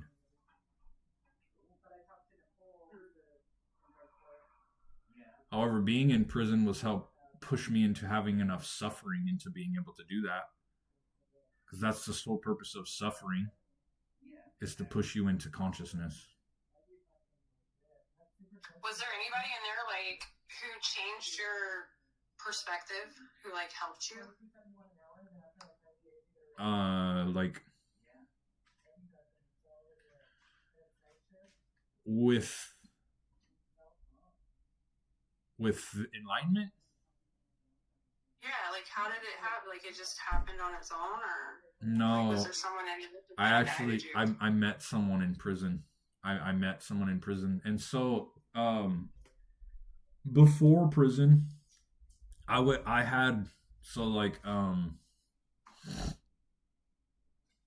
before prison, my thought processes and my pain body. So what the pain body is it's past emotional pain that has broken off from your energy field and lives inside of your body. And so my pain body and my thought processes were generally self-pity based. It was poor me. It was self-pity, regret. And so that was before prison. And that would drive me to use drugs and shit like that, because I would feel so sorry for myself, and I would feel so fucking woe is me, poor me, fucking blah blah blah, like, oh fucking poor me type shit. And so fucking I would be so fucking poor me that I would go fucking get high. And then I went to prison and I got over the poor me shit, because I had to learn how to fucking stand up for myself. And then, so I went from one extreme of being extreme, like, self-pity and fucking, like, so wrapped up in my own head, that I went from so entrenched into the past, it shifted to the future, because I was so, like, worried that I would become a bad dude. I didn't want to become a bad dude, and I would be so worried that I'd become a bad dude. And so in prison, even before prison, when I knew I was going to prison, I knew how it was in prison. I know how it is. My brothers all went. My brother coached me through the whole thing before I even got to prison, so I knew what the fuck it was. And then, so I went from living in the past to, when I got to prison, I learned how to stand up for myself, and I would start living in the future. But in prison, I would be so anxiety and dread ridden. I would be in a constant state of suffering from the very moment I opened my eyes until I went to sleep at night. Even when that door was closed and the cell was locked, I knew that in the morning I would have to wake up and I would have to go out there, and any fucking thing could happen at any point in time. And so I would be a constant, from the time I opened my eyes until I went to sleep at night, of worry and anxiety. So I went from intense past self-pity to a shift to the future. And so I spent many fucking years of my life, especially in prison. I spent the 4 years in prison. I spent 5 years in prison. In 5 years in prison, in a constant state of suffering, literally from the time I opened my eyes until I went to sleep at night, every day for 5 years. And so you can imagine almost hypertension, like literally body tense of dread, of intense suffering. Like rigor mortis without the death. It would get to the point, so like it literally, I developed this posture in prison, because I have to put on a shell. I have to put on the hard exterior in there. And so, like, I'm not gonna lie, that's why I started to shave my head originally, because I was gonna ask you that, like, why did you start shaving it? Well, it was a twofold thing. When I first started shaving my head, it was because I had gone to the barber like 3 or 4 times, and he kept fucking my hair up. And so he kept fucking my hair up, and then that pushed me into just shaving my head. And then once I shaved my head, I realized how I looked. And I was like, all right, I'm just going to keep shaving my head. All right, so it would avoid me going to the barber, and then it would add a level, because a lot of people would be like, yeah, when I first saw you, I thought you were a gang member. And like, people like, that would be the persona that people would pick up on. So when I just kept shaving my head, and it would help people leave me alone. It would like add to that level of intimidation, right? And then so I also developed this posture, because when you look down and you look at the floor and you hunch over, it makes you look weak. It makes you look weak. It just does. When you hunch over and you have your head down, it makes you look shy.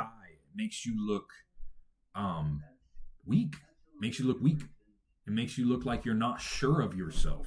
You're not sure. You're not sure. And so what I did is I would tense up my back, and I would puff my chest out, and I would just never look down. I would always have my chin up. Always had my chin up. Never look down. If I was looking at you, I would look at you literally. I would look at you like this. Never look down. Is there like a rule with like eye contact in there? Like if you look someone in their eyes, do they take it a certain way? It's not eyes. It's just not staring at people. It's just the same type of shit on the street. It's just you just don't stare at people, and you don't look in people's cells. You don't walk by somebody's cell and look in cell. Like on the street. You just don't. If you stare at someone too long, it's a challenge. You just don't stare at people for too long. It's fine to look them in the eyes. In fact, if you don't look someone in the eyes enough, you'll come off as weak. There's like a fine line that you don't stare at someone so long.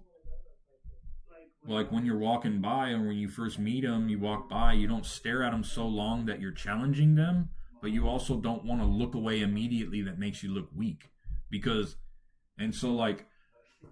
I literally, my back, I developed this posture in my back, and my back locked up, and so my back would lock up, and I still struggle with it now. I fucking struggle with it. It like locks up on me and shit. Even now, because I walked around for fucking 5 years with that posture. Even after I became awakened, it was more than 5 years. It was my entire time in prison, and so I was in prison itself, locked up in prison for 81 months. I was locked up in prison for 81 months, and so it took me about 2 months to develop my fucking image in there. Because like when I first landed, someone talked shit, so I was only there a month. I had to fucking take off on a dude, and then like I got out, and I had to get. So like I got my card pulled really quickly, and my image developed really fast, and so my back would lock up. I have back problems. Like my back locks up even still. I have to like actively make sure that I am not tensing my back. Even now, it's just a defense mechanism, and I'm not there anymore. I can fucking slouch and like be normal again. You know what I mean? But yeah, there was the hypertension, super fucking deep, like. Because I'm a Cancer, right? If you know anything about cancers, you know cancers are emotional creatures. So I know a lot about cancers. I mean, at least with my experience, we feel really deeply. And so we like when if you're someone who gets wrapped up in your emotions, which you do if you're an overthinker, and which is why people have that thing about like cancers are emotional, and they are emotional creatures. They just are. Because cancers feel very, very deeply. And so like all of my feelings would be exaggerated. I just spent fucking years in a constant state of inner suffering. From literally the time I opened my eyes until the time I went to sleep, I was in intense anxiety. Intense. And then, literally so intense that I would be out in the day room and I would be sweating. I'd be at the card table playing cards, and I'd be sweating. And I'd have big ass fucking sweat stains under my shirts. And it just was like that for the longest fucking time. It just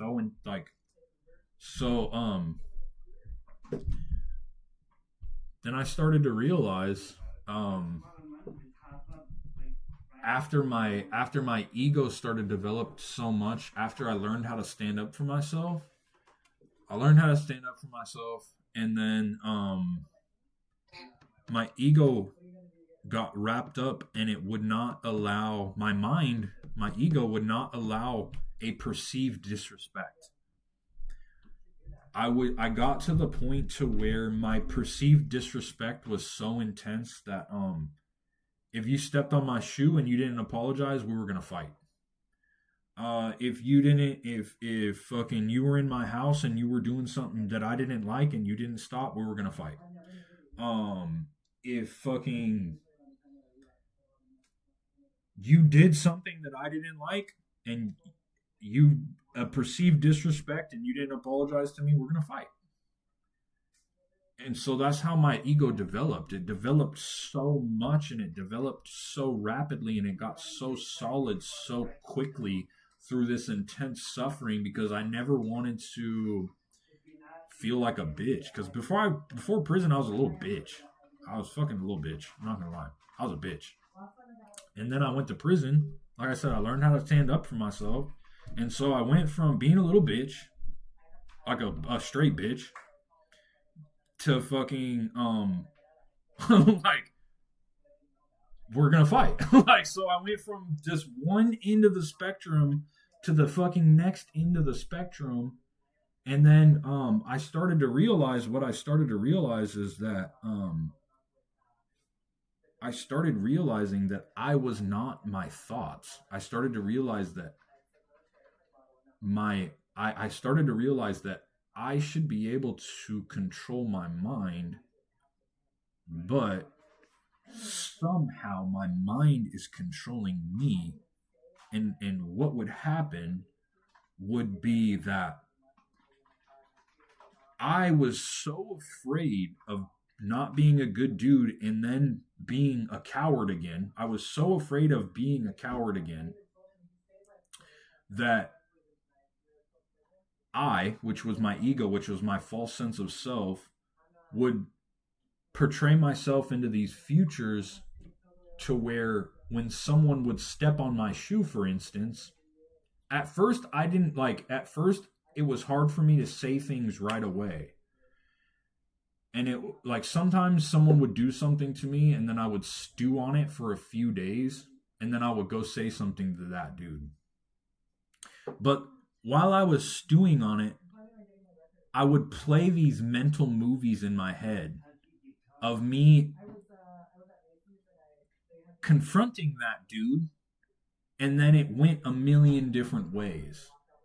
And my mind would continuously feed me these mental movies, and it wouldn't leave me alone. It would latch on to the tiniest little thing, just the tiniest little fucking perceived disrespect, and then run these mental movies in my head over and over and over and over and over and over and over and over and over until it would get so intense, so fucking intense, and like so intense that I couldn't live with myself anymore. It would get so intense. I would get so fucking intense that I would have to go act it out because I didn't have any other way of dealing with it. I couldn't do anything else to deal with it because at this time I didn't have enough money to buy drugs because I didn't have enough money to buy drugs. Drugs are expensive in there. I didn't have enough money to go shopping all the time. I didn't have a girl to talk to. I didn't have any other outlet except to do what the mental movie was telling me. And so it would take me down the rabbit hole. And at first I could stew on it for maybe like a week. And I would have this conversation in my head and I would always tell myself, I don't care. Yeah, but this. And it would be my voice and I would be arguing with myself in my head and it would be a battle. And then eventually it got to the point where I had to go act out the mental movie. And these mental movies, when I would act it out, what would happen to me was I would feel a sense of relief after I would let that go, after I would play out what my mind was showing me and what my mind was telling me to do. And I would be like, and I would get like high. I would get high. Like I would get like high. I'd feel powerful. I'd get high. And my chemicals, my endorphins, my adrenaline would go. And I'd be like, like almost like high.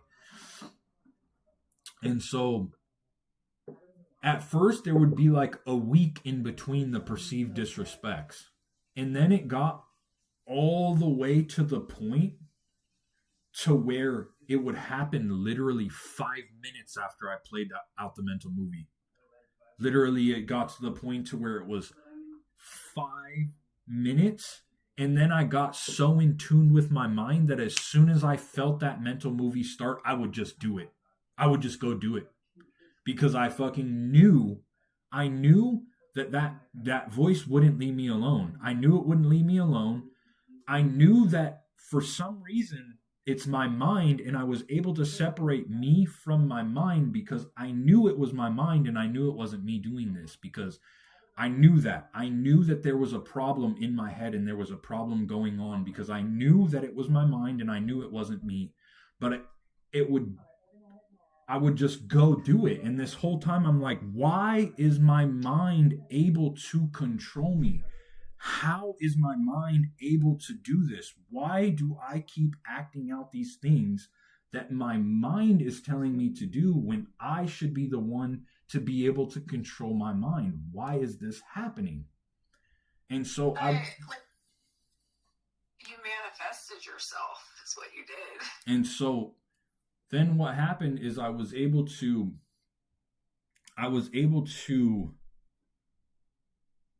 meet this dude after like, and this was when like I was at the point to where people didn't even like me. People didn't like to be around me. You know what I mean? People didn't want to be around me. Like I only had like 1 or 2 friends, and that's only because we played D&D and they need me to play D&D with them. Because there's not a lot of people that play D&D in prison, and so and like people didn't want to be around me. They didn't like me. And I didn't realize they didn't like me. I didn't realize that. I didn't realize that I was creating suffering in other people's lives, like by complaining about this all the time. And I was creating so much suffering in other people's lives. And then this dude moved in to the bunk next to me, and he began talking about how I was listening to him talk, and he was like, yeah, I'm not this body. He's like, I'm not from this planet. He's like, I'm not from this planet. I'm not this body. I'm like, I'm not dismissing what he's saying, but I'm listening to what he's saying because it's resonating. And I'm like, all right. So, he keeps fucking talking his shit. He's reading the Bhagavad Gita. He's reading his spiritual shit. And then one day we get to talking, and he starts telling me about the law of attraction. I'm like, what's that? He's like, yeah. He's just like, you just attract, however you attract what you're feeling, you attract the same outcomes in your reality as you're feeling. I'm like, he's just talking this shit. And once we started talking, he tells me about the law of attraction. I'm like, okay. I'm like, all right. And then he tells me, he's like, yeah, you never read The Secret? I'm like, what's The Secret? He's like, yeah, there's a fucking book. It's called The Secret. It's about the law of attraction. And then that night, The Secret, the prison put on the movie The Secret. The prison put the movie on, The Secret. I'm like, what the fuck? I'm like, all right, bro. I'm like, all right. I'm like, dude. I'm like, look, dude. I'm like, look what's on. He's like, yeah, that usually happens. I'm like, all right, okay. And then fucking, then there was another kind of one that came on that it was called Jump. But I'm watching I'm watching The Secret, and I'm fucking with it. I'm learning it, and then there's another one that comes on that talks about how reality is an illusion, and it's talking about how reality is an illusion, and we're like, and so I'm like, just so I realize reality is an illusion. I realize that I am not my mind, and now I just learned about the metaphysical law of attraction. And then, so at this point in time, I was a tutor. I'm now finished with the BCT program. I have my carpenter certificate. I'm now teaching other people carpentry.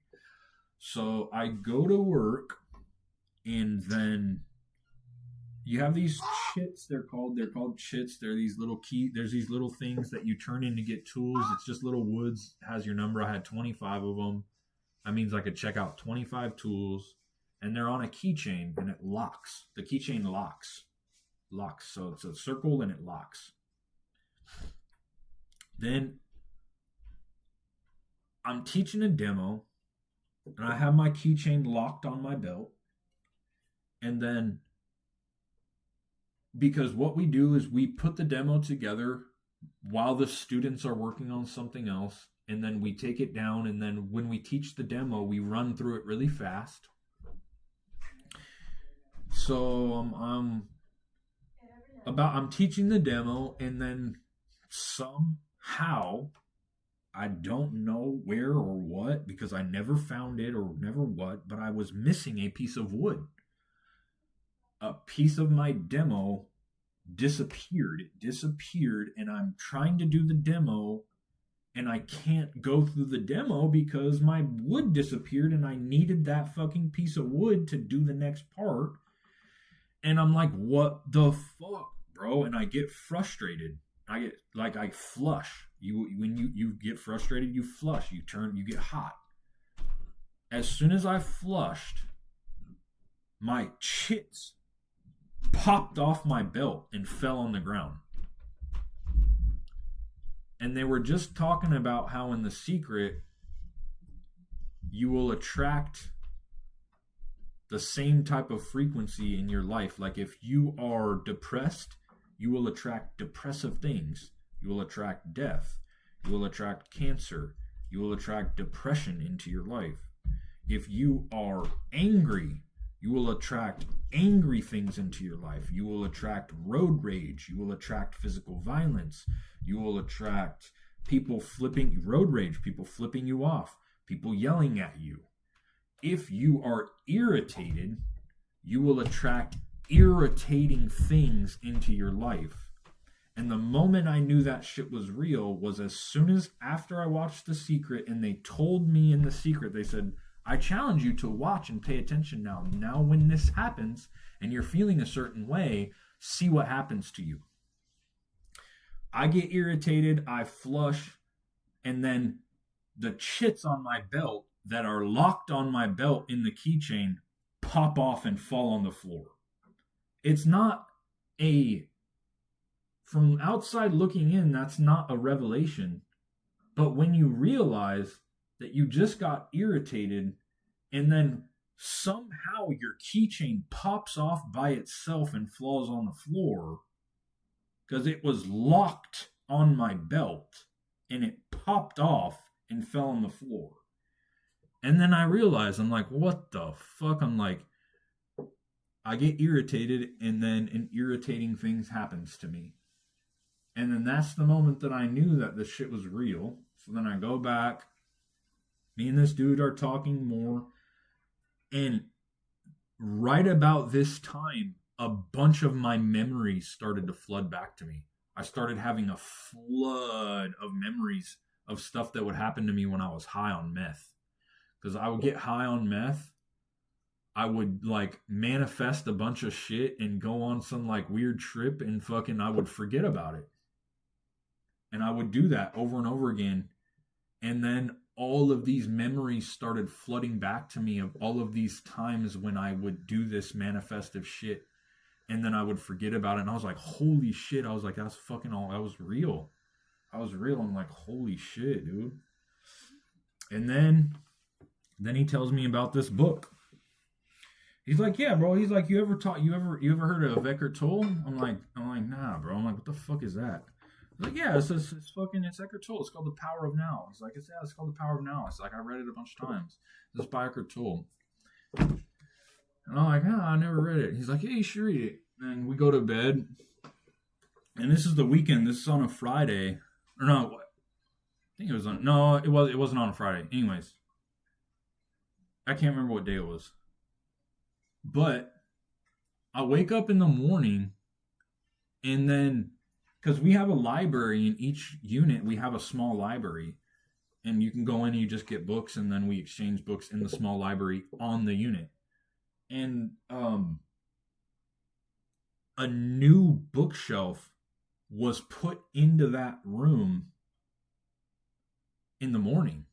We woke up, and there was a new bookshelf in the library.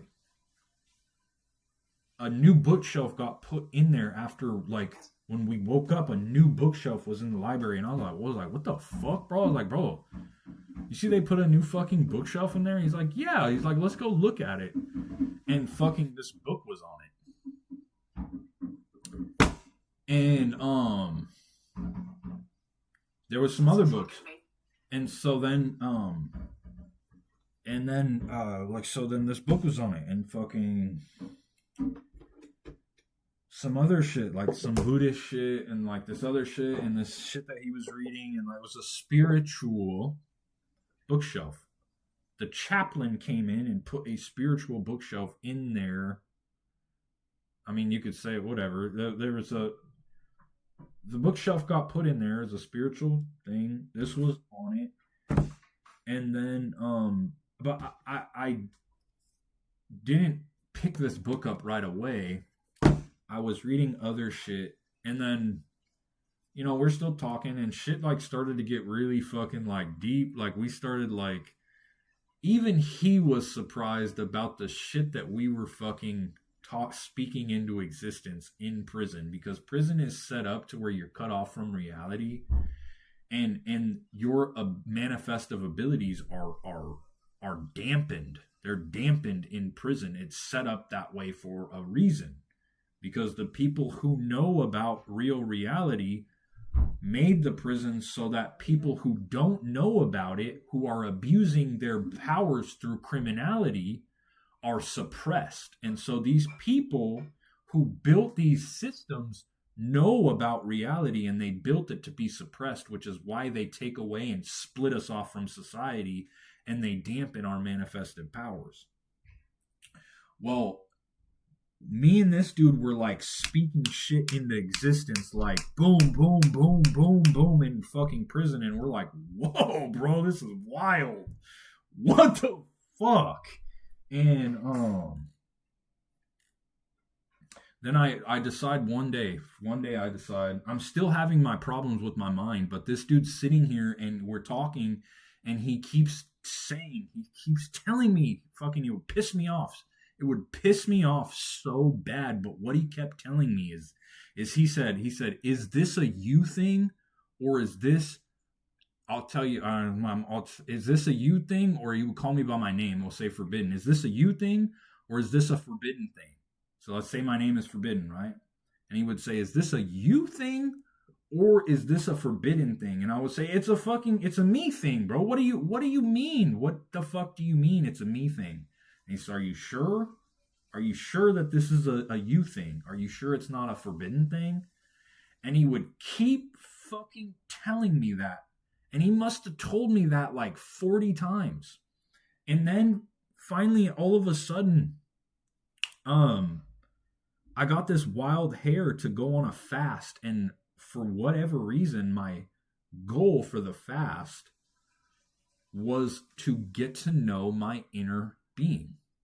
Is to get to know my inner being. That was the goal of the fast, because of growth is rooted in sacrifice. And I was reading all this Buddhist shit and all this other shit, and so I was learning about the other religions and a bunch of other shit, and growth is rooted in sacrifice. And so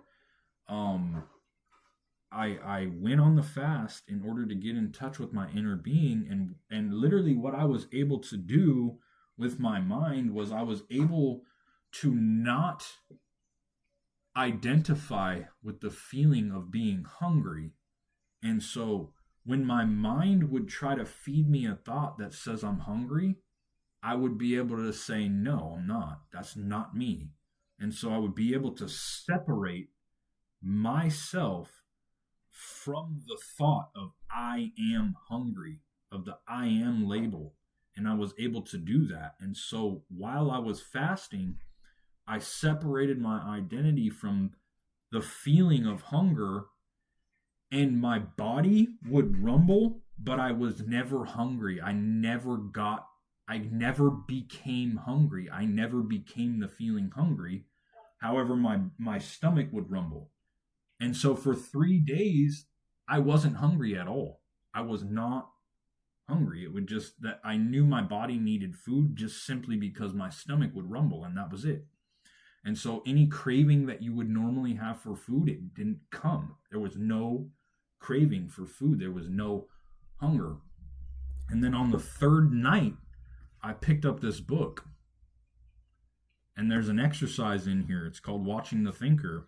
And it's the first time I consciously shut my mind off. I was able to, he explains it just in this book. He tells you exactly how to do it. He tells you how to do it. And then I did it. And then after I did it, I didn't realize it was what I did. I just did what he told me to do, and I didn't realize that I had succeeded in doing it. It's just that I only knew I succeeded in doing it because there's pauses in this book. There's pauses.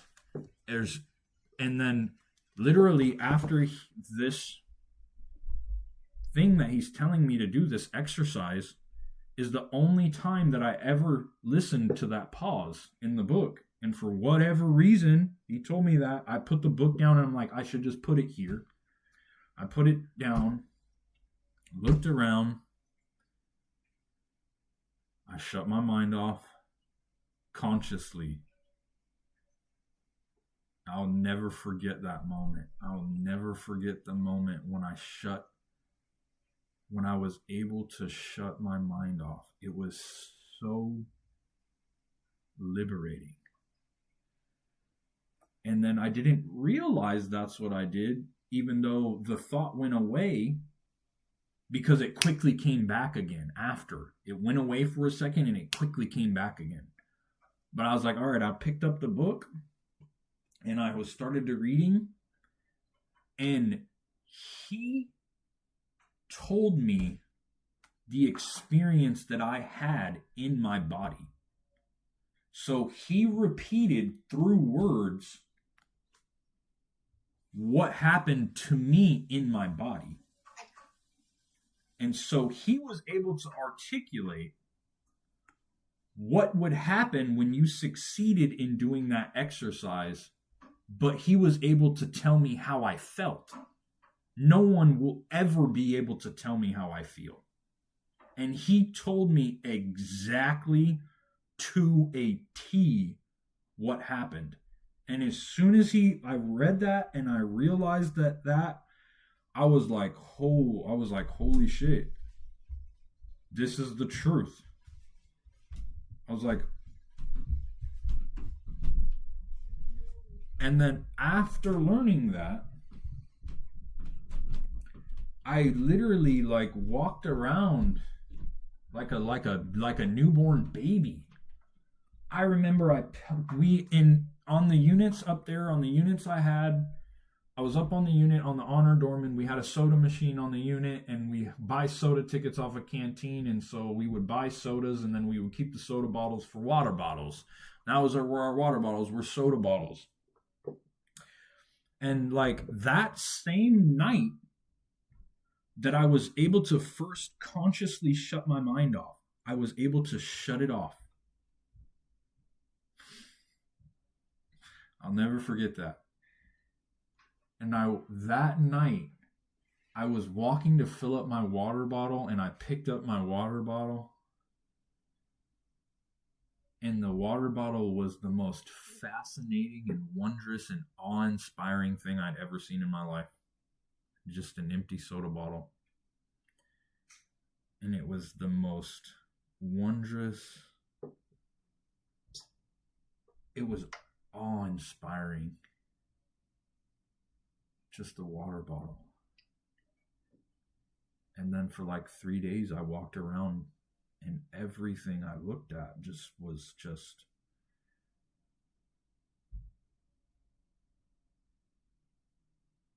awe-inspiring. It just miraculous.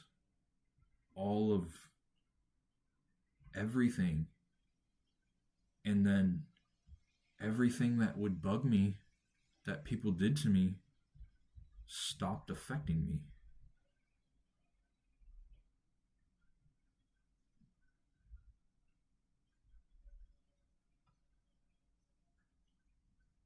And then I started to wake up early. I became a morning person. I started waking up early when I used to sleep until 12 p.m., 1 o'clock every day on my weekends.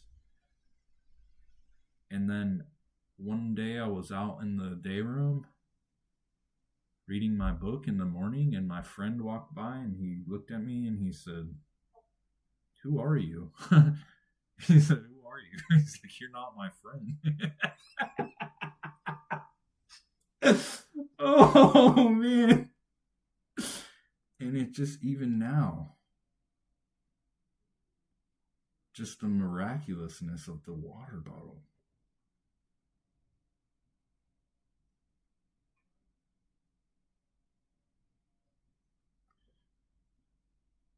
It's awe-inspiring.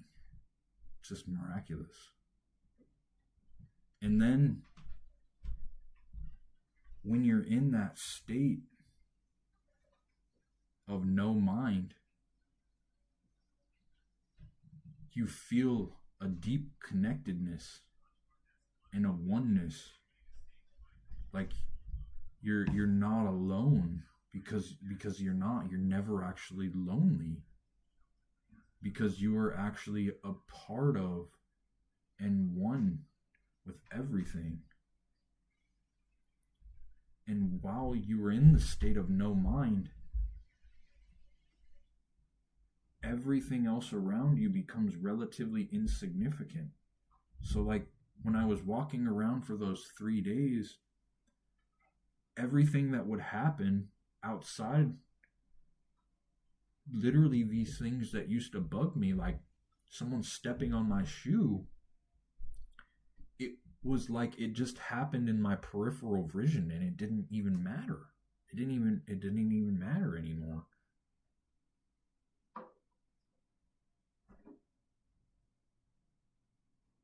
And then what happened was, that was an ego death.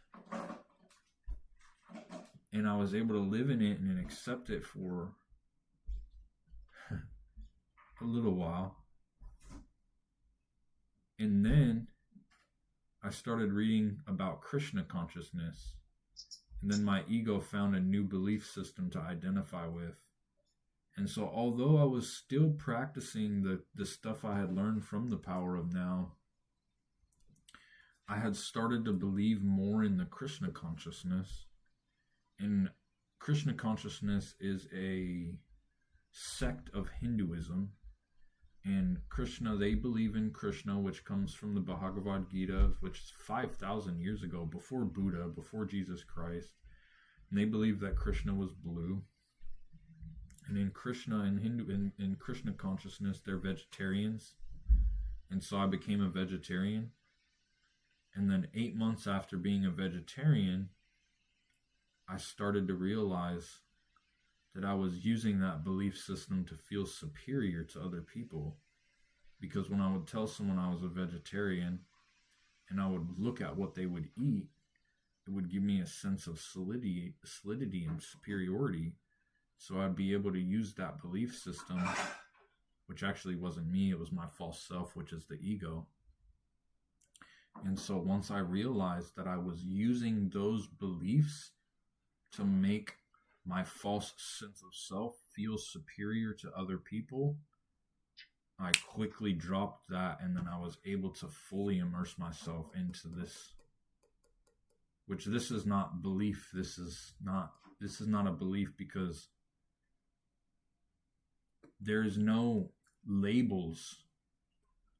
There's no you and it. There is no you and them, you and me, no you and God. It's just you, before labels. And anytime I try to explain what it is I'm speaking of, which most people call it God, as soon as I try to put that into words, it becomes further and further away from the truth, because words are just used by the mind to put things into a box to create a sense of separateness, which makes you feel solid, gives you sense of superiority. And the closest thing to God, and I don't like to use the word God because obviously the word is misused, the closest to what I'm speaking of this state of no mind, which is only accessible through you, could be considered the unmanifested, which explains what it is by way of negation. It tells you what it is not. It is not the manifested world, it's the unmanifested world. And then the word that Eckhart Tolle uses, which is being, he calls it being. The Buddha used the unmanifested. That's how the Buddha explained what we're speaking of now, which is your true nature, which is enlightenment, which is,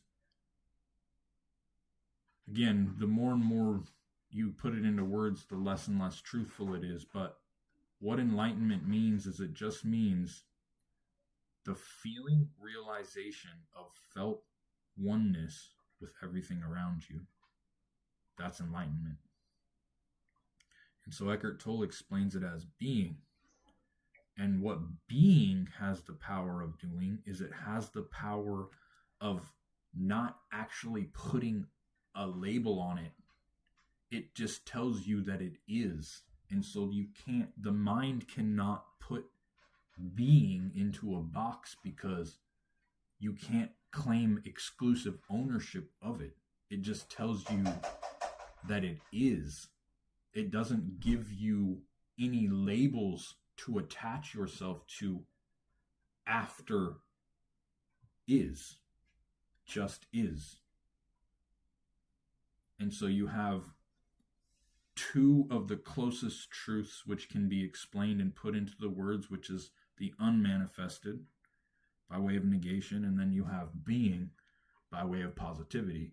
It tells you that it just is with no label after, and then it tells you what it is not. And so anytime you attach a label after it, it starts becoming ego, because then once you attach a label, it becomes a belief. And so what I'm speaking of here is not a belief, it's just fact. It's not debatable. It's not debatable, and it's not intellectual because it cannot be understood by the mind. And when you're in a debate, you are debating beliefs, you are debating opinions, and you are debating two sides of something. You are charging each other with an argument. And there's no argument here. There's no labels to argue about. It's just is. That makes sense. So I think you have like a gift other than tarot card reading, because literally like all the questions that were going through my head, you answered them like right after they went through my head. It's not me. If I take credit for that, then that's ego. I am only speaking, you are speaking to yourself through this form identity. And I cannot tell you anything you don't already know. It's just that you have forgotten. So I'm speaking from what's called the I am presence. I'm speaking from the inner knowing. So it's not actually this form. I'm speaking to you from a deeper level rather than the form, because there are no thoughts in my head right now. This is a thoughtless state. There's no thought involved because you are a thoughtless being. You do not need thought to exist. Thought needs you to exist. Think about this. Do you need... What do you mean? I feel sick to my stomach. I don't know why. What did you eat? Pop-Tart and pizza, that's it. That's all you ate all day? I'll order food. Sorry.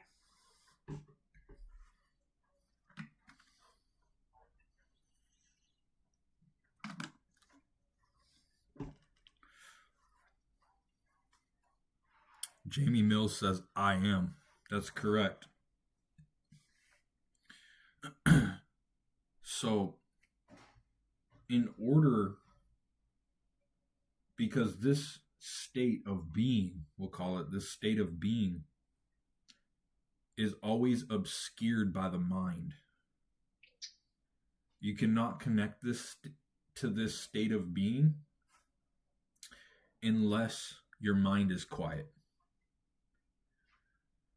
And so, first of all, what you have to do, you have to realize that there is an entity inside of you that is not you, that feeds you an incessant stream of thought that gets you to identify with it and then portrays itself into the past and the future, which is the only place that it can live. Because the present moment, the power of now, is detestable to the incessant stream of thought. The incessant stream of thought cannot live in the now, cannot live in the present moment. It must portray itself into the past or the future. So you must first realize that there is an entity inside of you that is much like a possessive entity that gets you to identify with it by feeding you I statements. I am this. I am that. This is mine. Or I am angry. I am sad. I hate that person. I think that person's stupid. So anytime there is an I am this or I am that, it is the mind trying to get you to identify with it. And then it will possess you and it will feed you an emotion. And that emotion will then spark another thought. And then what happens is it will hold up a mirror from your mind and your body, and then it will be like an engine that will go, and it'll go faster and faster and faster until it becomes so intense that you must seek relief outside of yourself. And that relief that you seek outside of yourself becomes addictive. And then you become addicted to that feeling of relief outside of yourself, whether that be shopping, whether that be conflict, whether sex, drugs, anything outside of yourself to make that feeling of intense suffering go away. So now that we understand that there's an entity inside of us that is not us, that is trying to get us to trick, that is trying to get us to trick you into thinking that you are it, but this entity most likely sounds like you. It uses your voice inside of your head, so it sounds like you inside of your head, and this is how clever and tricky it is. So if you hear a voice inside of your head that sounds like your voice, that's not you. That's the entity using your voice to get you to identify with it. That is, we can call the thinker. That's the thinker. You, and this is what my buddy was trying to point out when he would keep saying, is this a you thing or is this a forbidden thing? And he would keep telling me that over and over and over. Listen, is this a you thing or is this a forbidden thing? You are so much more. You do not need thought to exist. I can prove it to you right now. Try to move your arm. Just move it. Did you have to think about moving your arm, or can you just move it? Do you have a thought? You told me to do it, so I did. Okay. Try by yourself. Just try and see if there's a thought in your head that tells you to do it, or if you just do it without thinking.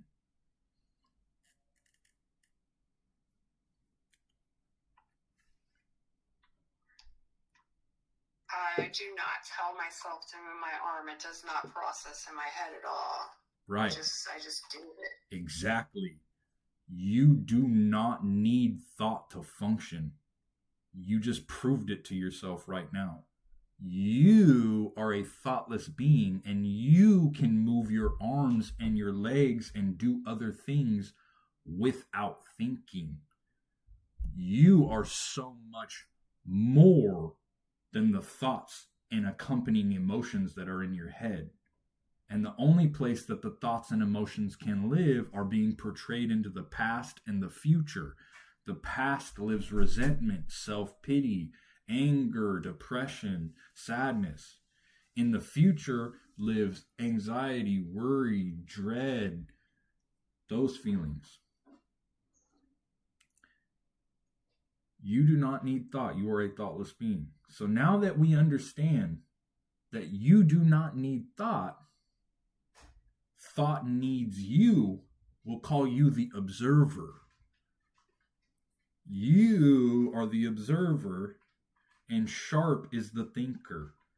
Sharp is your false sense of self. It's the one who, it's the voice in your head that is speaking to you and getting you to identify with it because it sounds like you, but it's not you. It's a clever trick that gets you to identify with it. Now that we have separated the two and that we know that there is you, the observer, and sharp, the thinker, we're starting to get somewhere. There are two entities now living inside of us. Now, what we must do is what's called watching the thinker. As the observer, the ever-present watcher of our inner body and state of mind, must first hold the knowing that I am the observer. I am the one who is the witness of the thought. I am the one who is aware of thinking. I am the one who is aware of being aware. That is the observer. The observer lives on a higher conscious plane. Now, it's our job to sit in the knowing as the observer, and when a thought comes up, we must hold the knowing that, okay, this is me, here I am, and there is the thought. This is me watching, sitting behind the thought. But you must not judge or condemn the thought that just came into your head, because if you do so, that is the thinker coming through the back door in a last-ditch effort to get you to re-identify with it. Learning to disidentify from your mind and staying present as the ever-present watcher is the single most vital step on your road to enlightenment. This means feelings as well as thoughts. Because thoughts spark emotion. You can never have emotion without thought. Your emotions are only... What's up? Thank you, buddy. Your emotions are only a reflection of your thoughts.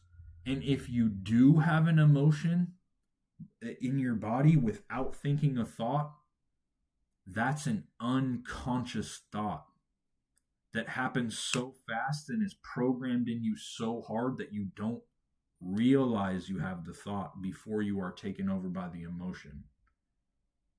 So the thinker can override you by just having an emotion. So you must stay present as the ever-present observer, watch your thoughts, stay the present observer, watch your feelings without labeling the feeling. If you put a label on the feeling by saying, oh, I am mad, you are identified.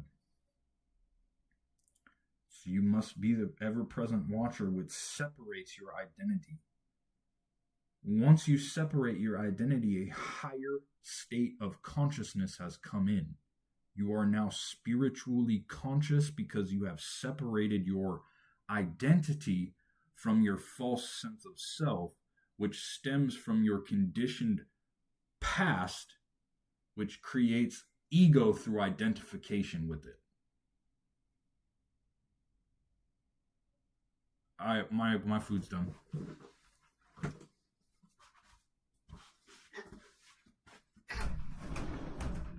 I just ordered food.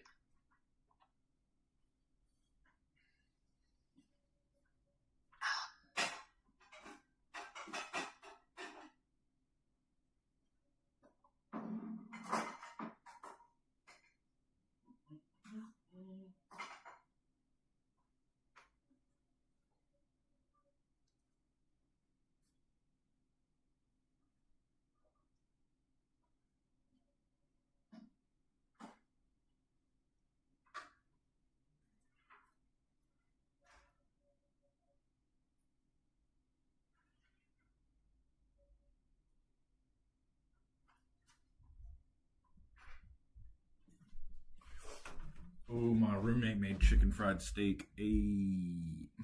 Chicken fried steak, chat. Look at that.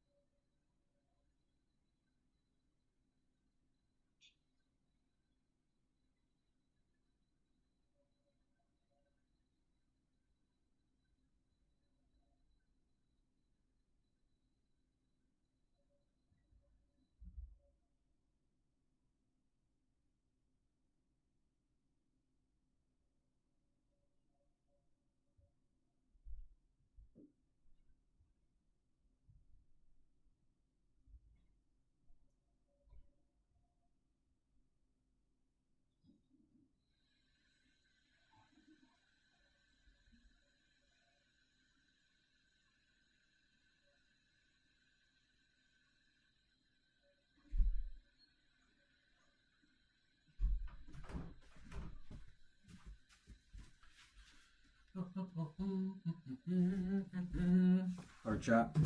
I'm back now, Chizzy chat. Yo. I'm back, chat. What up? What's up, dog? It's funny. It's like last week I had all the questions. This week Sharps has all the questions. I love this. It never gets old, bro. I could explain this shit, bro, over repeatedly, bro. It's always fresh and new, and it never loses its vibrancy. It's the way it feels, really. I need some salt.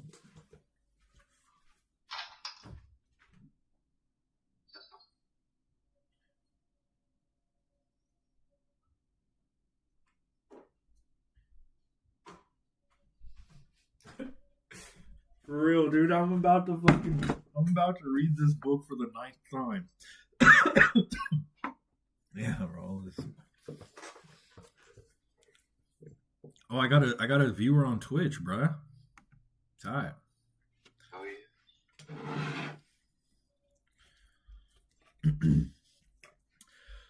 Oh, Rep was over here on YouTube. I didn't even notice. It's not Rep here though. Is she right now, or? Might have been a while ago. It doesn't really show a time for me. Oh, did she message? Yeah, she just said, "Hey, love."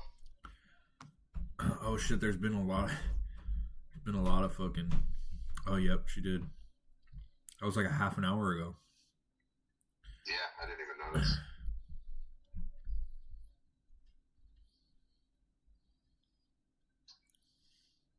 Jamie Mills. Oh, she said it again.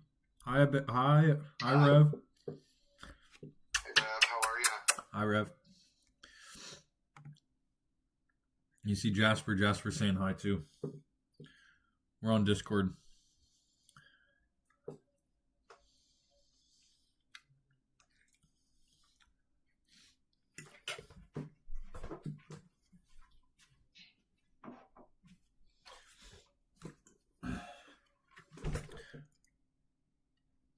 potion bottle. I got a potion. It's a potion, bro.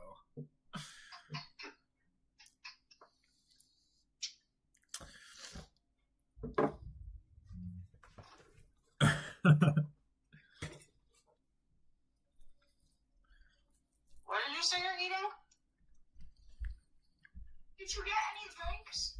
No. Chicken fried steak. No. What did you get? So you're not a vegetarian anymore?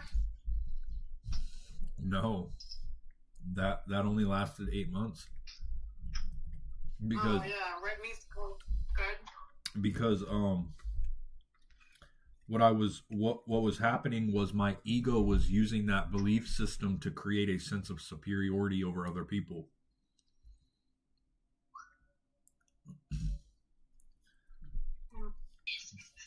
And so what I noticed was that every time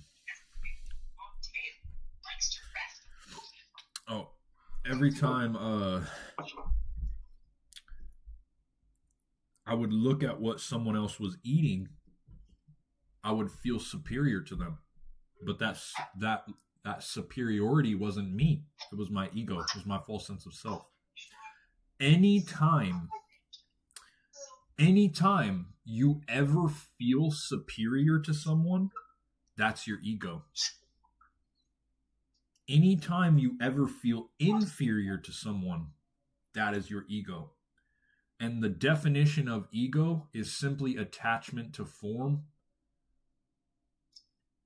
And it also translates to your false sense of self. Your false sense of self kicks in to whatever you attach yourself to. So whatever you are attached to, your ego holds on to that as your false sense of self. It's what your false sense of self makes it's what makes it feel solid.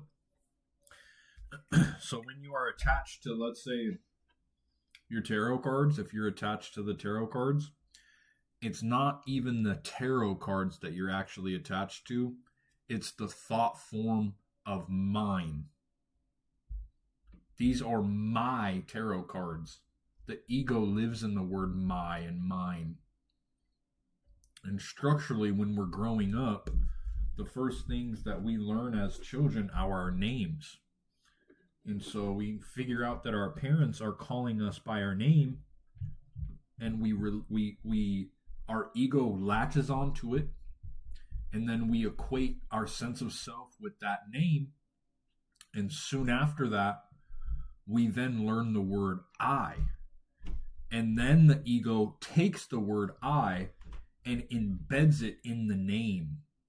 So every time there is I, me, mine, I, me, my, mine, and myself, I, me, my, mine, and myself, those words are embedded in your name, which is your first attachment that your ego ever attaches itself to, is your name. And so that's why the ego lives in those words, is because it equates it with your name, which it mistakes as your base level of your sense of self.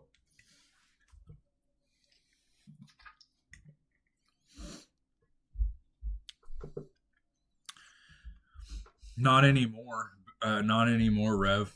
I was Hare Krishna for 8 months.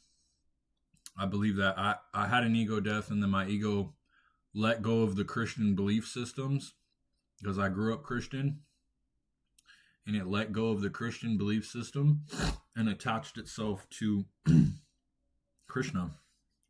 So, I mean, I've read the Bhagavad Gita. I've read quite a few Krishna books too.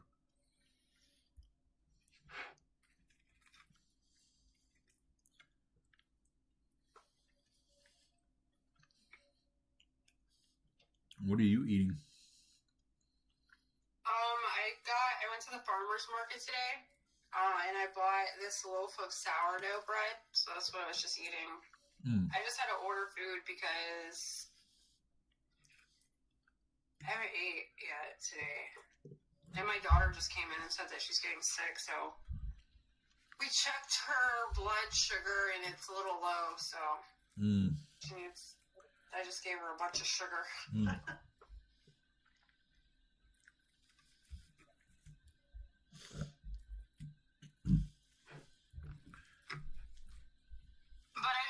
pizza. Yeah, what's funny to me is when you went and got food and you were like, I'm going to order food, and you came back, I was thinking, I'm like, damn, that was, how in the fuck? She just teleported some food to her house, dude. Damn. Do not underestimate the power of thought. We're not saying that thought is not powerful. Thought, the human intelligence is vastly powerful. It is infinitely powerful. However, it's not so much that you use your thoughts. Your thoughts use you. It's the other way around. It's not so much that you use your mind, it's that your mind is using you. Because if you can't shut off the incessant stream of thought, then your mind is using you.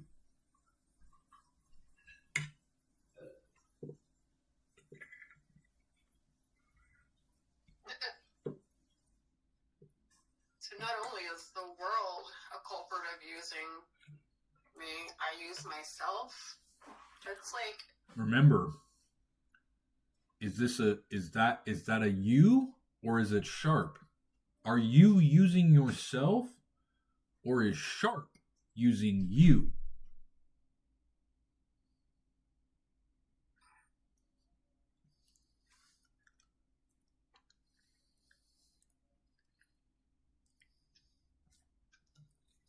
See, human intelligence is really powerful. However, as cavemen and women, what happened was, say for instance,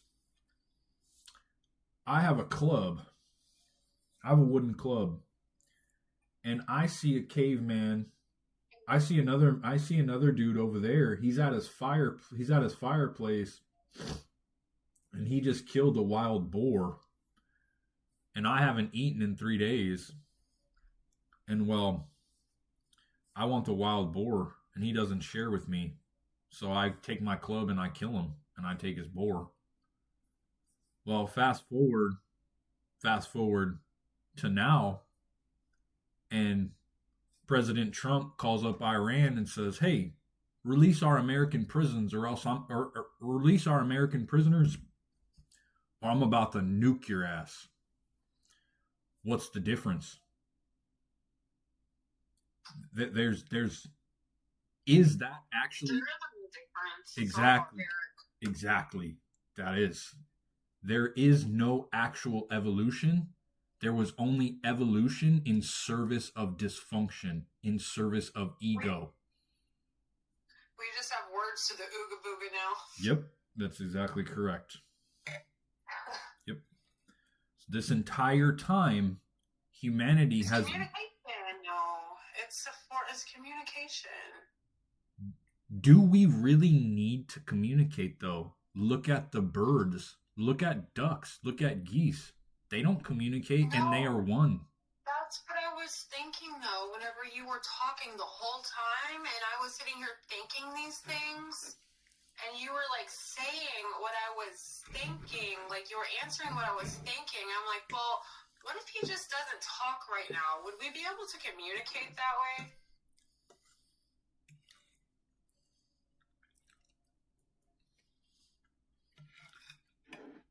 We don't know if we would be able to until humanity goes through the next level of evolution, which is a quantum leap of evolution. And this consciousness that I'm speaking of needs to come into the world.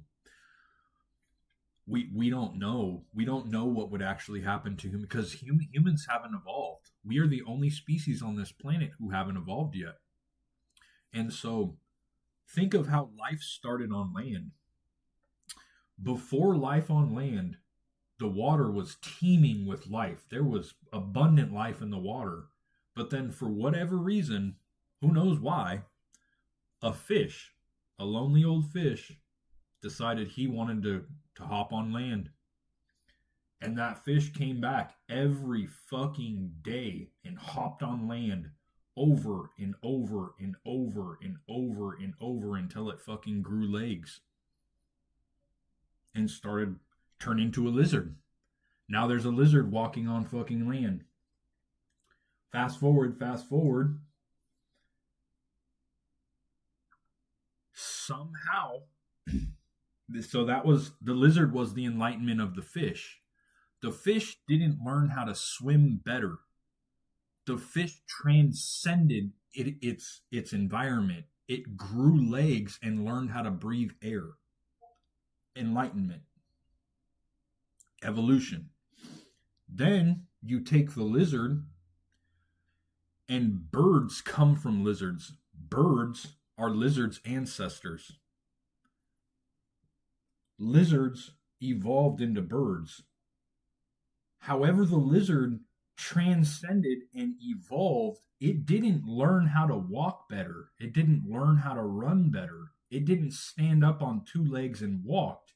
When it evolved, it transcended the law of gravity. It grew wings and flew. Imagine what would happen when a human being would evolve. It's unimaginable. We are the pinnacle of existence. We have a human brain that the universe has spent millions of years forming so that it can experience itself through it. We are the only human being, we are the only species that has a brain powerful enough for the universe to experience itself and become conscious of itself.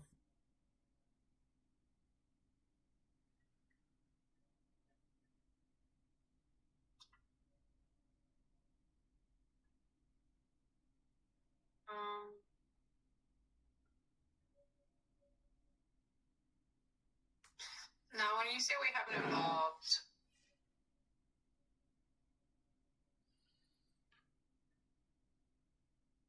like, didn't we, like, come from the cave people? Like, didn't we evolve from that?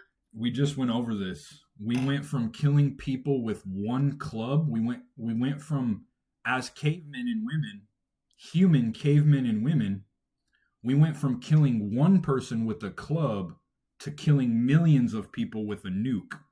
Is that evolution? The communication is evolving. Well, what if, like, they did communicate, though they just didn't have words?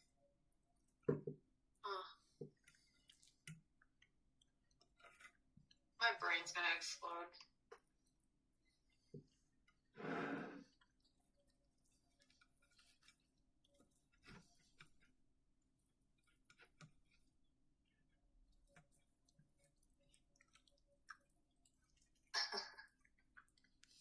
It's literally funny because I was telling Forbidden while you were gone there for a moment. I said, all the questions that you have tonight are the questions I had last week. Oh, me? Yeah. Yeah. Oh, so he's repeating himself. He's not so much repeating. He's saying the same things, but it's different. It's not that it's different. It's just that what we are speaking of never loses its vibrancy. Every time you hear it, it always feels fresh and new. So when you hear it, it doesn't get old. It gives you a sense of wonder. And so it feels like it could be different, but it's really just awe-inspiring and miraculous, because what we are doing right now, we are speaking from the inner knowing. Well, these questions that you're asking and what is being spoken is coming from your inner knowing, our inner knowing, which can be connected to once you shut your mind off and you become the knowing through the feeling realization of felt oneness with everything around you before labels. And so it's just I am. There's a portal into this world, into this state, through the I am portal.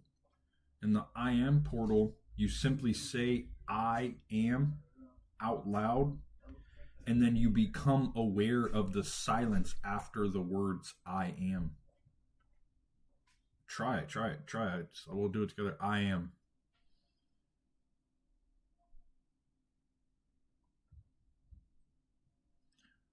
Say it. Literally say it. Oh. I am.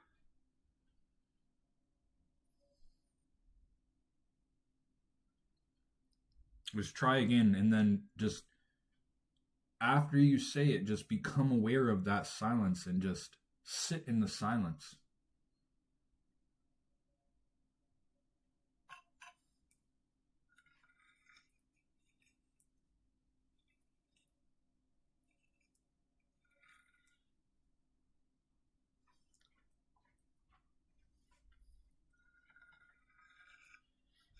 What will happen is you will feel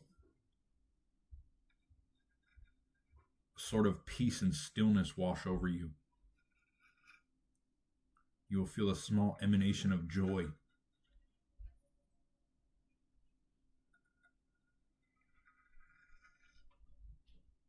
That's the joy of being.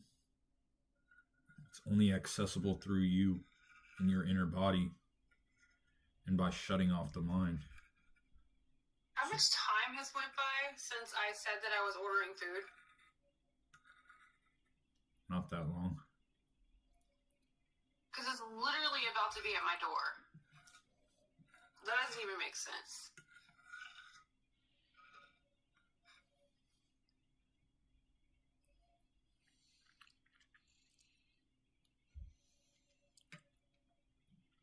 My weekend is really good, Rev. Thank you. I hope yours is too. Is that like why you laugh so much?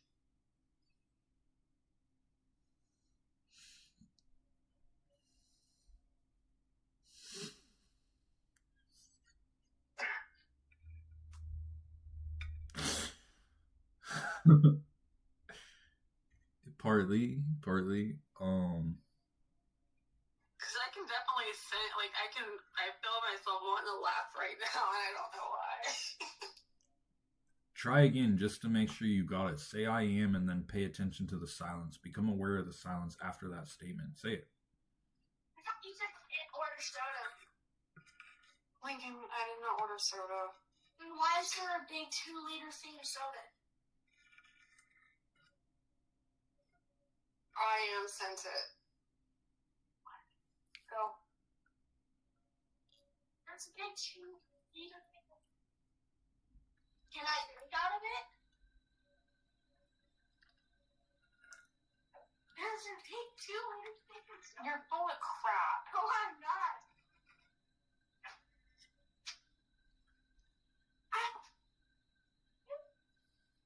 Actually, look.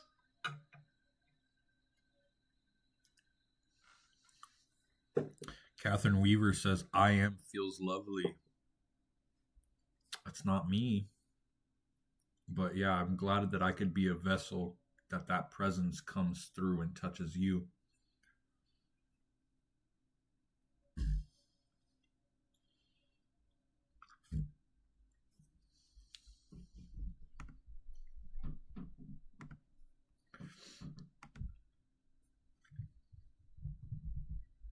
Oh, they shut off my fucking Instagram.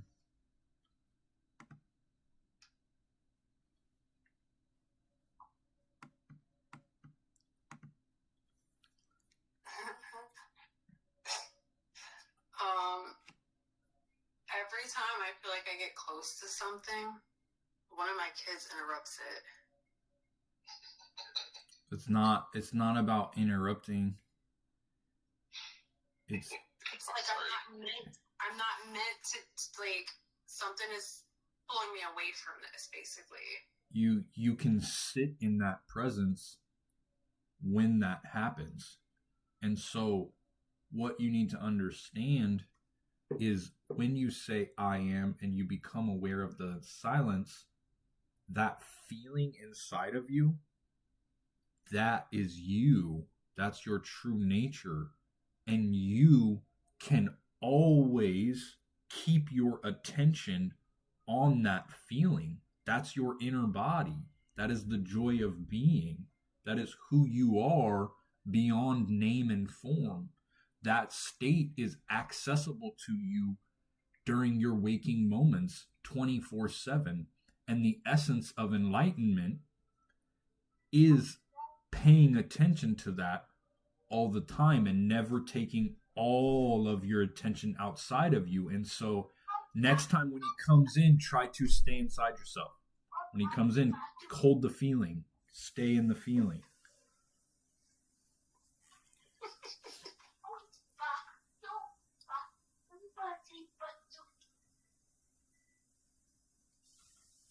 It's accessible to you all times. That is you. That's your true nature. That's who you are.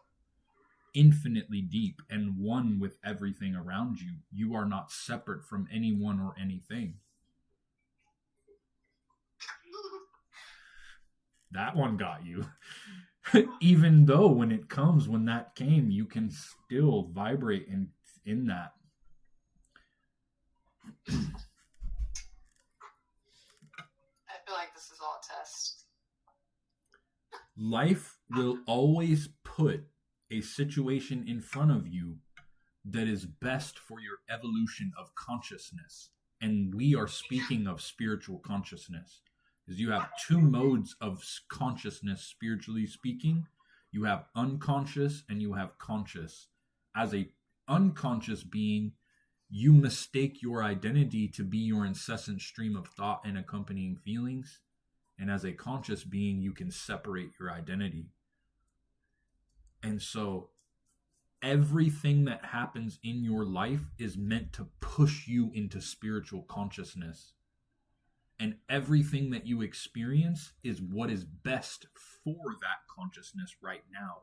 And that is why you are having that experience. As human beings, we are all meant to become conscious. It is our destiny as human beings to vibrate in consciousness. What's up, buddy? One of those is mine. Yep. Thanks, bud. Yeah. It is our destiny as human beings to vibrate in this new consciousness, because this is what Jesus was trying to teach. This is what the Buddha was trying to teach. So, speaking of that, my theory is like he was trying to teach this and he got close to the 2% of population, 2% that needed to know it in order for like it to spread. So they crucified him. There needs to be more than that. There needs to be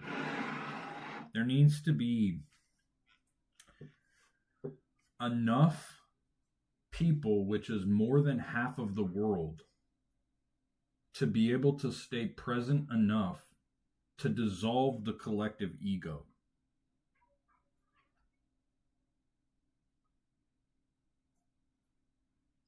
So it's almost like getting shot in the head. If the bullet doesn't cross that middle right here, you're likely you could live. Once it goes past the middle, then they're it's the opposite. It's the opposite. It's our destiny as human beings to walk into the new earth and evolve, but it does not mean that it has to happen. Because once you are able to become enlightened and you connect to this being, you understand that this being doesn't actually want anything. It just is. There's no wanting, there's no needing, there's no nothing. It just is. And once you understand that, you realize that this being will be here long after we are gone. It was here long before we were ever born. It was here going to be here long after that, after we're gone. Human beings actually evolving doesn't make a difference to this being, because it just is. It is peace and stillness. But what if if it's just using us to get this message across?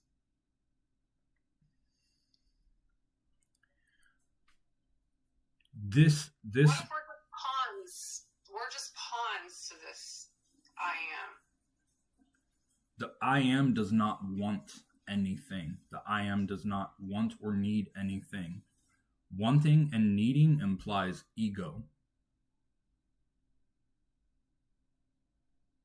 Being exists outside of ego. It exists outside of human existence. It's in the unmanifested. It has no form. It just is. It's just being. It is neither good nor bad.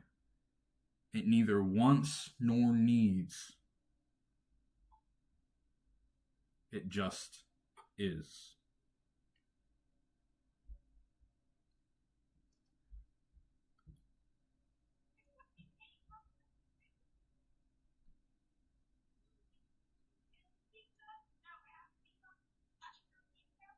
So we as human beings have a primary purpose followed by a secondary purpose. Human beings' primary purpose is to become conscious and do things simply to do them. And that's it. It's our goal to just experience life for the sake of experiencing it without any results in the future, without wanting any results, without needing any results. Our primary purpose is to simply do for the sake of doing. We are humans being. We are not humans doing. We are constantly doing to achieve. We need to do to just be. We are human beings. So our primary purpose is to ground ourselves in the power of now, which is eternal life that Jesus was speaking of, because being lives in the present moment, and it's the only thing in this life that is immortal. It was never born, never ages, and will never die. That's where being lives, in the present moment. Past is a figment of our imagination, and future never exists. Therefore, eternal life, where being lives, is the present moment that Jesus was speaking of. So it is our primary purpose to do for the sake of doing in this moment. Our secondary purpose is of our form identity. It's ego involved. Our secondary purpose is we are doing this in order to get that. So, for instance, let's say I just finished my plate. I must now go wash it. I have a secondary goal in my head. Now, my primary purpose is to vibrate in my I am presence, feel the plate as I pick it up, feel and listen to the sounds around me as I move, stand up, pay attention to the way my feet feel when I walk around. And then once I get to the sink, I begin washing the plate. But the plate, I am now focusing solely on the plate of washing. And then now my secondary purpose changes to putting the plate in the strainer. Then my secondary purpose is to come back in here and get back to my live stream. So, as human beings, we have a primary purpose, which is just to do for the sake of doing, to experience for the sake of experiencing. And our secondary purpose always stems from something that we are going to get out of it. But by focusing only on the action, we are able to detach from the outcome. So being does not care if humans actually evolve, because it's going to be around anyways. It's just experiencing itself right now through us, even though we don't realize it because we're run by our mind. It created the human brain to experience itself. It already literally, any purpose it may have had, intellectually speaking, it has already accomplished because it is experiencing itself through us right now. And it's becoming aware of itself right now. So any secondary purpose that being may have had has already been fulfilled. It already created the ultimate form to experience itself.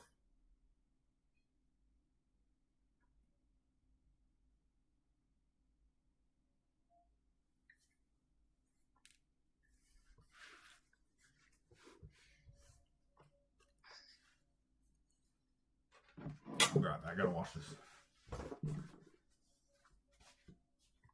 My food's here.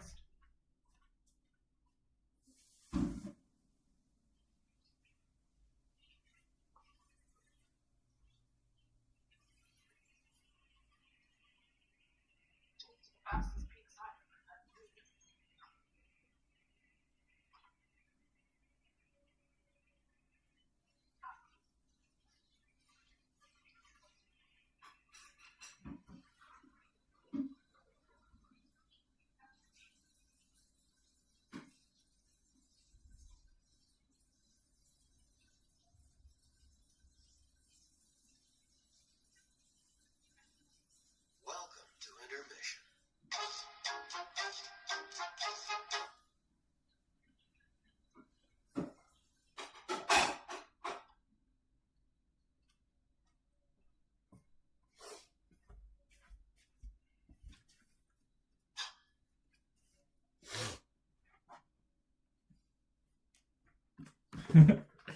Bro, I don't know who is in my kick, bro, but they just chill with me, bro. Like, they're fucking... And there's someone in my Twitch, too, that has just been chilling for a hot minute, bro. That's tight. Yeah, I was over at Facebook. I was heading to Twitch right as soon as you said that.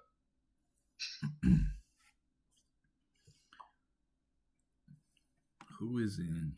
What's up, Chris? Hi, Jamie.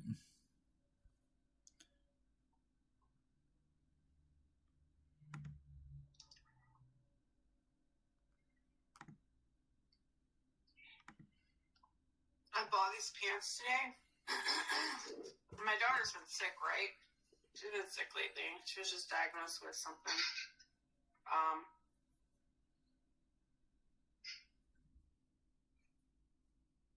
I just realized that these pants are called Zoe Boot. Yeah, it says Zoe Boot. That's my daughter's name, and I feel like her time is limited, and that just, like, I don't like seeing, I'm gonna, like, burn those pants.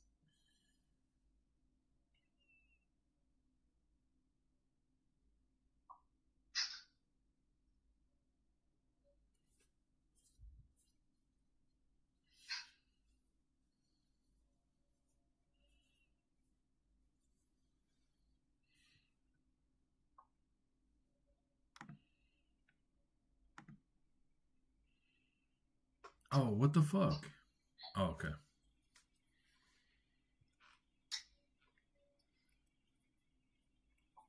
What's up, Chris Decker?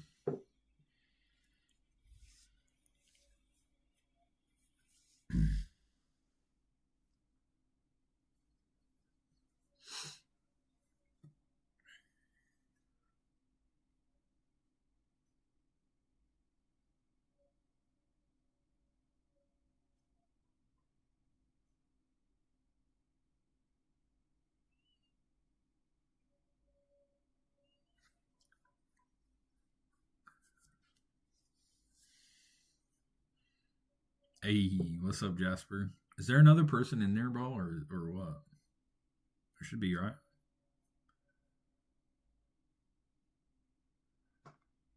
Hi, Rev. I'm still trying to see if there's someone in here. I don't see anyone else, though. I don't know. Maybe I don't know. Maybe it's lagging. I don't know. It just says there's one viewer on there. Maybe it was. I don't know, bro. It says there's one. No, it's showing there's, when I look, it's showing there's 2, but it doesn't show a name. It just shows another viewer.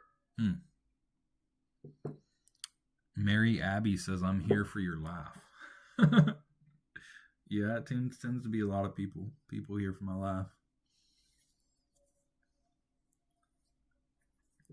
Catherine Weavers, I am, yes. I am.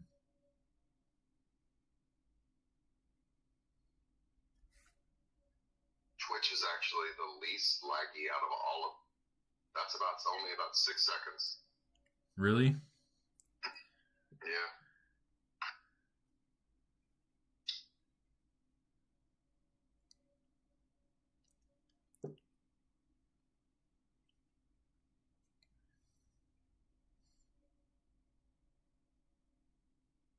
I mean, fucking Twitch is built for this shit, basically, I guess.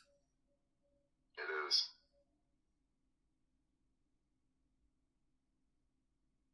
That's true. It's true, Rev.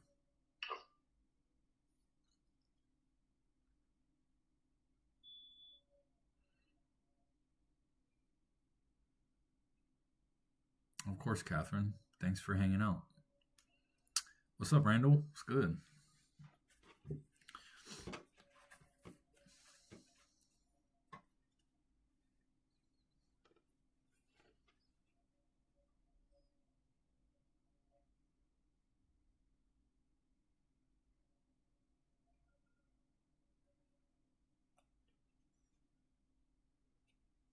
What kind of pizza you get, Sharps? I ordered Pizza Hut. It's pepperoni and mushroom. Did you get a pan pizza? It literally got here in like 15 minutes. Like, I don't even understand how that happened. I can't even drive there in 15 minutes, much less than make pizza and bring it to me in 15 minutes. Did you get a pan pizza? What kind of pizza? Yeah. Pan pizza? Pepperoni and pepperoni. Oh, you got hand tossed.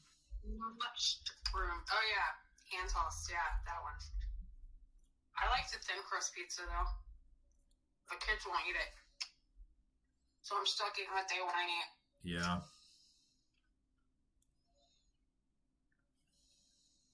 Oh, it's good to hear you. Good to see you too,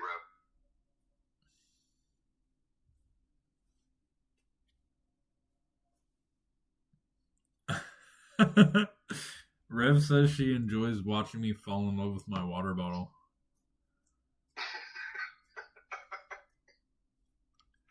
It's just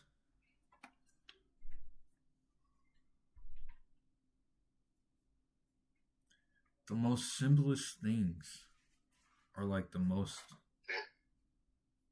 profound.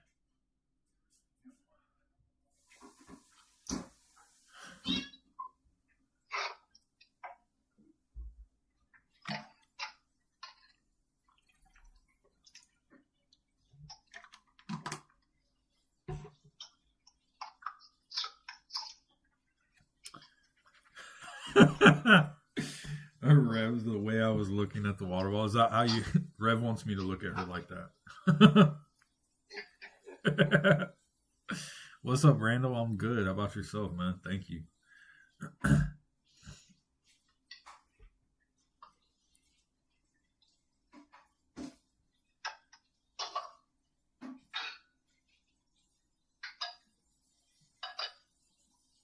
Get out of there. Get out of there, Sharp. Get out of there. In my head? Yeah. I was just watching the cats. Mm-hmm. Sure. I love him. You were watching the cat while your attention was being portrayed somewhere else. I rescued these 2 cats and I don't know what to do with them. Literally, Catherine. I was driving past. I'm in I don't know Oregon. if I told you this or I'm in not, Oregon, but- Catherine. You did. Yeah. How are they doing? There was another one in my garage the same night. Just miraculously just appeared out of nowhere. And I don't know where the hell this other cat came from. So there's 2 of them. I don't know. Just stepping through all the portals we got going around here. I'm literally a crazy cat lady. I have 5 cats here. This is one of them. It's a kitten. Yeah, they're babies. I can't, like... They're not even big enough to eat. I'm just kidding. I don't eat this. I'm straight.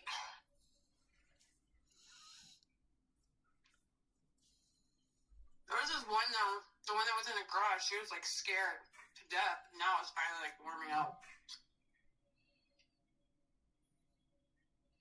My chat hears you talking about your cats. Yeah. All chats love a good cat. Well, like my landlord's not in that chat. I'll get evicted.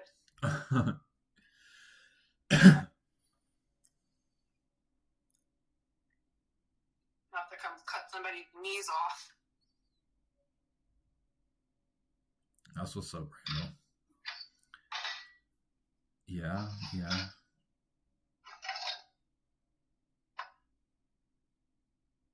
I have dog hair right here. How did dog hair get here?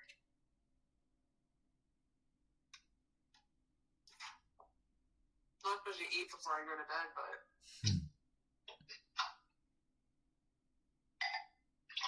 Oh, well. Did you work out? Do I? Yeah. Yeah.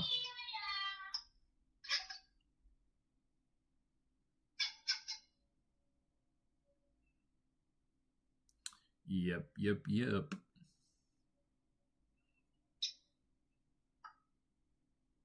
Why does it get quiet when I walk in here? Like, you guys are talking about something, and then I walk in and I'll stop talking. Get out of your head.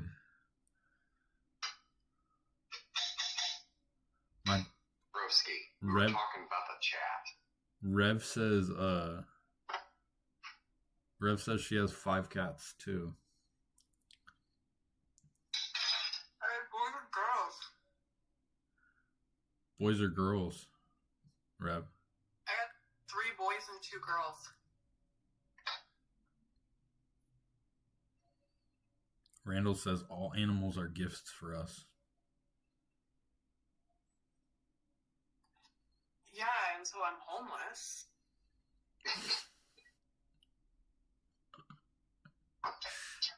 I've been homeless before. I was homeless for 2 years. I've never been homeless. Knock on wood.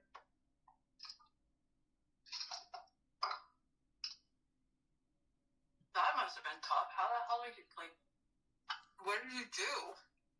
Did you live out, like, outside? Yep. It gets cold there. Yeah, it doesn't get cold here. Slept in tents sometimes, and other times I've literally slept on the cold hard ground before. In fucking cold fucking ass, like so cold, like I would literally like wake up like every like 5 minutes because I was so cold.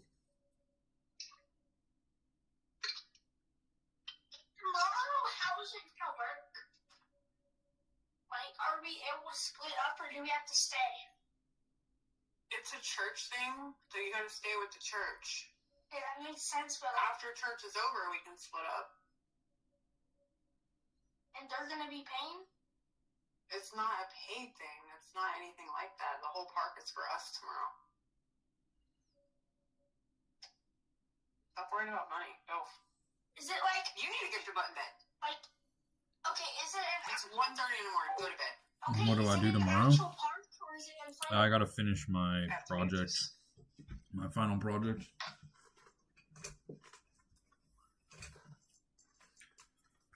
Finish my self-portrait. There.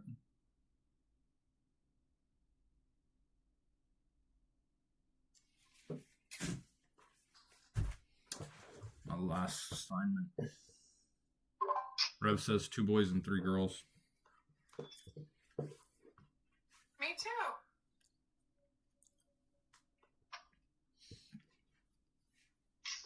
This is like, this is a matrix. Matrix. I'm sorry. This is the Matrix. It's created by the ego.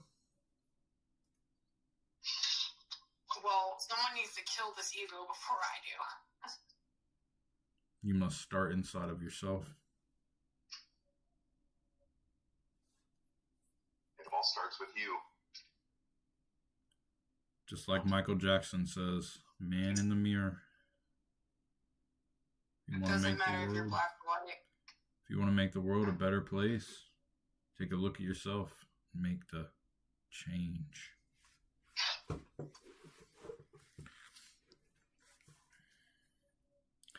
But in order to do so, it would imply that you must have a choice. And you do not have a choice as long as you are run by the incessant stream of thought. Anyone who is run by the incessant stream of thought does not actually have a choice. They are just acting from the ego. That's why Jesus said, when he was on the cross, he said, "Forgive them, for they know not what they do." I can't even put a thought in my head right now, though. That's like what my problem is right now. That's why I'm just staring off in his face, because I can't think of anything, and it's kind of bothering me. Why does the silence bother you?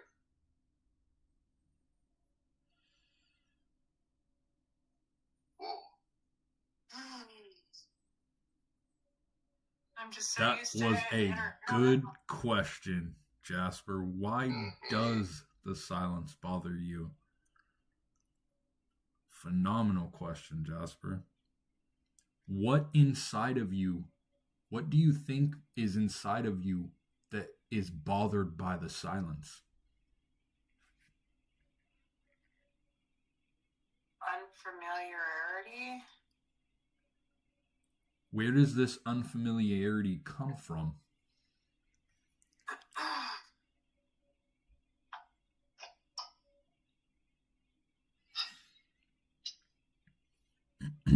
Thank you. I don't Thank know. you, Rev. I feel like there's something that I could be like doing with my brain right now. So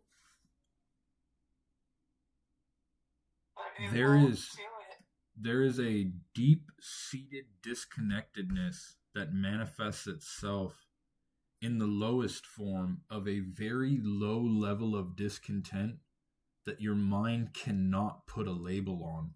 It's almost a feeling, but sometimes it'll manifest itself as a physical sensation, such as a burning feeling in your stomach.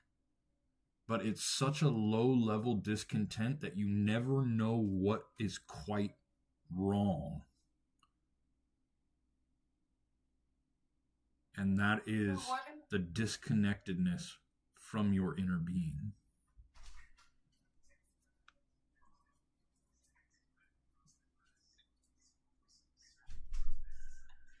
It's the lack of control, I think, because I can control my thoughts, and right now I can't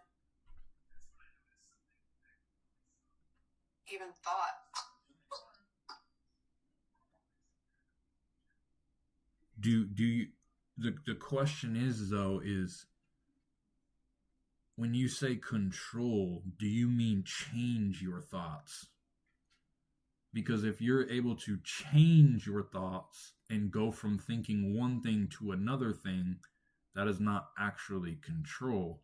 That's just switching your thoughts. And the mind can switch its own thoughts.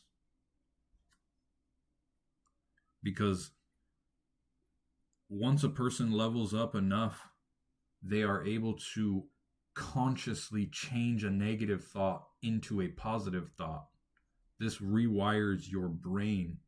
However, negative and positive both stem from the same place, because we cannot be speaking about a negative thought and say it's bad and then think of a positive thought and say it's good.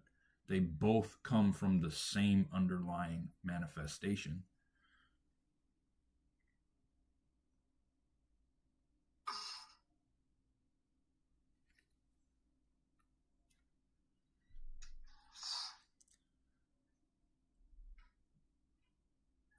I don't think my autism is kicking in.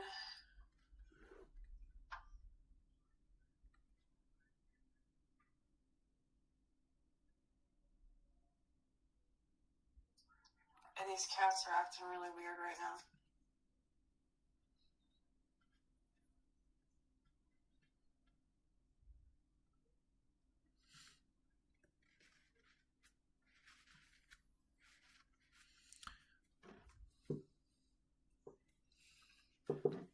Rev says the void can feel scary. If it feels scary, then that is not the actual coming from the actual void. If you're in the void per se, you do not experience emotions in that sense.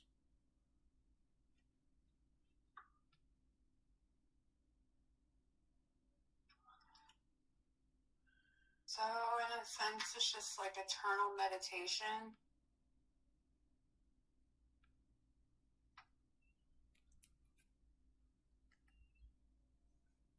It's the essence of meditation, yeah. Meditation just simply means shutting off your mind. That's what a meditation is. Meditation is just grounding yourself in this moment and being able to shut the mind off. So it's basically the same, yeah.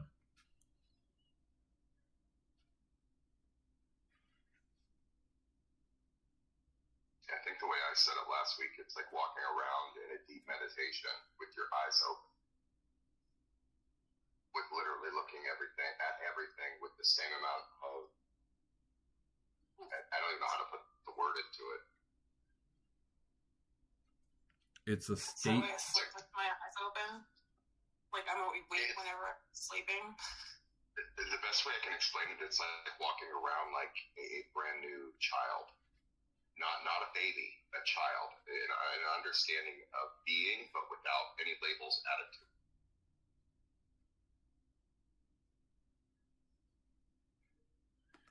it. You can experience the state of felt oneness for very brief periods of time before the mind will come back in and cover it up.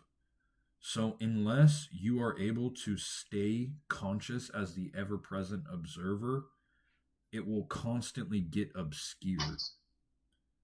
And so you have to understand the mechanic of the mind and being the observer, not the thinker, and watching your thoughts and feelings in order to be able to meditate in this way. You must be able to stay present as the ever-present watcher, watch your thoughts and emotions, and hold that knowing, or else you will never be able to stay in the conscious state of meditation, because the mind will always come up. Even when I sit here and I'm speaking to you and I look around, thoughts come up. It's just that they quickly subside because I don't energize it with identification. So I don't wrap my sense of self into the feeling or into the thought. And so the feeling, it comes up. The thought, it comes up. But here I am as the observer. And then when the thought comes up, I watch it and it quickly subsides because I'm no longer energizing it with my identification. And so they always come up. You never are fully all the time free of your thoughts and emotions. They always come up. And that's why it's so easy to get wrapped up in them, because you lose yourself in them. I'm like stuck in the middle though. Like I feel That's like okay though. It's not okay right now because my daughter just came in here and said that she doesn't feel good. So I need to be like focused on that, but my brain won't let me. So in the state of felt oneness, you are actually more aware and more connected than you are in the mind-identified state. If the price of enlightenment were selfishness and a loss of awareness, it would not be worth it. But what happens is this is not it's not a selfless state. It is selfless. You are able to truly see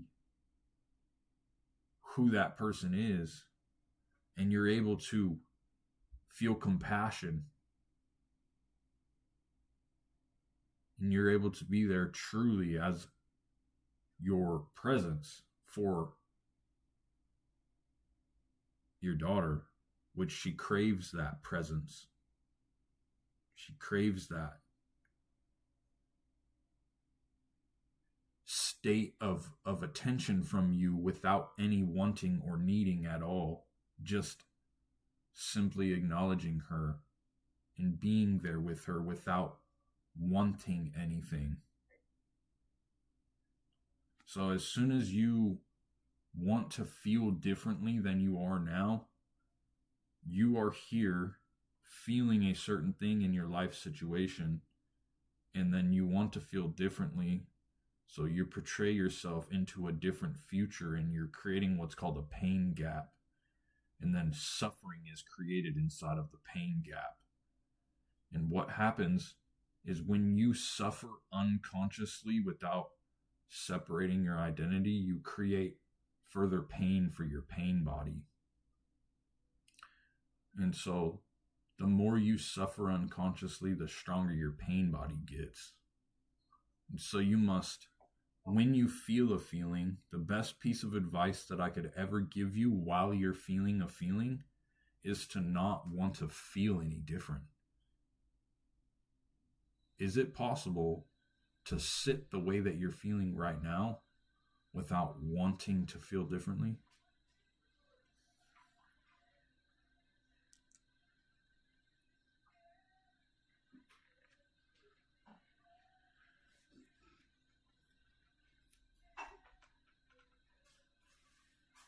My brain cannot function right now. I can't even answer that question. Don't ask your mind. Go inside of yourself. When I ask you this question, this time, feel your body from within. Feel the inside of your hands, the inside of your feet, and the inside of your body when I ask this question to you. Is it possible for you to feel the way you're feeling right now without wanting to feel differently?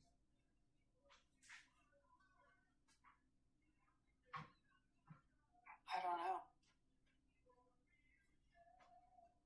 I mean, yeah, it's possible.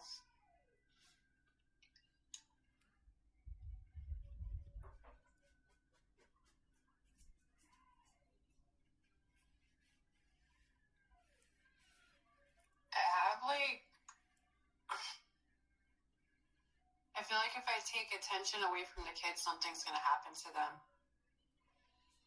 Who is speaking right now? Me. Who's me? The human form of me. I don't know.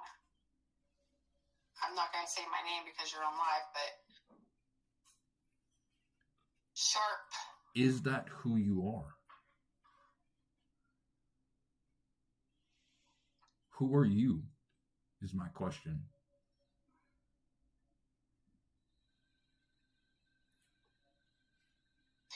I am.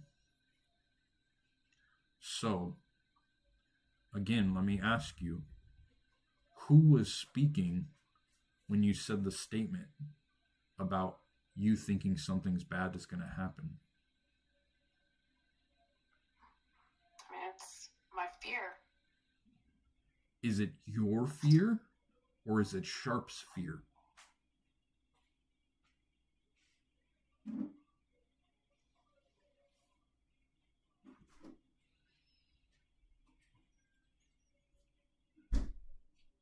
Sharp's fear. Right.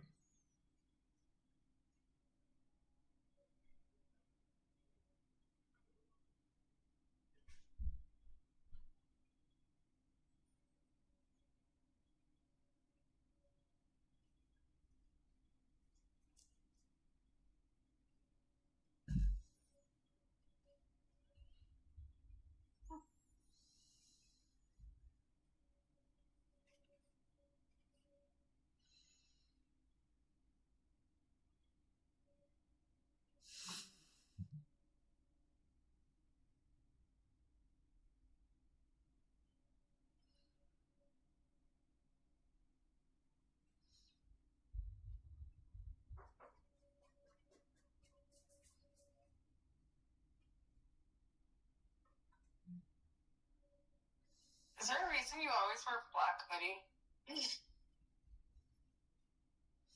I like black.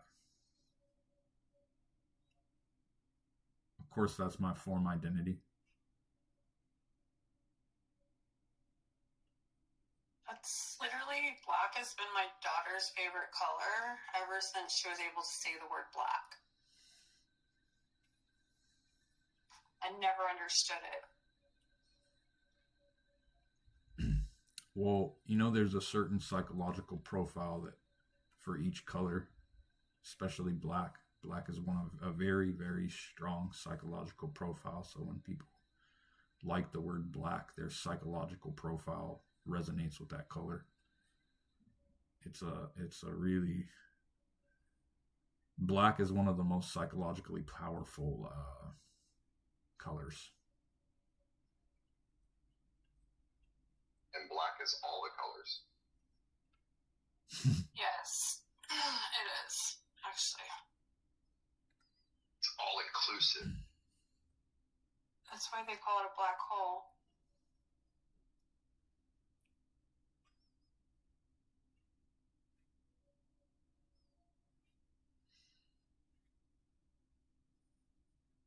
Like 2 o'clock in the morning here almost. Same. How do you feel since you've been in here? You feel a little better? Here's the question. I always feel great. Do you feel a little bit lighter, physically speaking? Light as a feather, stiff as a board. Can you feel a sense of stillness and peace inside of you? Accompanied with lightness and a small emanation of joy or background contentment.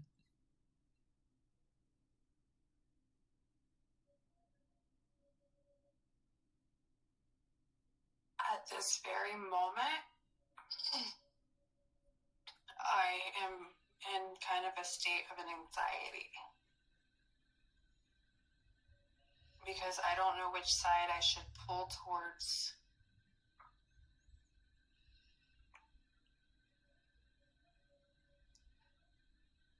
Are you anxious or is Sharp anxious?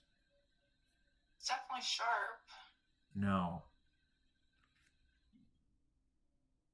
Like Instead of saying I am anxious, say there is anxiety inside of me. It takes away the identification with the feeling. Like the inside of me is literally shaking right now.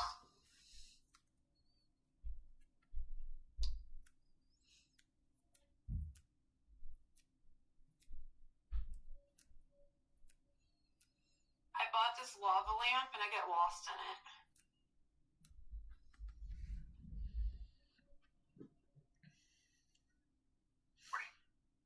You mean you get lost? Explain what you mean by that. It means like I don't exist whenever I watch, or Sharp does not exist whenever.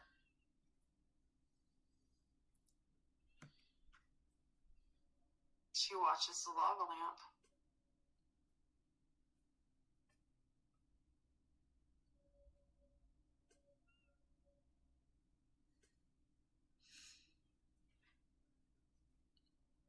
How does that feel?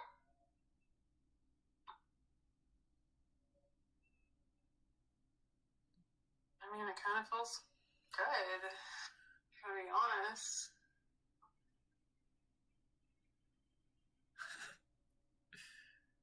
Rev is repeating you. Light as a feather, stiff as a board.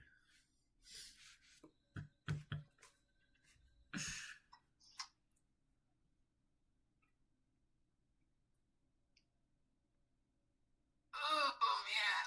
To begin with, it is enough to simply create the sense of separation. Ask them how many mirrors they have in their room. Rev, how many mirrors do you have? She's probably got 20. In your bed. In your bed. think I'm bedroom like specifically. projecting. I'm projecting.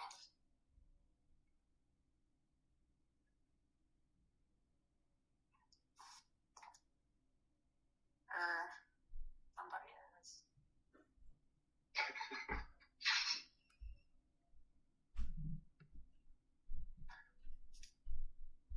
Oh, bro. I'm not gonna be able to walk around in the real world laughing, okay? Why? They're gonna think I'm a lunatic. Who is worried right now?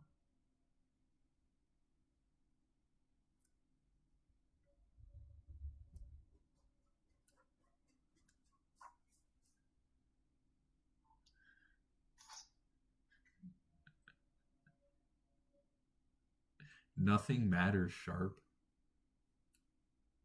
Yeah, I know that. Or she knows that. What the fuck? You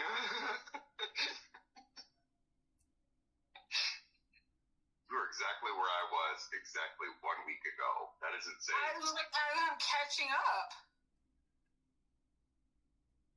What is it? Ketchup and liquor. Hey.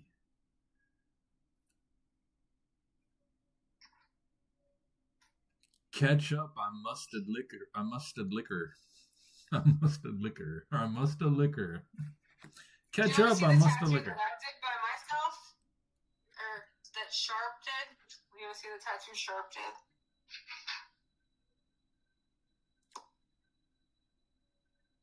Cool. That's my kid's handwriting. All right, so And it's the music tree. That's my cat. That's my computer setup. You see those 3 monitors? so you gotta be careful because you can also talk about yourself in third person and still attach an identity to itself. Sometimes this happens when a child first learns their name, and instead of referring to themselves as I, they will say the kid's name is Johnny. The kid will say, Johnny is hungry. Johnny is hungry. And so the kid's still talking about themselves if they're speaking in the third person. The difference. So it'd be 3 personalities. The difference is when you said the word, do you want to see what Sharp did? Did you feel a sense of superiority inside of yourself when you showed that? No, more of a question. Like, I'm questioning a lot right now. Anytime you feel a sense of superiority or inferiority, that's your false sense of self.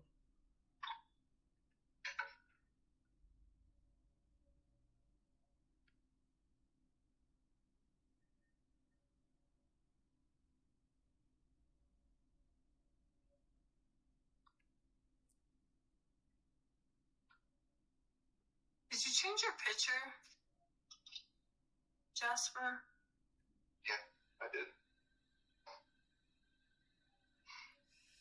Before it was just my face. Is that you? Yeah, that's me. All purple? Like, that's my favorite color. No, the suit is AI put on, but that is my full body structure. Oh, well, I love the color. It's beautiful. Gold is my favorite color. If you notice, I use it a lot. And almost anything I do. Purple is your favorite color? Purple is my favorite. Purple and black are my favorite colors in this whole. Mine used to be green because it was like the color of like life to me. Everything that, I don't know, it's just life to me. But purple is now my favorite color. But I'm an Aquarius, so my birthstone is an amethyst. So, and I found an amethyst on the ground the other day out of nowhere.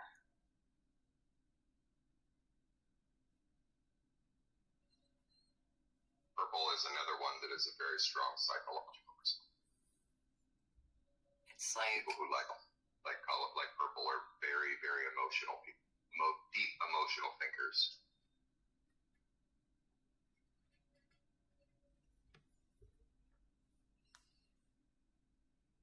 Let me ask you this. Who likes the colors? Who likes the colors? Who likes the colors? Yeah, who is speaking when they say I like the color? I like purple. Sharp likes the purple. Anything that you like or dislike is a false sense of self.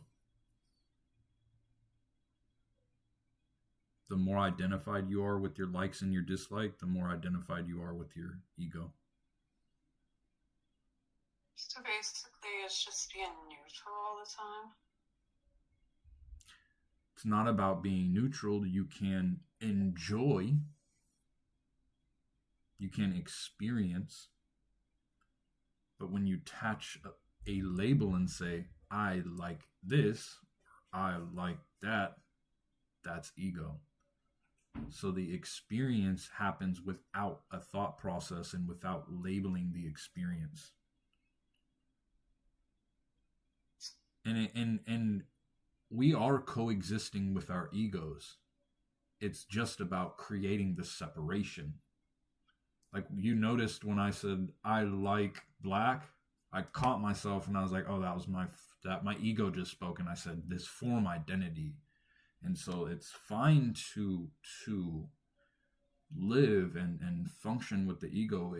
We're inseparable from it. It's good for survival. It's just about removing yourself from it and removing your identity. And when it comes up, you create that separation between you and the ego. So that way you are always the present observer. You're always the one watching and the one who is aware. You are the one who is aware of being aware. You are the ever-present watcher of your inner body. So when you feel a like for something, know that that is your false sense of self. And when you have a dislike for something, know that that is your false sense of self.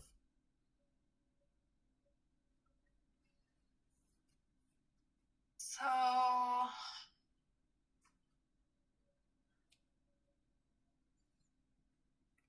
it's making me question a lot of things. So, whenever you got that stuff and Jasper said that's definitely sharp,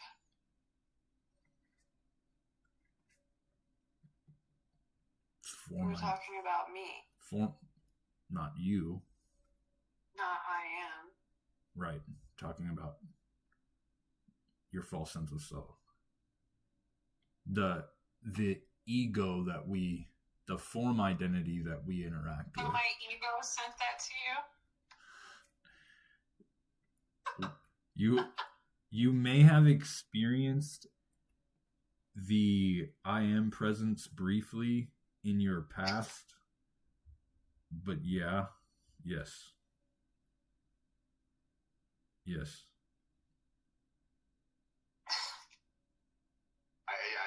I know that sounds so rude. It really does. But like if you think about it, anything you do for anybody is never self.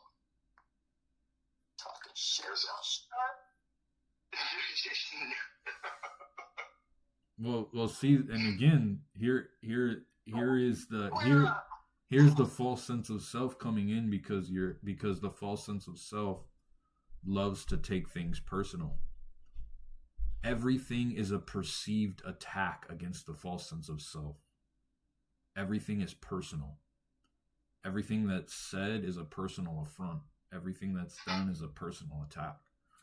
The false sense of self loves to take things personal. When in reality, when he said, "Oh, that's sharp," that was a compliment.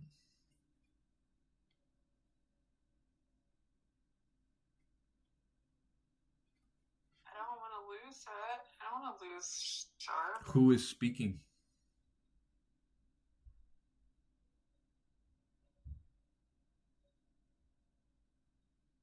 Are you paused, frozen? Don't know. Oh.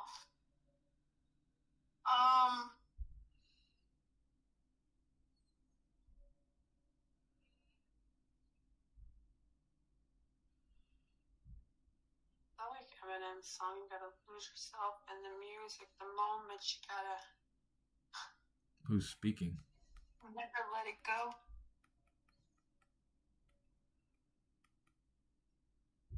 Sharp is speaking.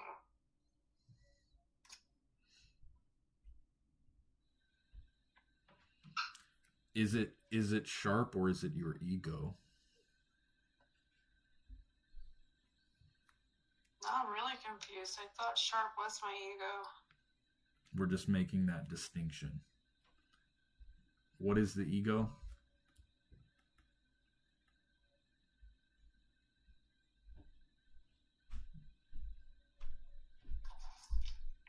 The ego? Yes.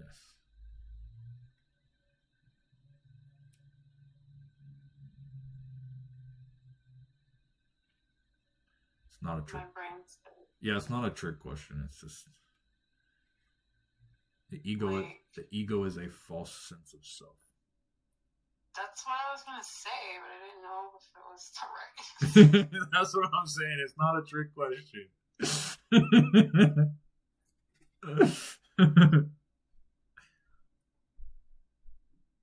I just want to create the separation so that when you know that you say Sharp, you know that you are speaking of your false sense of self.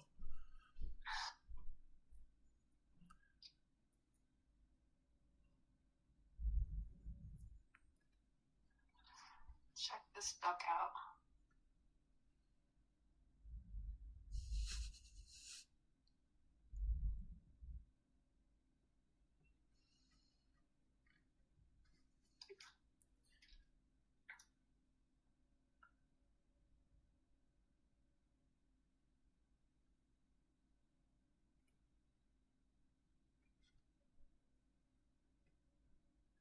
What do you think in you gave you the need to show that duck?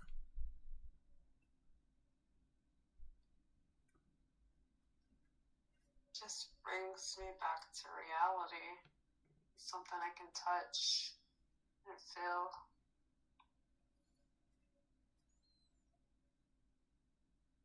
Ground myself. I don't get too stuck in the middle.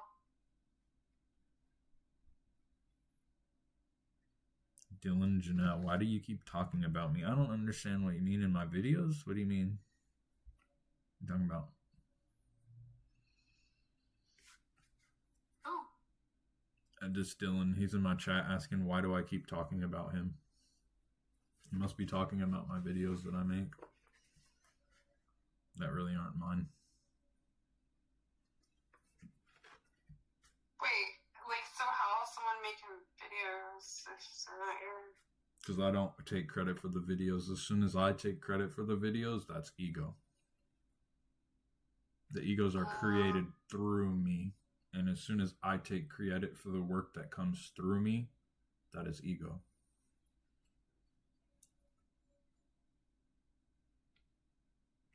Interesting. So anytime you take credit for a piece of work that you have done, that is ego. But you have not, like, physically spoke about this person, have you? Oh, he's just resonating with it. Yeah, there's a lot of people that do that. They just resonate with it, and like it resonates with them so much that I've literally had people DM me and tell me to stop following them around. They're like, stop following me because everything I say resonates with them. So they just say, stop following me. Like, I had a few people do that. But you don't follow anybody.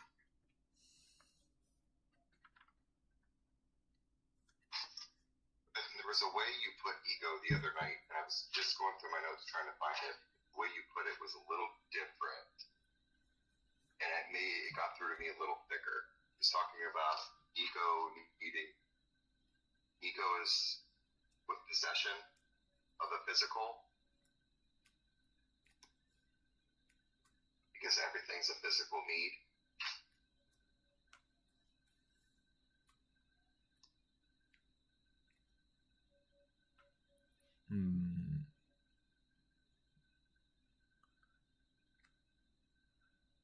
anytime you want something outside of yourself besides a basic need, that's ego. So anytime you want something that is not food, extravagant food is an ego need. It's a want. So it's food, shelter, clothing, and water, and sleep. Those are the basic needs. And any wanting and any needing outside of those basic needs is all ego. It does not matter what it is. Because structurally you have egos are all the same. Every single ego is the same. You have a structural entity of the ego and you have a contextual entity, which is concepts. It's material. So every single structure is the same, and the only thing that changes is the context.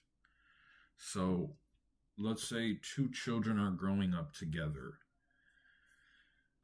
Or let's say two children are living as neighbors. One is rich, one is poor. One is named Sam, one is named John. Sam is rich, John is poor. Sam has $1,000 laptop. He's 7 years old and Sam has $1,000 laptop. John is 7 years old and he has a toy horse. If you take away the tablet from Sam, he's going to get upset. But Sam knows that his parents can just buy him something else. John has a wooden horse, and that's John's only toy. John doesn't have any other toys. And John knows that his parents cannot buy him anything else. If you were to take the toy horse away from John, he's going to get way more upset than taking $1,000 tablet away from Sam, because that horse is Sam's only attachment. Sam is so attached to this horse that he derives a very large piece of who he is. Or John, he derives a huge sense of self from who he is from this toy horse. And it's not even the toy horse that he's attached to, it's the thought form of mine. And so when you take this toy horse away from John, it's like you cut off one of his arms from his ego. And so structurally, every single ego is the same. However, the only thing that changes is the context. And structurally, the ego wants more than it wants to have. When the ego gets something, it feels solid. Let's say we buy a new book.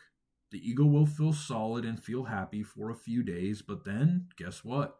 It wants another book. And if it collects comic books, it will always want another comic book. It doesn't matter how much it has. That having might make it feel solid for a few days, but the ego always wants more than it wants to have. Structurally, wanting is way more powerful for the ego than having, because the ego wants to want more than it wants to have. And so anytime you want something, it doesn't matter what it is, besides the basic needs, that's ego.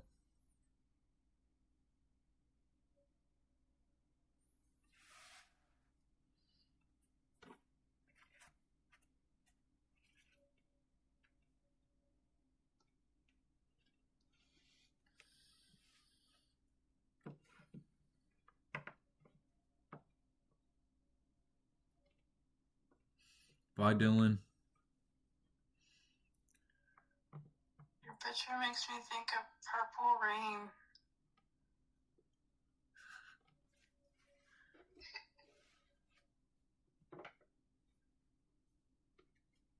Purple rain, purple rain.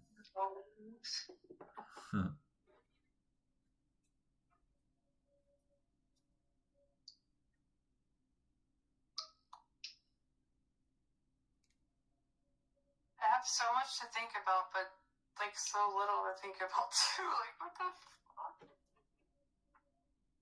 I need to go to sleep. Anything you want to think of, anytime you want to think of something, that's just your mind trying to put it into a box. Well, it's just natural human instinct to want to analyze things. It's not human instinct. It's egoic instinct. It's a natural, sharp instinct to want to analyze things. But do you really need to analyze them? Or is that just a way to make yourself feel solid? Safe.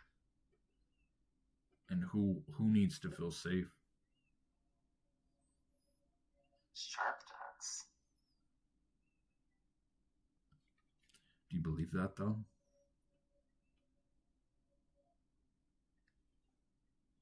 Do you believe that it's really sharp? Do you believe that it's really your ego?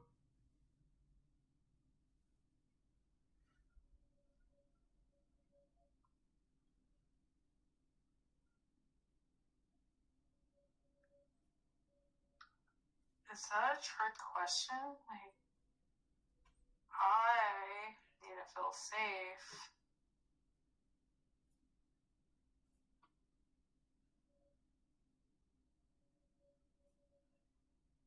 I don't know if I am safe with Sharp.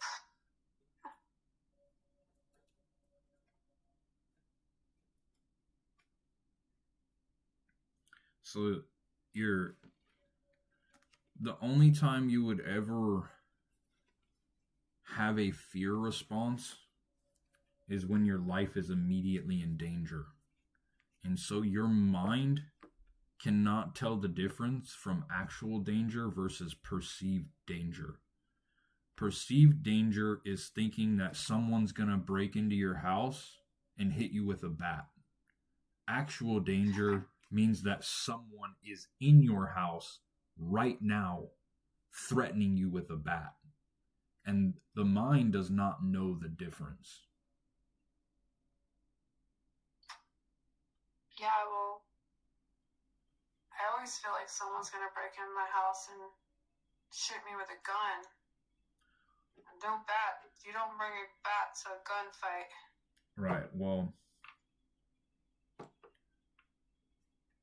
your ego doesn't know the difference between the perceived sense of danger versus an actual sense of danger.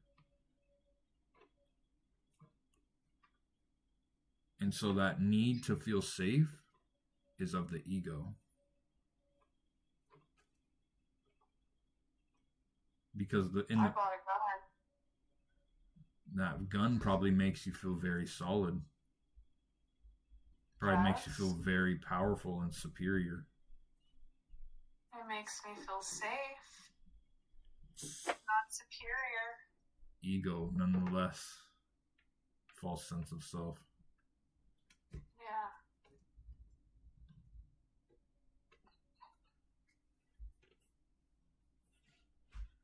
You can feel safe without the gun.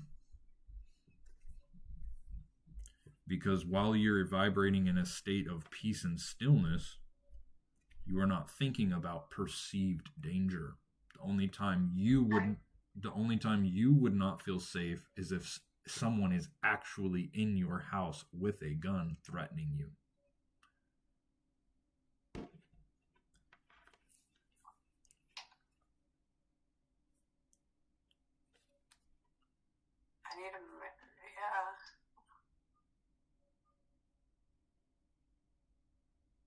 What if thinking about all this stuff is just drawing that to me?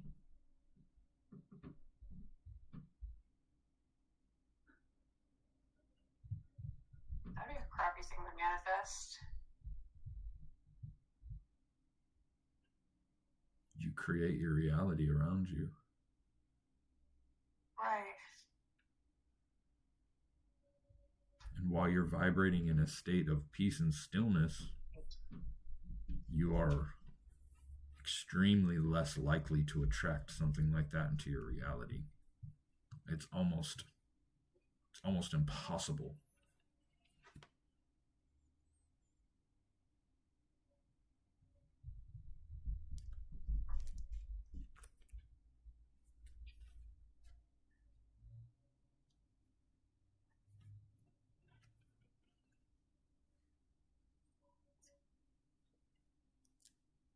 You have my address.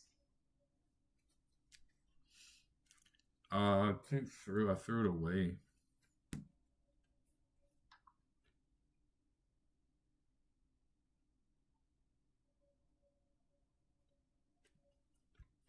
No, do you want me to keep it, or you want me to throw it away? What do you want? What was the point of that statement?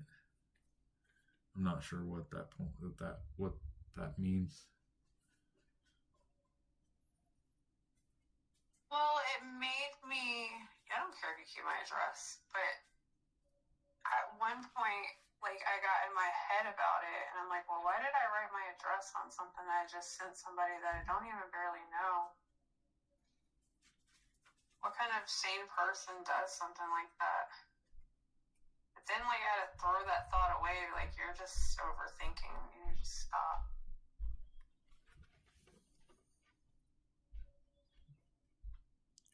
Does it scare your ego that you trusted me? A little bit.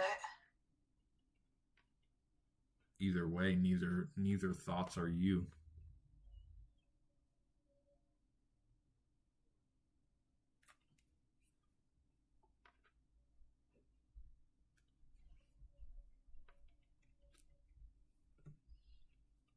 Might as well just wrote my social security number on there too.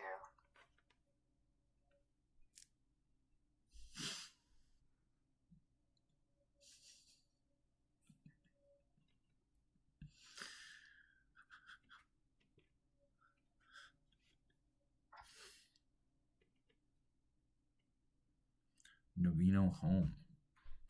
Man, my YouTube fucking are just chilling, bruh. That's what's up, bruh. YouTubers fucking going strong, though.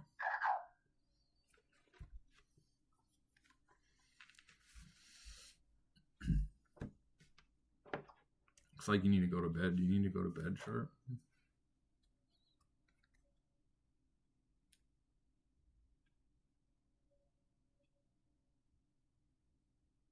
Yeah, but I'm going through FOMO, or what is it? Yeah, FOMO right now. What? Fear of missing out? Yeah. FOMO, yeah. I don't have to catch up again.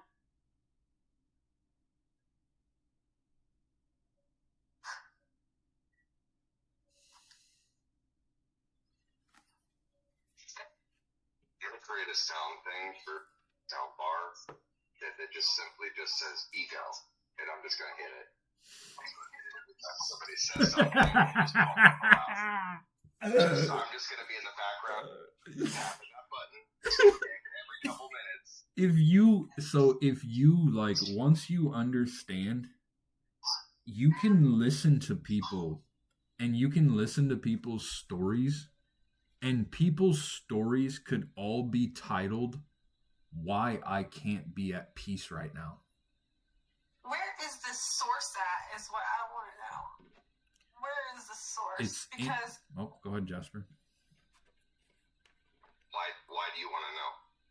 Why can't you just let it be? It's calling me. Well, the answer to that is it's inside of you.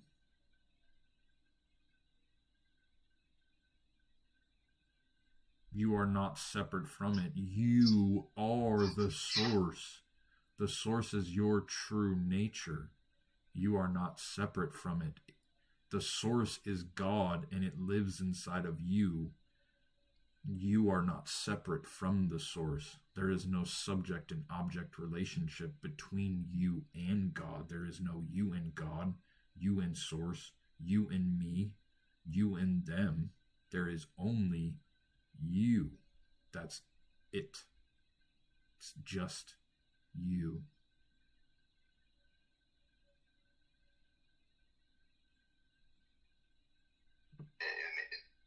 thing that I love, I've been on every chat, every Saturday night chat we've had, and you always talk about the denseness of egos, and I mean no disrespect when I say this about anybody.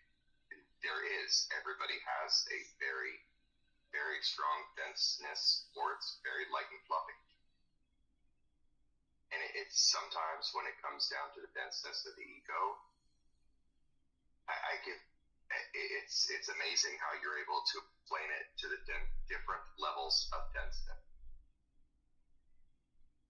It truly is, because like mine, it's not very dense. I'm naturally inquisitive, naturally an observer, and it wasn't so hard for me with my questions. But sometimes I've noticed that when other people, it is definitely the ego fighting. And then I just keep flashing back to the last live that we had, and you kept saying, that's not him. That's not him. And the second that you're able to weigh and be able to be aware of the awareness, wow. I'm telling you, once you're able to practice that and put it in the moment when you feel your emotions rising or anything like that, that you're able to step back and just be able to observe it for a moment, it's instant calm. And it's not a feeling. And I don't know how to explain that part of it. It's not a feeling. It's just there. It's really, really hard sometimes for thicker denseness egos. He explained it the last time about pink body too, how that has a lot to do with it. And it was truly incredible how dense one person's was. I like to think mine's a little more light and fluffy in a way. You know, and Sharp, I think you're kind of in the middle. You know what I mean? You're getting everything he's saying, but it still fights. And that's okay. It's just you got to be able to recognize that it's fighting. You understand what I mean? Like, especially when it comes to like the questioning, really hard and just going deep down into it. Well, it's like I just found this person. You don't need to rush it, though. You know what I mean? So to let it go that fast is kind of confusing me. What was the point of this whole journey to get here if I just have to let it go? That was the whole point.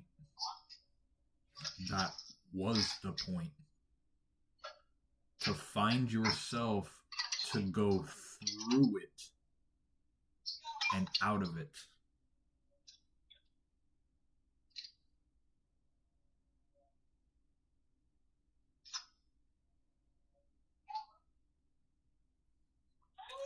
Feel that fire you feel inside of you right now. I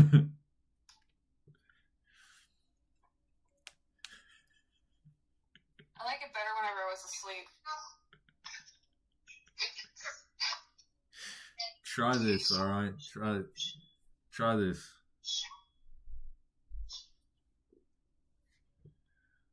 We're gonna do an exercise. Like people like to call it Reiki, but we're gonna do a simple breathing exercise, and then we're gonna go inside of our body. So do it with me. I'm gonna walk us through it before we do it, so that way we can do it together. So we're gonna breathe first. We're gonna breathe 3 times in and out, and then after we breathe, we're going to go inside of our hands and focus on our hands from the inside out, as it were. Don't put your attention on your hands, put your attention in your hands, all right? And so when we breathe, what I want you to do is don't just breathe, but I want you to take your conscious attention and follow your breath down, feel it fill your stomach from the inside. And then allow yourself to go back out. And then there is a pause in our breathing. When we breathe, there's a pause in between the in-breath and out-breath. And so when that pause happens, become aware of the pause. And so we're going to start breathing. So go ahead and breathe in. Follow your breath in. Breathe out, follow it out. Now pay attention to this pause. Now breathe in. Follow your breath in. Here we go. All right, we're going to try again. Since you yawned, we'll restart here. Okay? Breathe in. Follow it. Breathe in. Follow it. Feel it fill up your stomach. Follow it back out. Now breathe out. Now become aware of this pause when you in between breaths. Now breathe in one more time. Now this time when you go into your body, take your attention and put it into your hands. Now keep focusing on your hands. Keep focusing on that. There might be a small tingling sensation in there at first is the best I could describe it. But just keep focusing on it. I'm going to ask you, do your hands kind of feel alive? Can you feel some energy inside of it? Do they feel alive from within?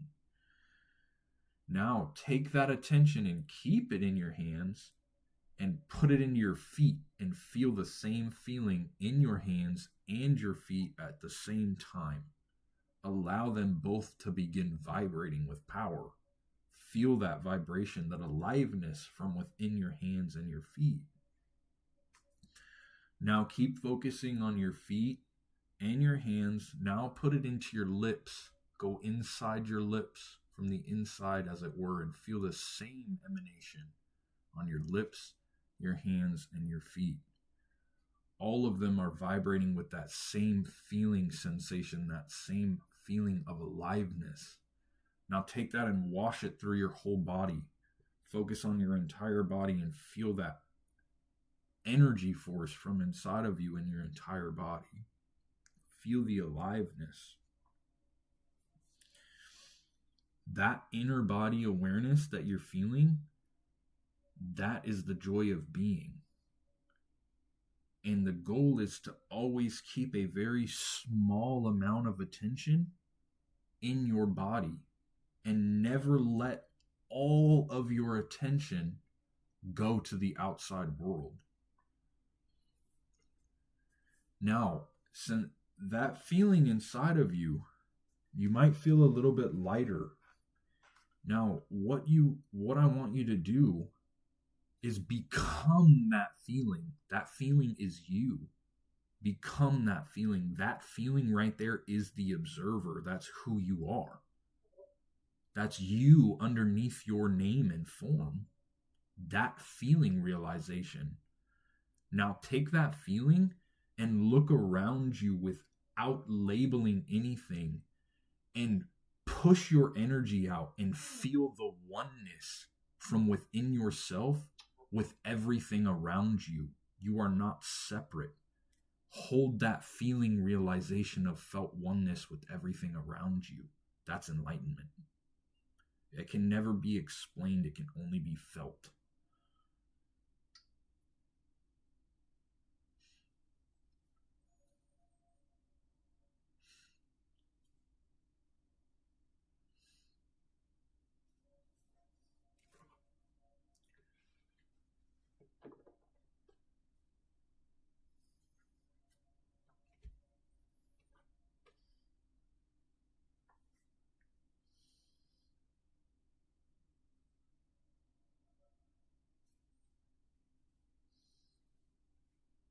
Now, when a thought comes up, because it will, hold the knowing of being the observer and watching the thought from behind it.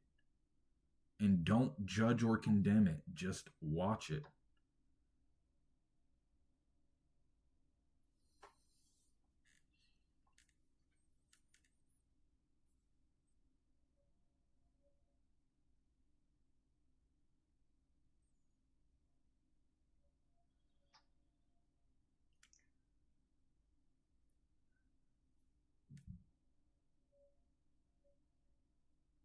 Be careful with the mind when you're looking around at things, because the mind is going to want to label them, and that's the voice.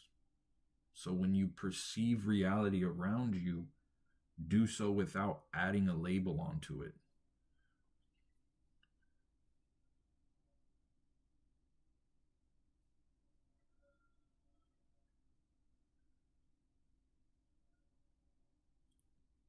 And it's easiest to keep your attention inside your hands and your feet because those are sources of great power. So you can feel your inner body, usually the most portal inside your hands and your feet. Your hands and your feet will keep you grounded in inner body awareness because they are so powerful.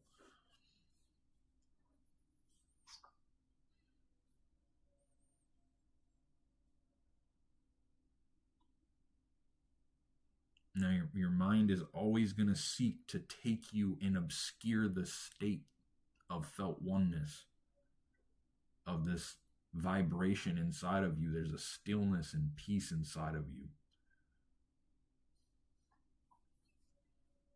You might feel really light too. You feel like you might be floating. Cold.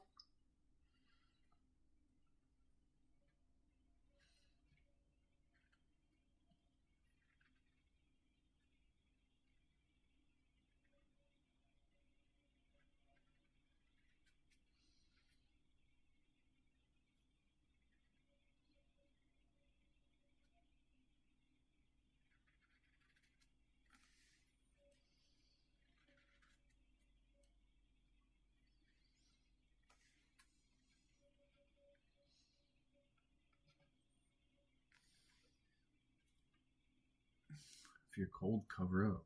No, I'm not cold. Just the inside of my... What I'm like...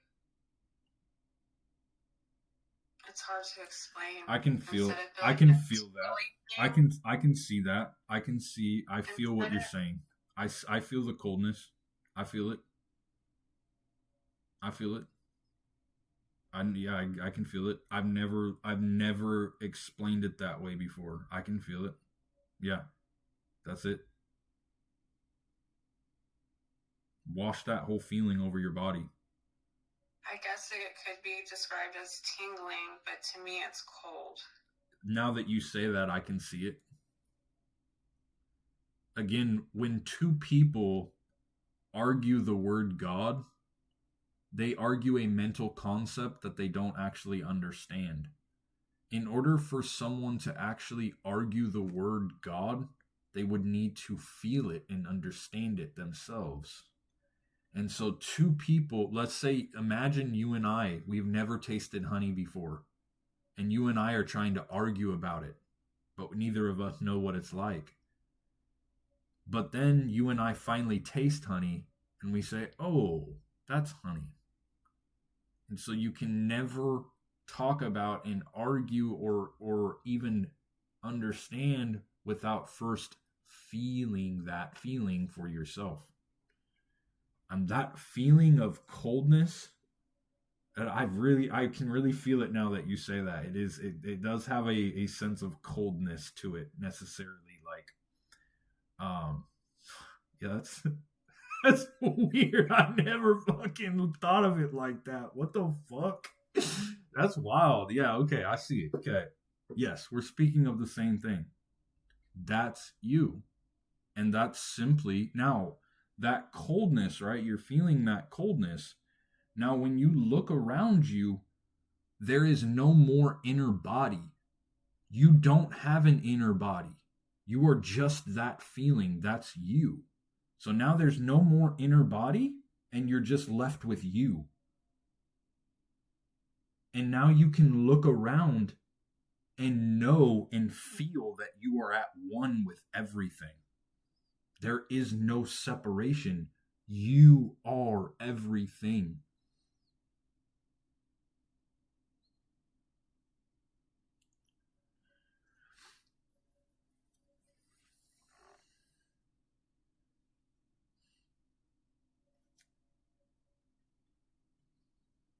Waiting for the lasers to start shooting out of my eyes.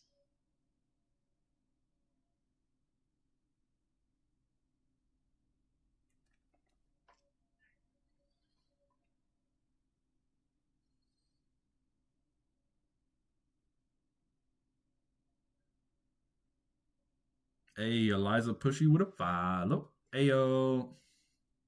I got a follow, guys. Hey.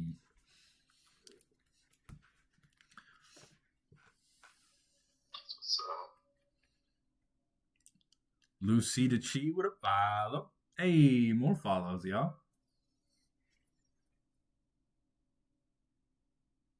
That cold feeling, it's almost like slightly pinprickly, like someone's taking like cold pins and kind of like rubbing it across.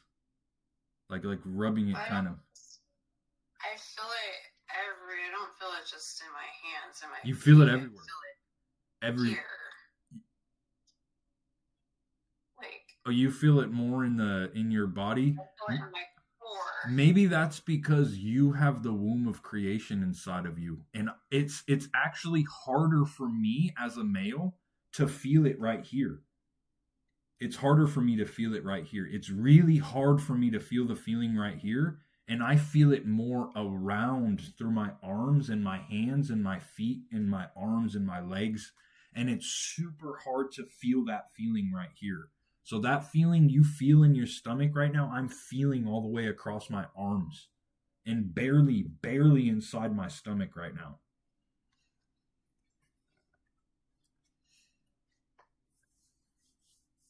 But that's you.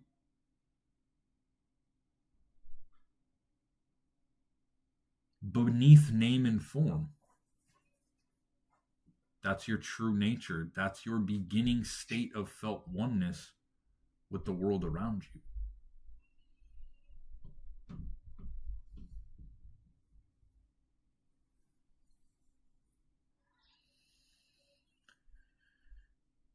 I've never had it explained like that, so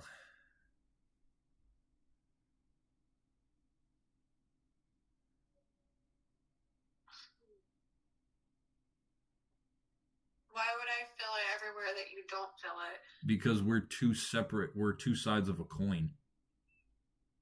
We're opposite. You are an opposite energy polarity. My energy as a male is mind dominated. I live up in the crown in my head. You as a female live more in your womb. You have the womb of creation. So it makes sense as a female, your power would be centered in your inner body versus mine, which is not like your power. You have a womb inside of you. That is powerful. That is literally, in the ancient cultures like Egypt, they would worship women as goddesses. They would worship women like Christians do the male god. They used to worship women because women have the womb of creation. And women are actually closer to being than men are. Because women mimic being as the womb of creation. You could say being God is the womb of creation. And so you feel it more intensely because your womb carries immense power. And you, as a female, have more power in that area than I do. It's really hard for me to feel it in there, and it's easy for you. So I'm feeling it more where you are not, and we're opposites. We're opposite. We're two sides of a coin in the manifested world.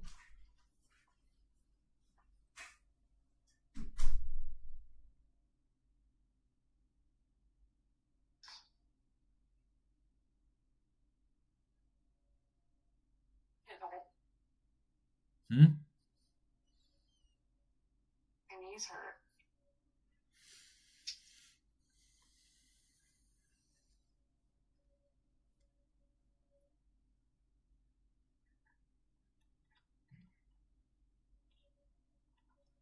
So I noticed how long you were able to sit without a thought while you were doing that.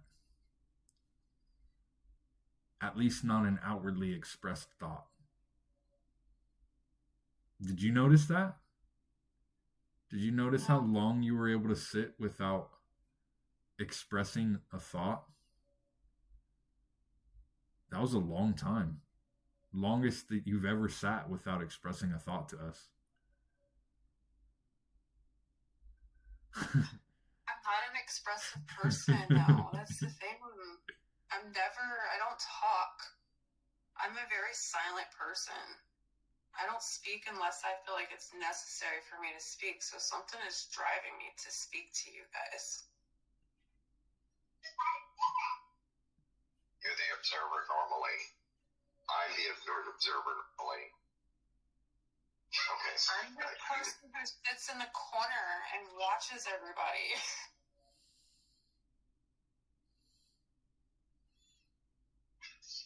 Yes. Is that really you, though? No. You can't be an observer watching it. Can you? Well, it's part of her personality, but I mean, our personality is just created from her conditioned past. So is it really you? Is anything that you ever really thought about yourself actually you? Or is it because of your past experiences? I mean, it's all because of things that happen to you, obviously. Yes, and that's called your conditioned past. And your conditioned past shapes the way that you think. It shapes the way you look at the world. And everyone as a human being has a different conditioned past. And identification with the conditioned past creates the false sense of self. So is anything that actually happened to you in your past actually you?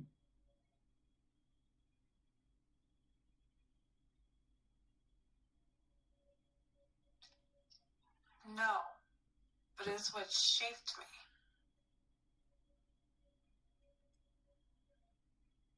It's not what shaped you, it shaped your form identity.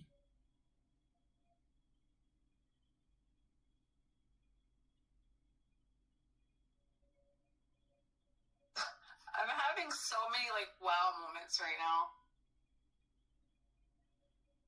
This has been something has been trying to tell me this since I was 15 years old, and I've ignored it until now. Just thinking of all the things that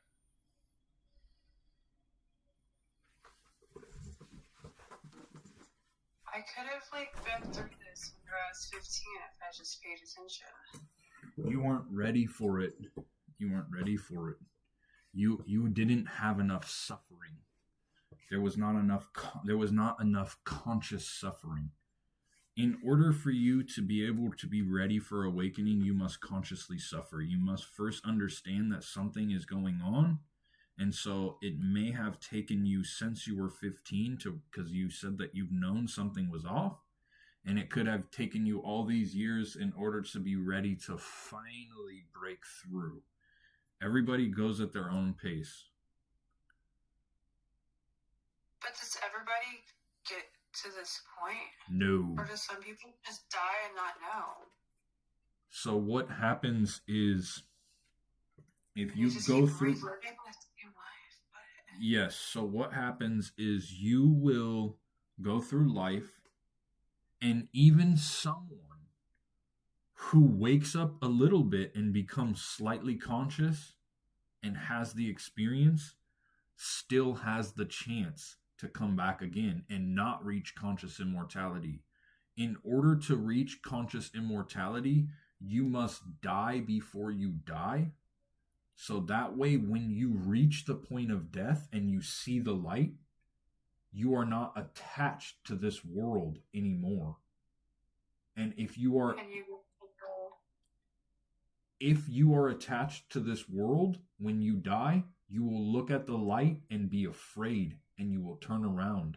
And then there will be a break, and then you will have another round of birth and death. I don't want to come back here. Who is saying that? Both of them. You don't want anything. You just are.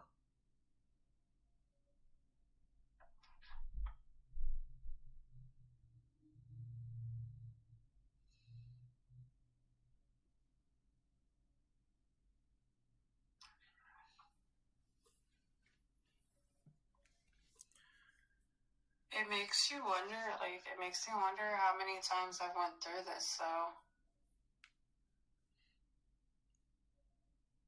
Because I feel like I've gotten really close before and was cut off, and then I came back. So will that happen again? I seriously doubt that like you would have made it even to the point you are like right now tonight if you hadn't experienced this in your past. Because when you can connect to your inner knowing just by being in somebody's vicinity, your aura will plant a seed in them. And you don't know how long it takes for that seed to grow. You might not ever see that seed blossom. And so it's hard to say how many times you've been around, but I doubt it's the first time.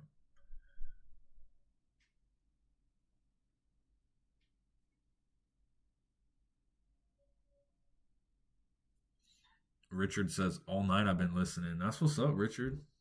That's tight. Hey, we.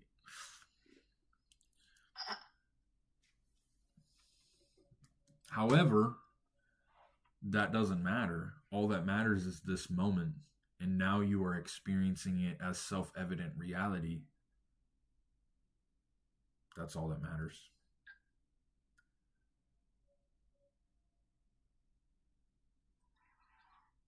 Why does Eminem keep coming in my head? That is the ego. That's the mind. When you hear a song on repeat inside of your head, that's your mind getting you to identify with it. That's why songs get stuck in your head.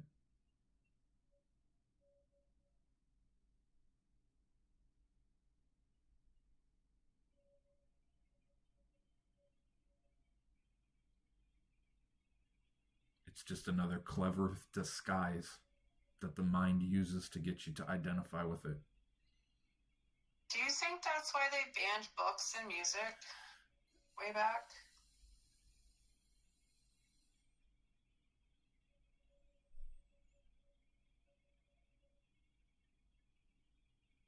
To make people actually connect with their inner... Well, whatever you... When you actually listen to music, it has a real calming effect. When you actually listen to the music and you're just there with the music and you listen to it, versus when it's off and your mind keeps replaying it in your head. Your mind attaches to the idea that it likes the song and that it'll play the song on repeat. That's a gramophone pattern. It's a thought pattern that keeps, and it's involuntary. It's an involuntary thought pattern that keeps replaying in your head. That's the mind. Because when you can actually listen to music, and I didn't realize this, but so the only time something truly new can come into this world is when you enter a state of no mind. And you might not actually realize you entered into the state of no mind. It's just that when people are exceptionally good at doing something, they somehow tap into a state of no mind. But then when they pull themselves out of the work, their mind takes over again. And the only time something truly new can come into this world is through that presence. It's through the I am. It's through your inner knowing. And the mind will recreate things. And so when you listen to music, listening to music has the power to shut your mind off and allow creation to flow through you. But people don't realize that that's actually what's happening. They don't realize that their mind is shutting off. Even as a conscious being, when I listen to my music, I find my body moving to the music. It moves without thought. And like and then there's a very, very, very fine line of listening to the music and then becoming attached to the music. But when I am able to listen to it consciously, just listening to it makes like the knowing want to dance. It's kind of a cool experience when you can do it consciously. Do you think it's different if you listen to music without lyrics and you're just listening to like a melody? It's really hard to listen to music. You can't attach to it really, like. So it's really hard to listen to music with lyrics and not have the mind powered, because the mind will want to listen to the lyrics and then put labels on it and play mental movies. If you listen to something without the lyrics and then you stop listening to it and then the melody plays in your head, that's the mind.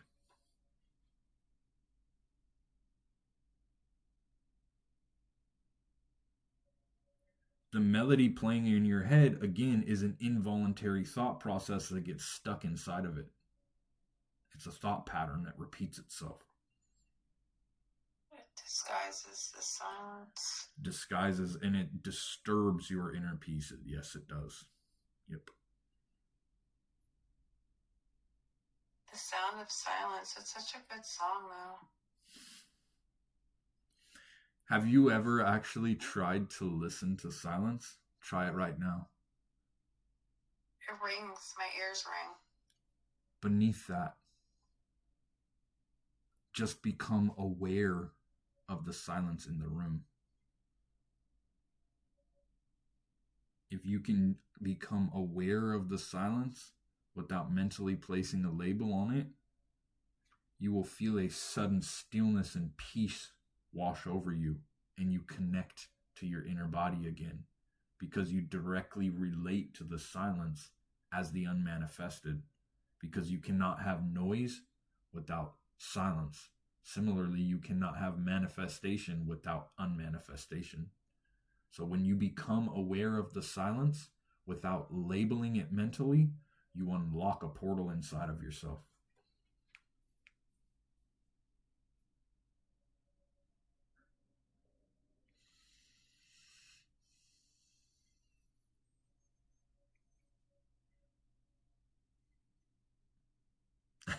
Rev.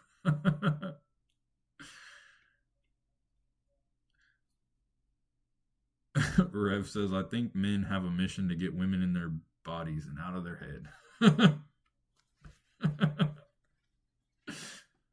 That's his ego talking.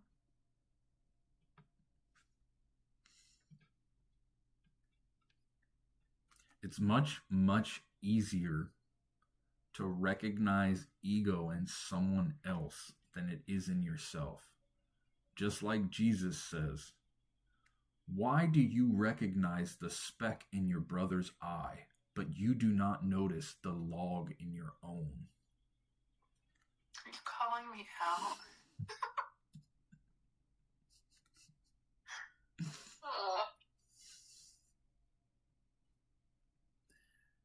I'm not, again, what inside of you took that personally?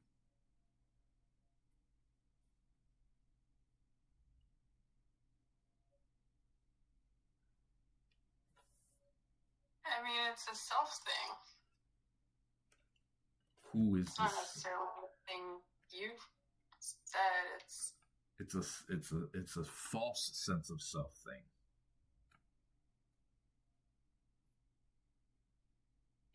Whatever happened in your past that triggered that pattern or triggered that reaction, because we're going to kind of start talking about pain body now, because you are not familiar with pain body. I only told you a little bit about it. Again, pain body is past emotional pain that is broken off from your energy field and lives inside of you as another entity inside of you. This is aside from the thinker and the observer. Now we introduce the pain body. The pain body is a parasite that lies dormant inside of you, waiting for new pain to feed it when it gets hungry. It's almost like a cat.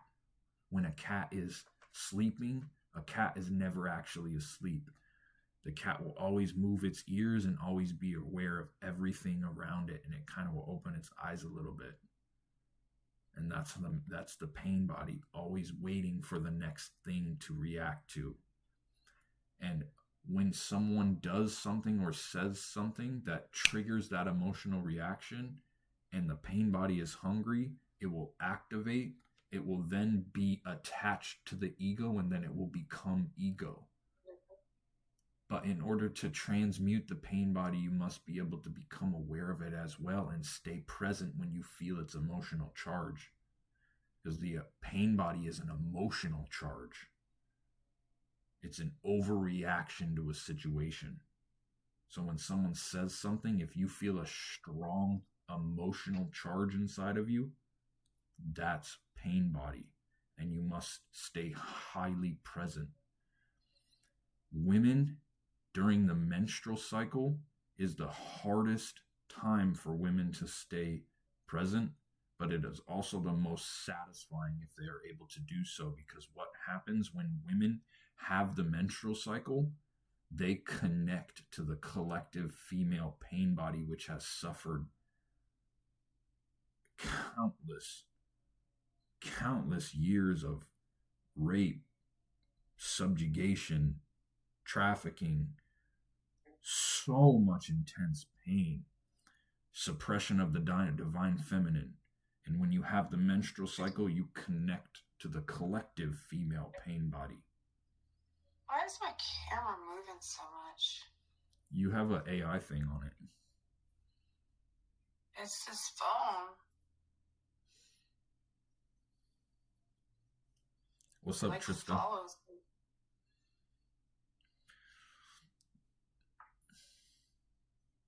Maybe I'm AI. You are your actual intelligence. Actual intelligence. Yeah.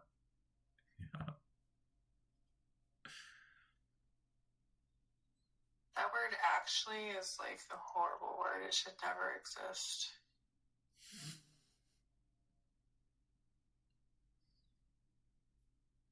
Sharps, do you have a Google Pixel? No, I have an iPhone 17. Oh, you got the new.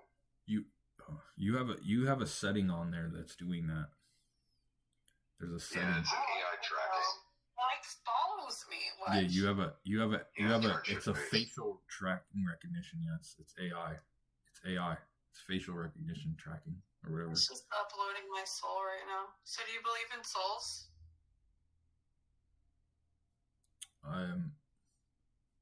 There could be something that is referred to as a soul, but I'm pointing to what is beneath that. I'm pointing to the oneness beneath all. Whether or not I believe in a soul or not is a belief, and whether someone actually has a soul or not is debatable.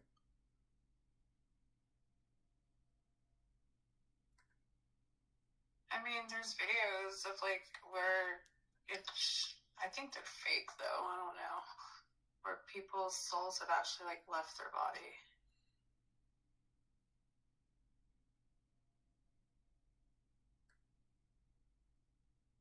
That could be true.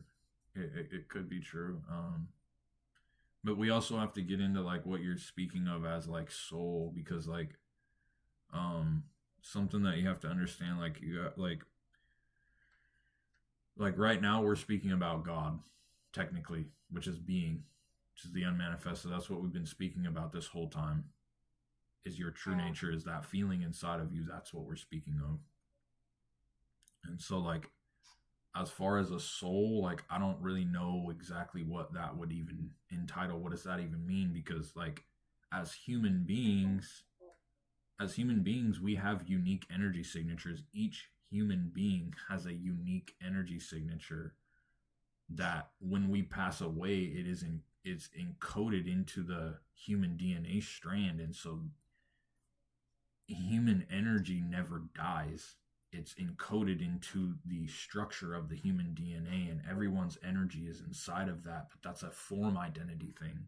That's manifested world. That's not unmanifested. So, like, what exactly would soul mean?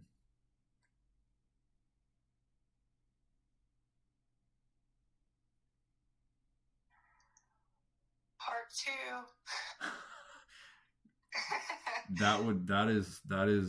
It is interesting. However, it is manifested knowledge. It's not pointing you back home.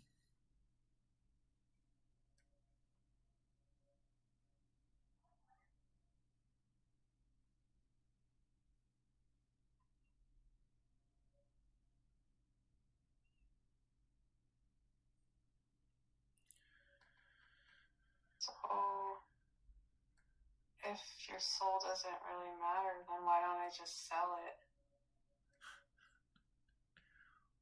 What does soul even mean, though? Like, what are we saying when you say soul? What does that mean? Sharp. You're talking about your ego? Yeah.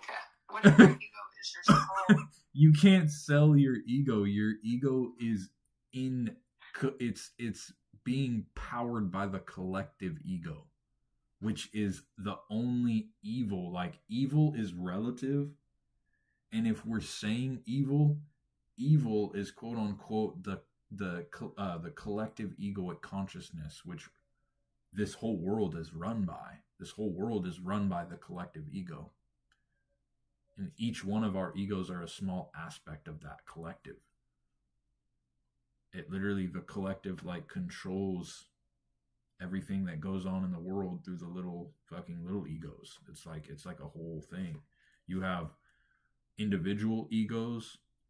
You have institutional egos. Like, if someone, like, let's say a business is a collective egoic entity, especially giant businesses like Procter & Gamble. Procter & Gamble is a giant collective egoic consciousness that looks at all of their employees just as paper and fucking numbers on a sheet, and they compete with other collective egoic consciousnesses for more. Why would Procter & Gamble need more? They're so fucking rich already. Why do they need to compete with another entity for more? They're just creating two opposing energy forces that are powering each other, competing for more. And you have racial collective egos. You have the white race, the black race, the Chinese race. All races, each have their own collective ego. You have national collective egos. So America has a collective ego. Every country has a collective ego. The male has a collective ego. And the male ego is portrayed in the Old Testament as God. The male ego is the Old Testament God. Look at the way it acts. It acts controlling, spiteful, jealous. It's ego. And then the females have a female collective ego. Above everything else is the collective ego, which the world is run by, which this entire world has been created by the collective ego.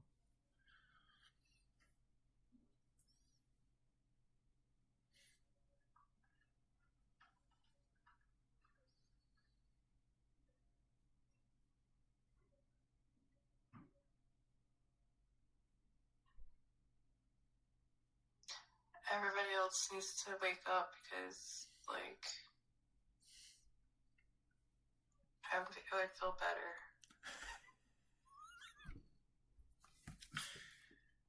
Do they really need to wake up, though? We could all just be on the same page. It would be great. What difference would it make if they woke up right now? Like, why? What? Because I wouldn't be questioning whether or not this is supposed to be happening or not. Everything is happening for consciousness. Everything happens for consciousness. Everything that happens in this life happens to push people into consciousness. That's why children die. Because maybe that parent who had a child die, maybe that act would push them into enough suffering to awaken and become conscious. Swear to God, if my kid dies because of this, I'm gonna fucking blow this world up. That's my ego talking. The ego immediately took that fire inside of it, that fire, that emotional charge. And that emotional charge wasn't actually the ego, that was the pain body. That strong fire inside that you felt, that emotional charge, that was the pain body. That's a spark nobody wants to light.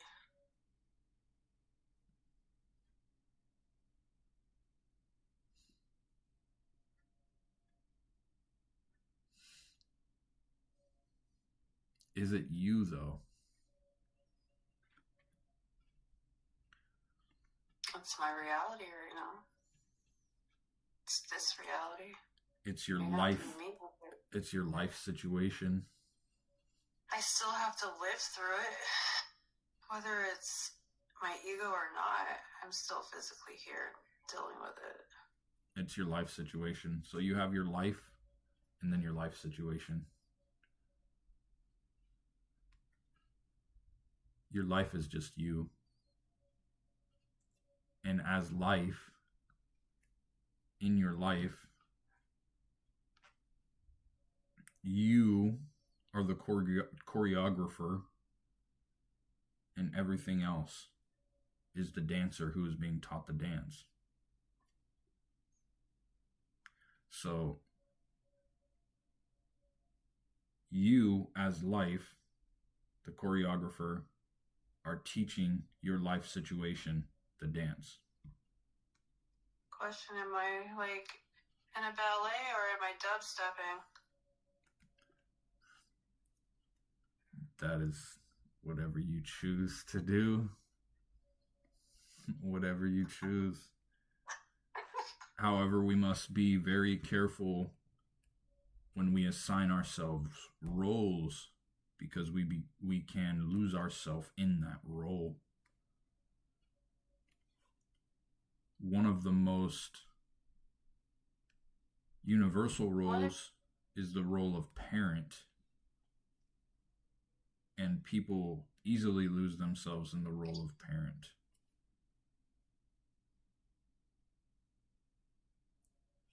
Because what happens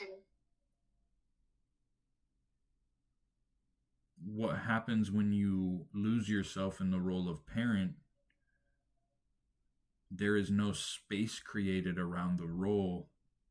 And what happens is when you're identified with the role, you assign other people roles that correlate with your role.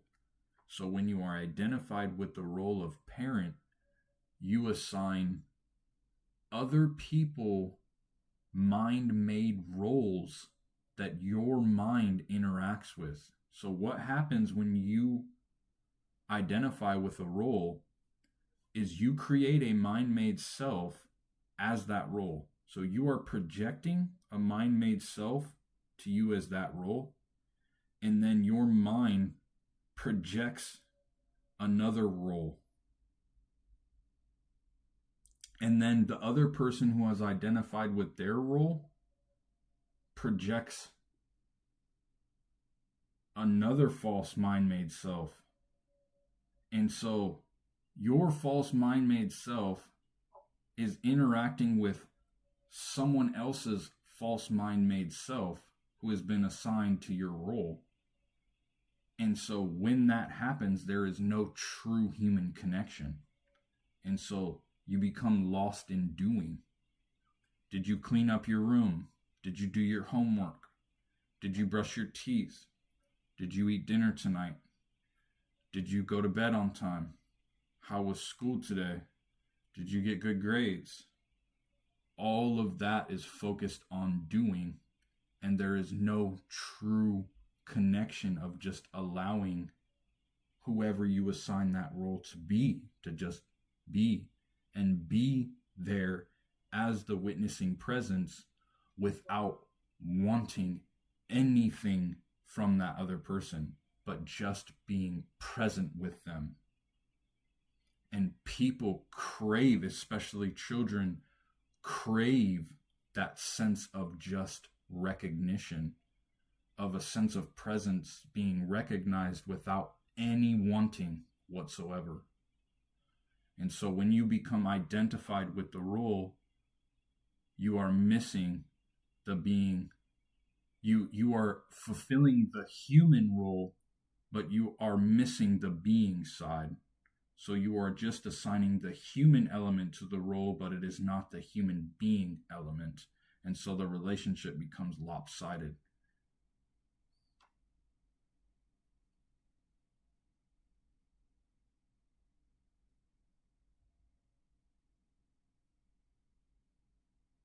Well, hopefully I can figure this out before something terrible happens.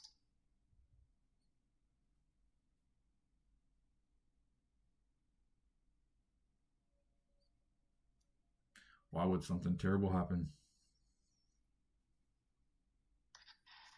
I mean, in my thought process, there's only so much time, and if I can't figure it out soon enough, it's going to speed my process up, like you said, put me through more pain and suffering to wake me up more. That's just a thought process that you've identified with, that's portraying yourself into the future. There is no better time than now. Any time you create time, that's not you. Time is an illusion, and ego needs time to live. So anytime you ever create time, that's ego. That's not you. It's a false sense of self. Now, I'm not saying that our practical time, which we will call clock time, is not relevant in this world, but our clock time is not meant to be focused on. What happens is we create a buildup of psychological time, and psychological time portrays ourselves into imagined futures. And so clock time is fine because we need it to go to the doctor's office. We need it to go shopping. But the problem comes in when we have a buildup of psychological time. And so anytime you find yourself being portrayed into a mind-made future with accompanying feelings such as worry or mental movies, that is ego.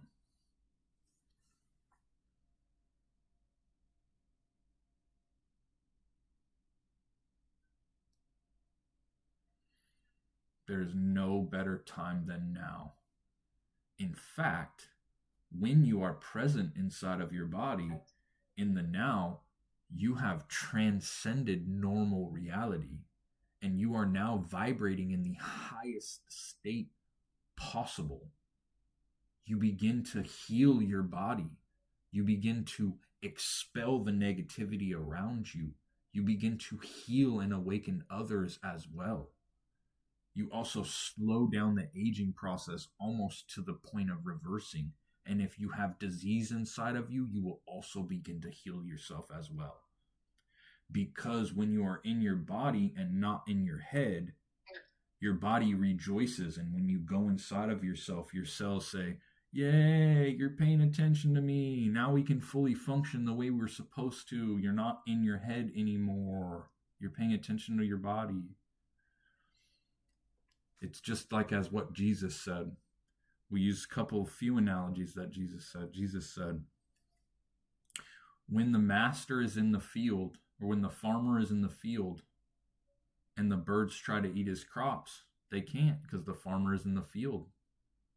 However, as soon as the farmer leaves the field, the birds come in and eat all his crops. Another one says, as long as the master is in his house, the thief cannot come in and wreak havoc. But when the master leaves, the thief can come in and wreak all sorts of havoc. And one more is two men built houses on a beach.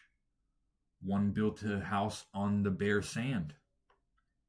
When the wave come in, the house was wrecked. The other man built his house and dug down really deep, really deep into his inner body and built his house underneath the sand. And when the waves come in, emotions, thoughts, life, his house stays there.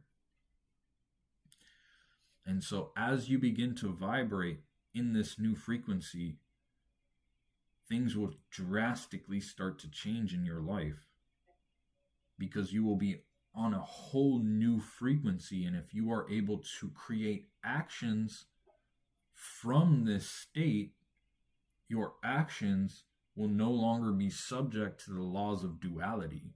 So your actions will not create opposing forces of equal or greater intensity.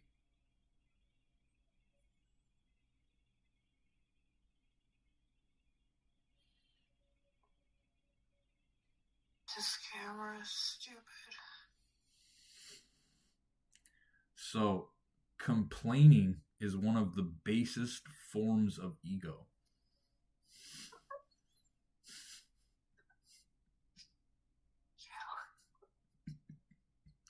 Try to catch yourself when you complain and know that it's ego. And the ego will especially complain in your head a lot. Anytime you complain, that's ego. The only thing beneath complaining is physical violence. Or it goes physical violence, shouting and yelling, then complaining. But complaining is so widespread that it's a widely accepted form of ego. I'm a yeller. Are you? Are you a yeller? Is that a you I'm a thing? screamer. Is that a you thing, or is that Sharp, yeah, sharp upstairs.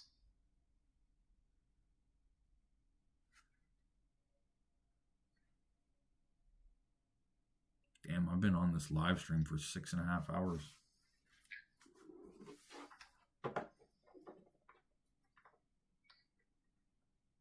Like a full-time job almost.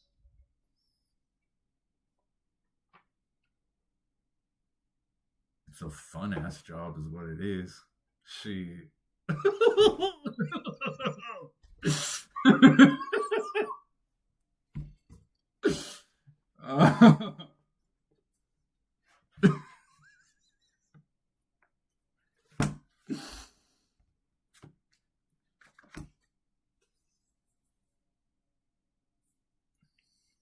to go to bed. This body needs rest. Good night. Good night. Thank you for everything.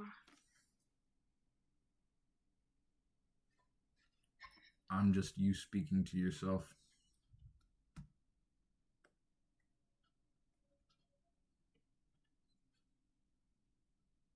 How do you feel, Sharps? You feel lighter too? Her body feels tired as fuck right now. Yeah, it does. Can you feel it?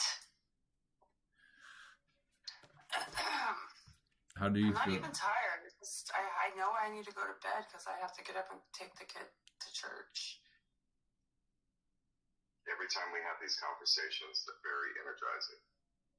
I could probably, if we continue to just have this conversation hours and hours and hours long, now I would not feel tired either. And you couldn't sleep well at night. Are you feeling an emotional charge right now, Sharp? Emotional charge? Yeah, are you feeling an emotional charge? Like pain? I was feeling pain a few minutes ago, but I had to focus on something else. Yeah, because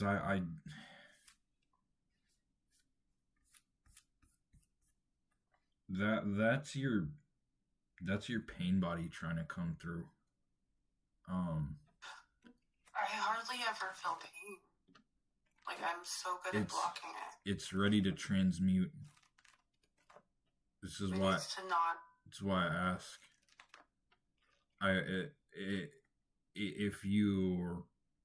If you're up for it, I would suggest you try to walk through it. I can try to bring it out.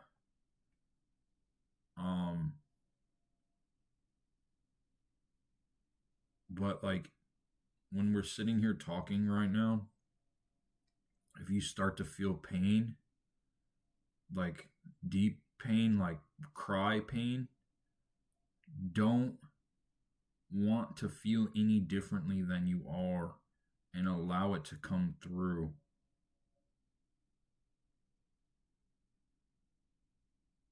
It'll probably make you cry, but just allow it to come out. Just allow it to move through you. And when you allow it to move through you, don't want to feel any differently than you are feeling. Just allow it to be. Just allow the pain to move out of you. Just don't want to feel any differently as the pain moves through.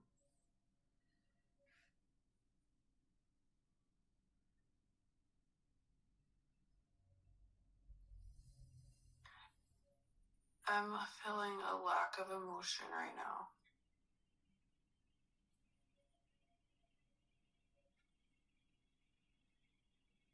It's very unlike me. I'm a very emotional person.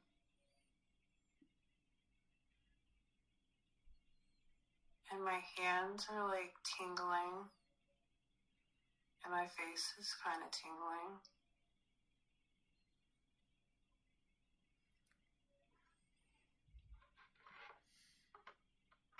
Kind of like a wave.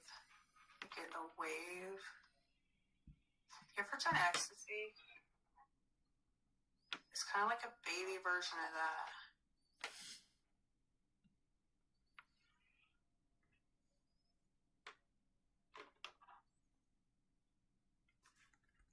Anyways, if you need to go to bed, we'll let you go. Or you can hang out, whatever you want to do. You can watch me sleep.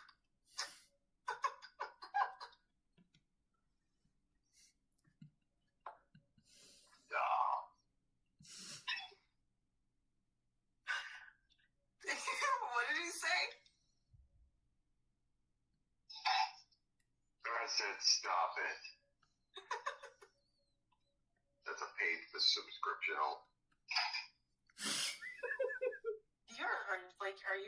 You're head of marketing? Is that what you are? No, absolutely not. I'm man of the bars. Paid subscription. Yeah, I'm serious. You're gonna do that, make coin off of it. Get out of here. I don't like making money. That's great, but you just gotta let it happen. I don't care about money. You're gonna have money in that case. Money come, money go.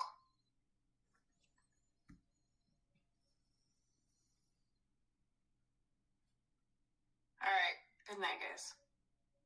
All right, you have a good night. Until next time. Yes, ma'am.